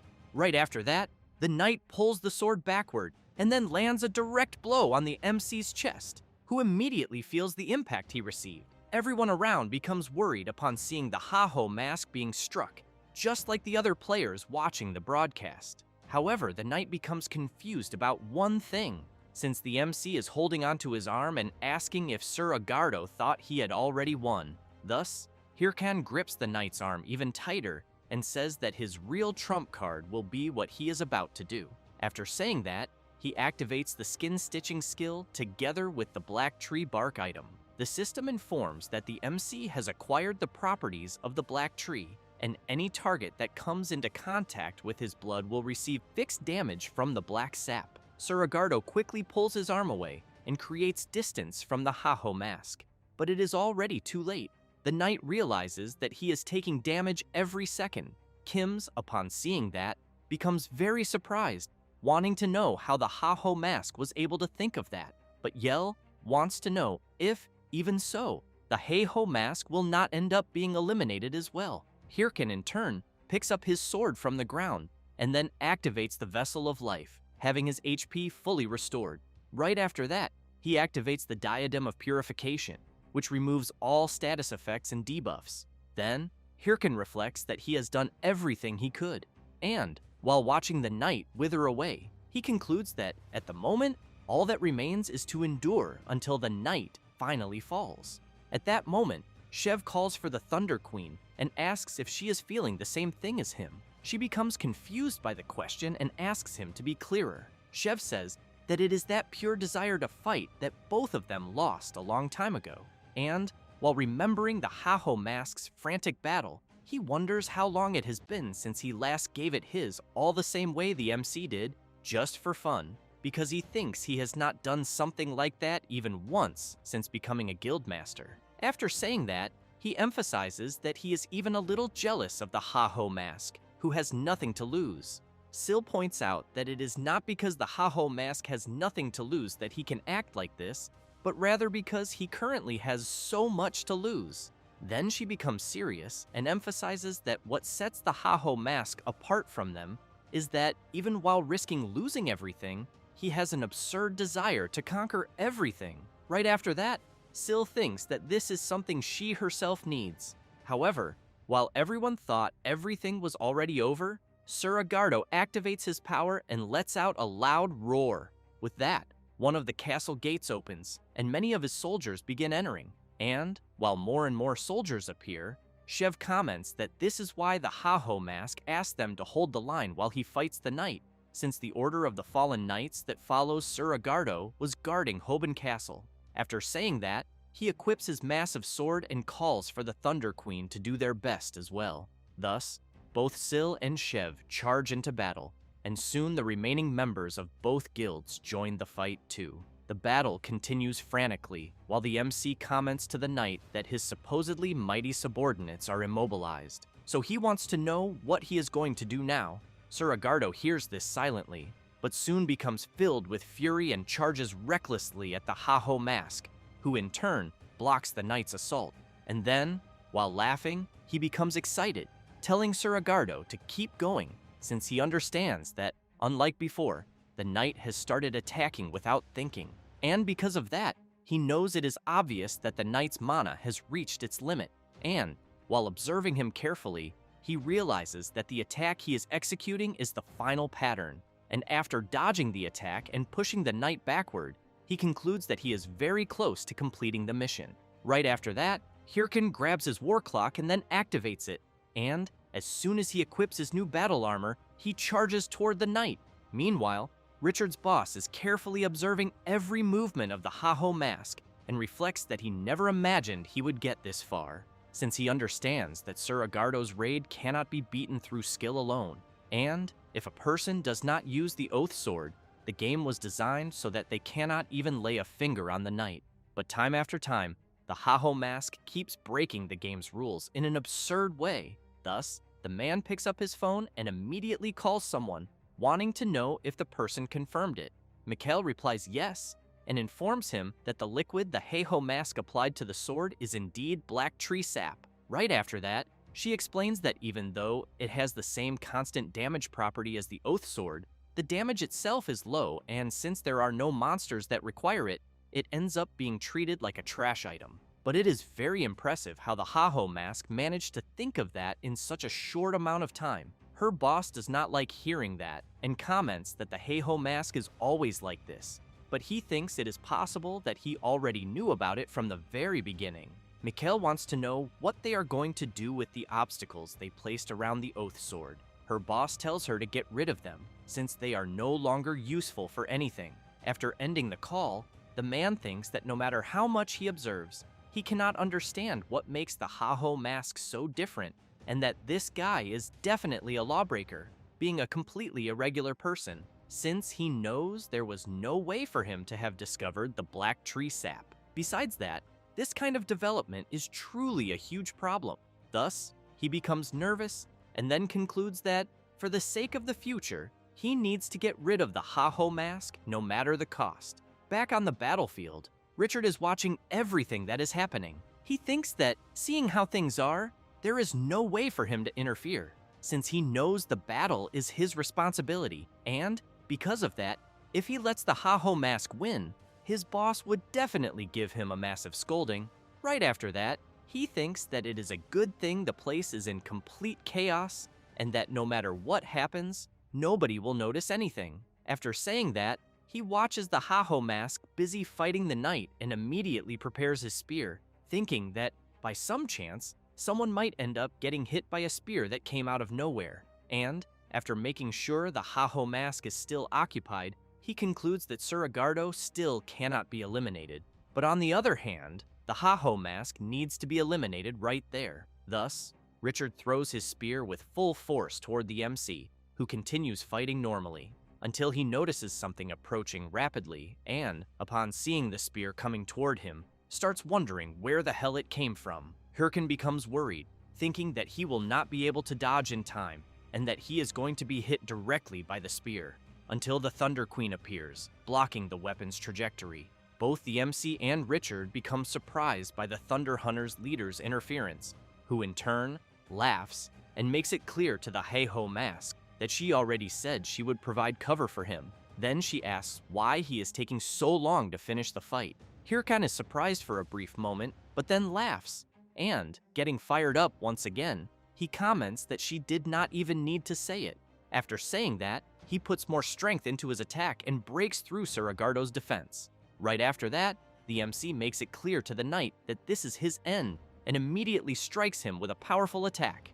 Everyone around them, as well as the players watching the broadcast, cannot believe that the Heiho mask managed to land such a powerful blow. The knight raises his arm, and the MC finds that strange. But Suragardo comments that he could not stop him, but that he who surpassed him might be able to. After saying that, the knight begs the Heiho mask to stop Prince Dean and save their kingdom. The MC tells Suragardo not to worry and promises that he will do what he asked. Thus, the knight soldiers disappear, and the players want to know if everything has finally ended. Chev removes his helmet and breathes in relief. Right after that, he looks at the Heiho mask and comments that he truly lives up to his nickname. After that, the very next day, there are already several comments on the game forum, with some saying that Suragardo's raid marked a new era in Warlord and that Heiho mask's leadership became clear after the battle. Not to mention that the video of the fight's broadcast has an absurd number of views. Meanwhile, the MC, while at his house, is very excited about the comments he is seeing. Then, he starts shouting, saying that he knew being the first to finish the main quest would bring an absurd viewership, and that this has nothing to do with copying someone else's raid. On top of that, the rewards he obtained were also absurd. After all, he gained an insane title that increases all attributes by a fixed percentage, as well as Suragardo's armor, which is probably worth a fortune. Not to mention that he managed to sell 3 million tickets, even though it was his first time doing a paid live stream. And above all, he managed to secure the original future, where the players win the battle. The MC stands up and reflects that all the effort he had to put in was really worth it, until, out of nowhere, he gets hit by a ball right in the middle of his face. And as he falls to the ground, 2 children appear, apologizing and asking the MC to return the ball. However, he reflects that, now that he stopped to think about it, he was attacked in exactly the same way during the raid. On top of that, he knows he ended up receiving way too much help from others in the raid he did, since he had decided to become the strongest using only his own abilities. But even so, he still had to receive help. But while he keeps shouting, wanting to know why he had to receive help from Syl of the Thunderous Hunters, the children continue asking him to return the ball. Hirkan picks up the ball and gives off a very terrifying aura in front of the children. Then, he reflects that he is starting to think there are people trying to get in his way just because he is doing too well. So, he kicks the ball with all his strength into the sky and shouts, saying that this does not mean he will lower his head and give up, and that anyone who wants to get in his way can try to stop him if they can, but he will keep getting faster and faster so they will not be able to keep up with him. The children run off after the ball. At that moment, the MC hears his phone ringing, and when he sees what it is about, he is very surprised, wanting to know what is going on. Meanwhile, Syl is reflecting on the battle she had, and that Heiho mask shed blood, sweat, and tears in a desperate, breathtaking battle. And, in the heat of battle, without realizing it, her eyes were drawn to a certain thing, because at that exact moment, she noticed something. She had seen an attack that was clearly heading toward Heiho mask. So, she tried to look for the culprit after blocking it, but both the culprit and the spear he had thrown had disappeared, and the only thing that remained was that the culprit uses a spear. Then, Syl also remembers that she heard that the prophet the Hydra Guild is hunting was also from a class that uses a spear, and because of that, she thinks there is a high chance that this so-called prophet and the person who attacked Heiho mask are the same person. After all, on the surface, it looked like they were only aiming for Heiho mask, but they betrayed Hydra, and there was also a certain suspicious group that stole her guild's prey as well. On top of that, that same group spread misinformation to throw all the guilds into chaos and hindered the progress of the main mission. So, she questions who the hell these people are and why they are doing this. At that moment, Hatch and Hahui call for the leader of the Thunderous Hunters. Then, the Thunder Princess informs her that the preparations are complete and that they will gather everyone. Hatch also says that the broadcast is ready. Sil replies that it is fine and thinks that she is certain their paths will cross, and eventually, they will find out, because she will not stand still while Heiho Mask surpasses her, since she will go beyond and surpass him. As soon as she steps outside the tent, Sil announces that, from that moment on, following the corrupt count, the Thunder Hunters Guild will aim for the first victory against the boss of the second chapter of the main mission, the Prince of Depravity. While some members get excited after hearing this, Hatch thinks this is madness, since it has not even been that long since Sir Agardo was defeated. Sil calls everyone to move out, since they will prove once again that the Thunder Hunters are the strongest. A few hours later, on Mount Patagonia, at the final castle, the Thunder Hunters arrive at the location, and as soon as they enter the castle, a man laughs, welcomes them, and asks if the guild is there to try to stop him. This is the Prince of Depravity, the final boss of Chapter 2 of the main mission. Some members of the Thunder Hunters get scared, wanting to know if the person standing before them is really the final boss.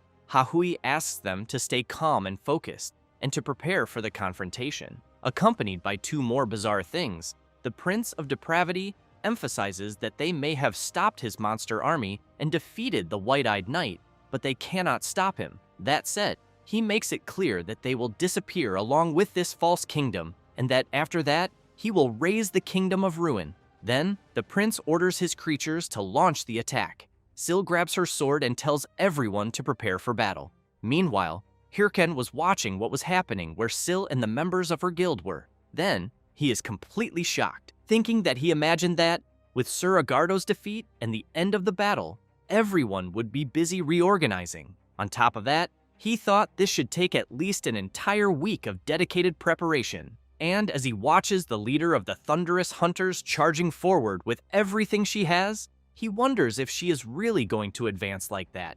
Then, Hirken thinks that, first, he will dislike the video and then go straight into the game. However, he notices something strange and wonders if something is wrong. Back at the battle, Sil has just landed a slash on the Prince of Depravity. Then, she is pleased to see that she is performing well in the battle, until something happens to the creatures that are together with the prince. After that, a dark power goes straight into him, leaving Sil very worried as she tries to understand what is happening. But she soon realizes that somehow the prince's wounds are healing. With that, the Prince of Depravity quickly launches a powerful attack at the leader of the Thunder Hunters, forcing her to retreat so she will not be caught by the attack. Then, she shouts, informing everyone that the golems with the prince are very strange, but emphasizes that she will face him and that the others should take care of the golems. Hirken, while watching the broadcast, thinks that the Prince of Depravity found 3 artifacts from the Kingdom of Ruin, where all corrupt power originates, and gained an immortal body because of them. So, he knows that because of that, to defeat the Prince of Depravity, a person must first eliminate the 3 guardians around him. But as he watches the others fighting, he finds something strange and wonders why he is seeing only 2 artifacts, since he knows there should be 3. On top of that, there are also only 2 guardians. However, in another part of the castle, Richard is standing right on top of the 3rd guardian. He gets excited and thinks it is time to see how things will unfold. And as he looks at the creature on the ground, he reflects that 3 artifact guardians appear together with the Prince of Depravity. And from those artifacts, the prince receives an infinite supply of corrupt power. And to subdue the prince, a person needs to destroy all the artifacts and the guardians that possess them. And as soon as he opens the broadcast window, he knows that this means that even if a person defeats the 2 guardians together with the Prince of Depravity and defeats the prince himself, as long as he hides one of the guardians there, nothing will happen. Back at the battle, Sil is about to be hit, but she jumps backward and puts some distance between them. Hatch and Hahui shout, worried about their lady. Visibly tired and injured, Sil watches the Prince of Depravity healing again and thinks that, at this rate, they will never be able to finish the raid. Richard, seeing this through the broadcast, thinks that she should have let him attack Heiho Mask during Sir Agardo's raid, and that this is the price for getting in his way. Then, He laughs and hopes she keeps struggling and gets eliminated without even understanding why. Meanwhile, at the MC's house, he is watching the broadcast and thinking that he already knew it. After all, even after eliminating the Guardians, the prince is still immortal, but he really wants to know why the hell the third Guardian did not appear, or whether some bug happened. On top of that, he knows that normally he would be laughing at the Thunder Queen's face because of what is happening. But at the same time, he knows that with everything that happened in this final part of the second chapter and that incident, he has the feeling that the same people are behind everything. Because of that, he is at an impasse.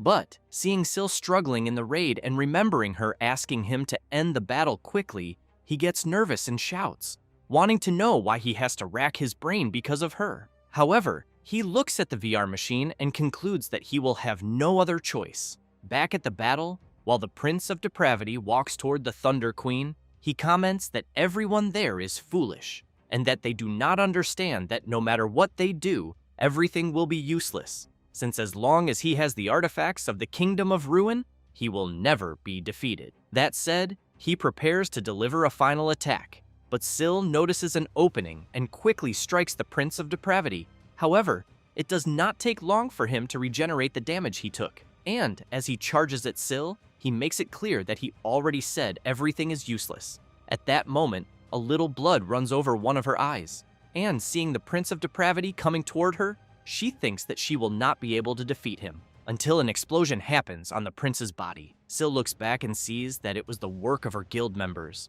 While preparing another skill, Hatch shouts for everyone to advance and help the leader. Hahui delivers a diagonal slash with her skill, as do the rest of the guild members. Syl watches everyone attack the Prince of Depravity with everything they have, until Hatch goes to his lady, wanting to know if she is okay. Syl replies that she is, but while watching the others fight, she thinks about the artifacts of the Kingdom of Ruin, and that, from what Prince Dean had said, she thinks that must be the key to the raid. But even after they defeated the golems, nothing changed, and because of that, she considers that the artifact may not be related to them. So, she wants to know where the real artifact is, and whether they need to pressure him even more to find out. Until Hatch calls her and suggests that she consider retreating, Syl does not understand and asks him to be clearer. The mage comments that attempting the main mission boss raid without any alliance or information was extremely reckless. On top of that,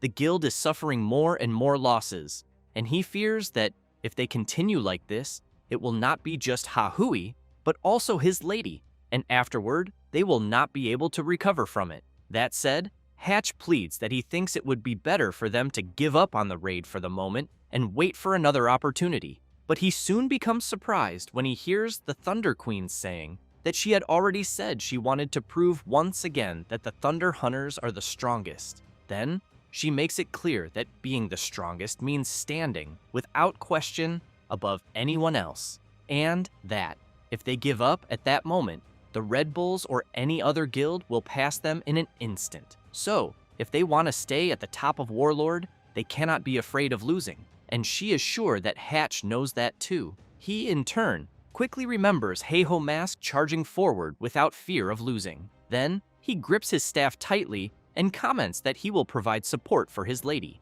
That said, he casts several support skills on Syl, who charges at the Prince of Depravity. And, while going to help his guildmates, he thinks that this raid was made to be possible to win, and that they simply will not discover how without trying everything they have. On top of that, he will give it his all too. However, a few minutes later, several guild members were defeated, as were Hahui and Hatch. Only the Thunder Queen remains. But she is not in a good situation either, since she is about to be hit by an attack from the Prince of Depravity. She lowers her head and thinks that she could not find even a single clue. Then she wonders, if it were Heiho Mask, what would he have discovered? At that moment, the Prince of Depravity continues releasing his evil power and tells Syl to disappear already. On the broadcast, several people are wondering if the leader of the Thunderous Hunters is really going to be eliminated. Meanwhile, Richard is very excited as he watches this. However, as soon as the prince unleashes his attack, Heiho Mask appears and blocks it, leaving the Prince of Depravity unable to understand where he came from. The same goes for Richard, who is completely shocked. Then, the MC comments that he is saying this only so Sil does not misunderstand, and that he is not doing this because he likes her, but because he is only paying back the debt he owes her for the last time. That said, he makes it clear that he is the type who cannot rest while he owes something to someone.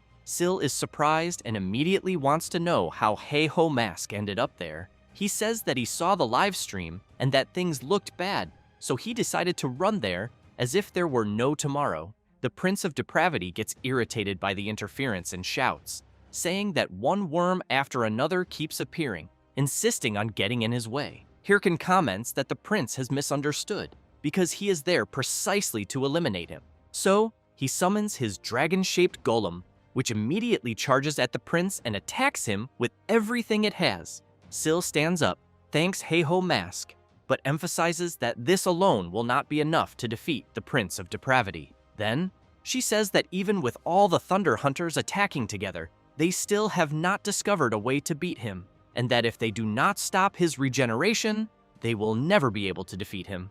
At that moment, the prince unleashes several consecutive slashes, which catches the MC's attention, since he is seeing the prince looking even more bizarre, and, on top of that, he easily tore his dragon apart. Even so, the MC comments that Sil only stated the obvious, but he tells her not to worry, because he has already figured out what the prince's deal is. Sil is surprised and immediately wants to know how. Hirkin comments that there is no reason to tell her, since they are still competitors, but that she should trust him just this once. That said, the MC emphasizes that she can relax, because he will carry her through this quest. Sil gives a faint, hidden smile, and then she comments that Hey-Ho Mask is the first person who has the courage to tell the master of the Thunder Hunters that he will carry her. Hirkin tells her to shut up and pay attention, because the Prince of Depravity is heading toward them. Both of them need to dodge the attack to avoid being hit, but the MC thinks that he does not know why the artifact did not appear, but if it exists, it has to be somewhere inside the castle. Meanwhile, somewhere in the castle, the MC's summons are hunting for the missing artifact at high speed, and all the summons are very committed to the search, kicking doors open with everything they have to see if they can find it, and interrogating anything that moves. Meanwhile, Richard is seeing several comments from players cheering for Hey-Ho Mask after seeing that he joined forces with the Thunder Queen. So, he becomes furious and thinks that first it was the Thunder Queen, and now Hey-Ho Mask, and that both of them keep getting in his way. However, he wonders if this situation is not even better, since the Guardian artifact is in his hands.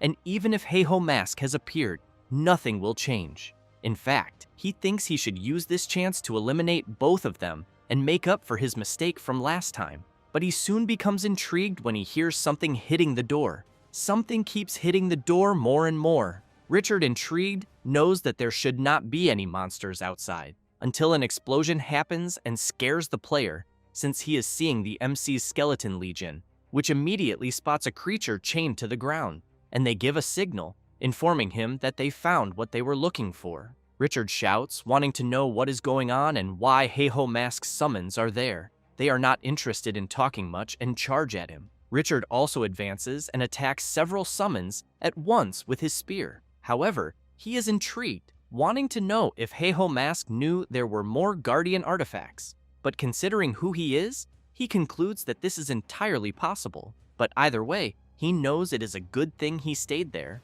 since simple skeleton warriors will not be able to defeat him, until he is surprised to see an attack approaching very quickly. And when he blocks the attack, he becomes very intrigued by what he is seeing, since one of the summons is wearing Sir Agardo's armor. Then, he wants to know how Hey-Ho Mask had the ability to give such equipment to a simple summon. However, he ends up being caught off guard and sent flying backward by the summon. Richard gets even more nervous and shouts, calling the MC's summons pieces of shit, until he notices the summon wearing Sir Agardo's armor about to attack the Guardian artifact. And, to make matters worse, the other summons prepare to attack as well. Richard gets worried and shouts, asking them to wait and stop what they are about to do. But as they charge forward, the summons do not care at all and attack the Guardian artifact. At the same time, Hirkin realizes that his summons managed to do what he asked. So, the MC concludes that this is the signal he had been waiting for,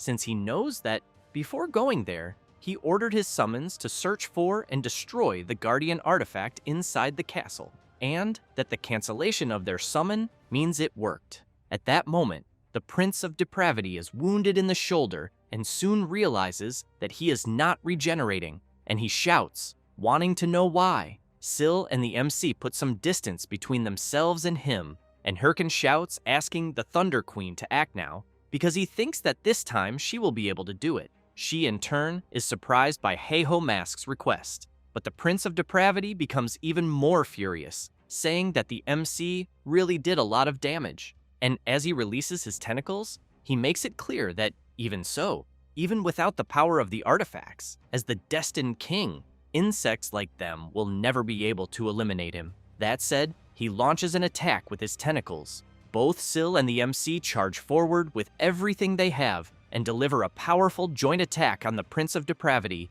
who cannot understand what just happened, but he soon starts to disintegrate, and the system announces that they managed to subdue the Prince of Depravity. With that, the main mission of Chapter 2, the Prince of Depravity, was completed. The Thunder Queen calls out to Heiho Mask, but he simply waves his hand and comments that he already said he only went there to repay his debt, but that the Prince of Depravity is hers. So he thinks the two of them are even, but he emphasizes that in Chapter 3, in the Kingdom of Ruin, they will be enemies again, and that they will meet again soon. The Thunder Queen gives a faint smile, then breathes a sigh of relief and comments that she will be waiting for that day.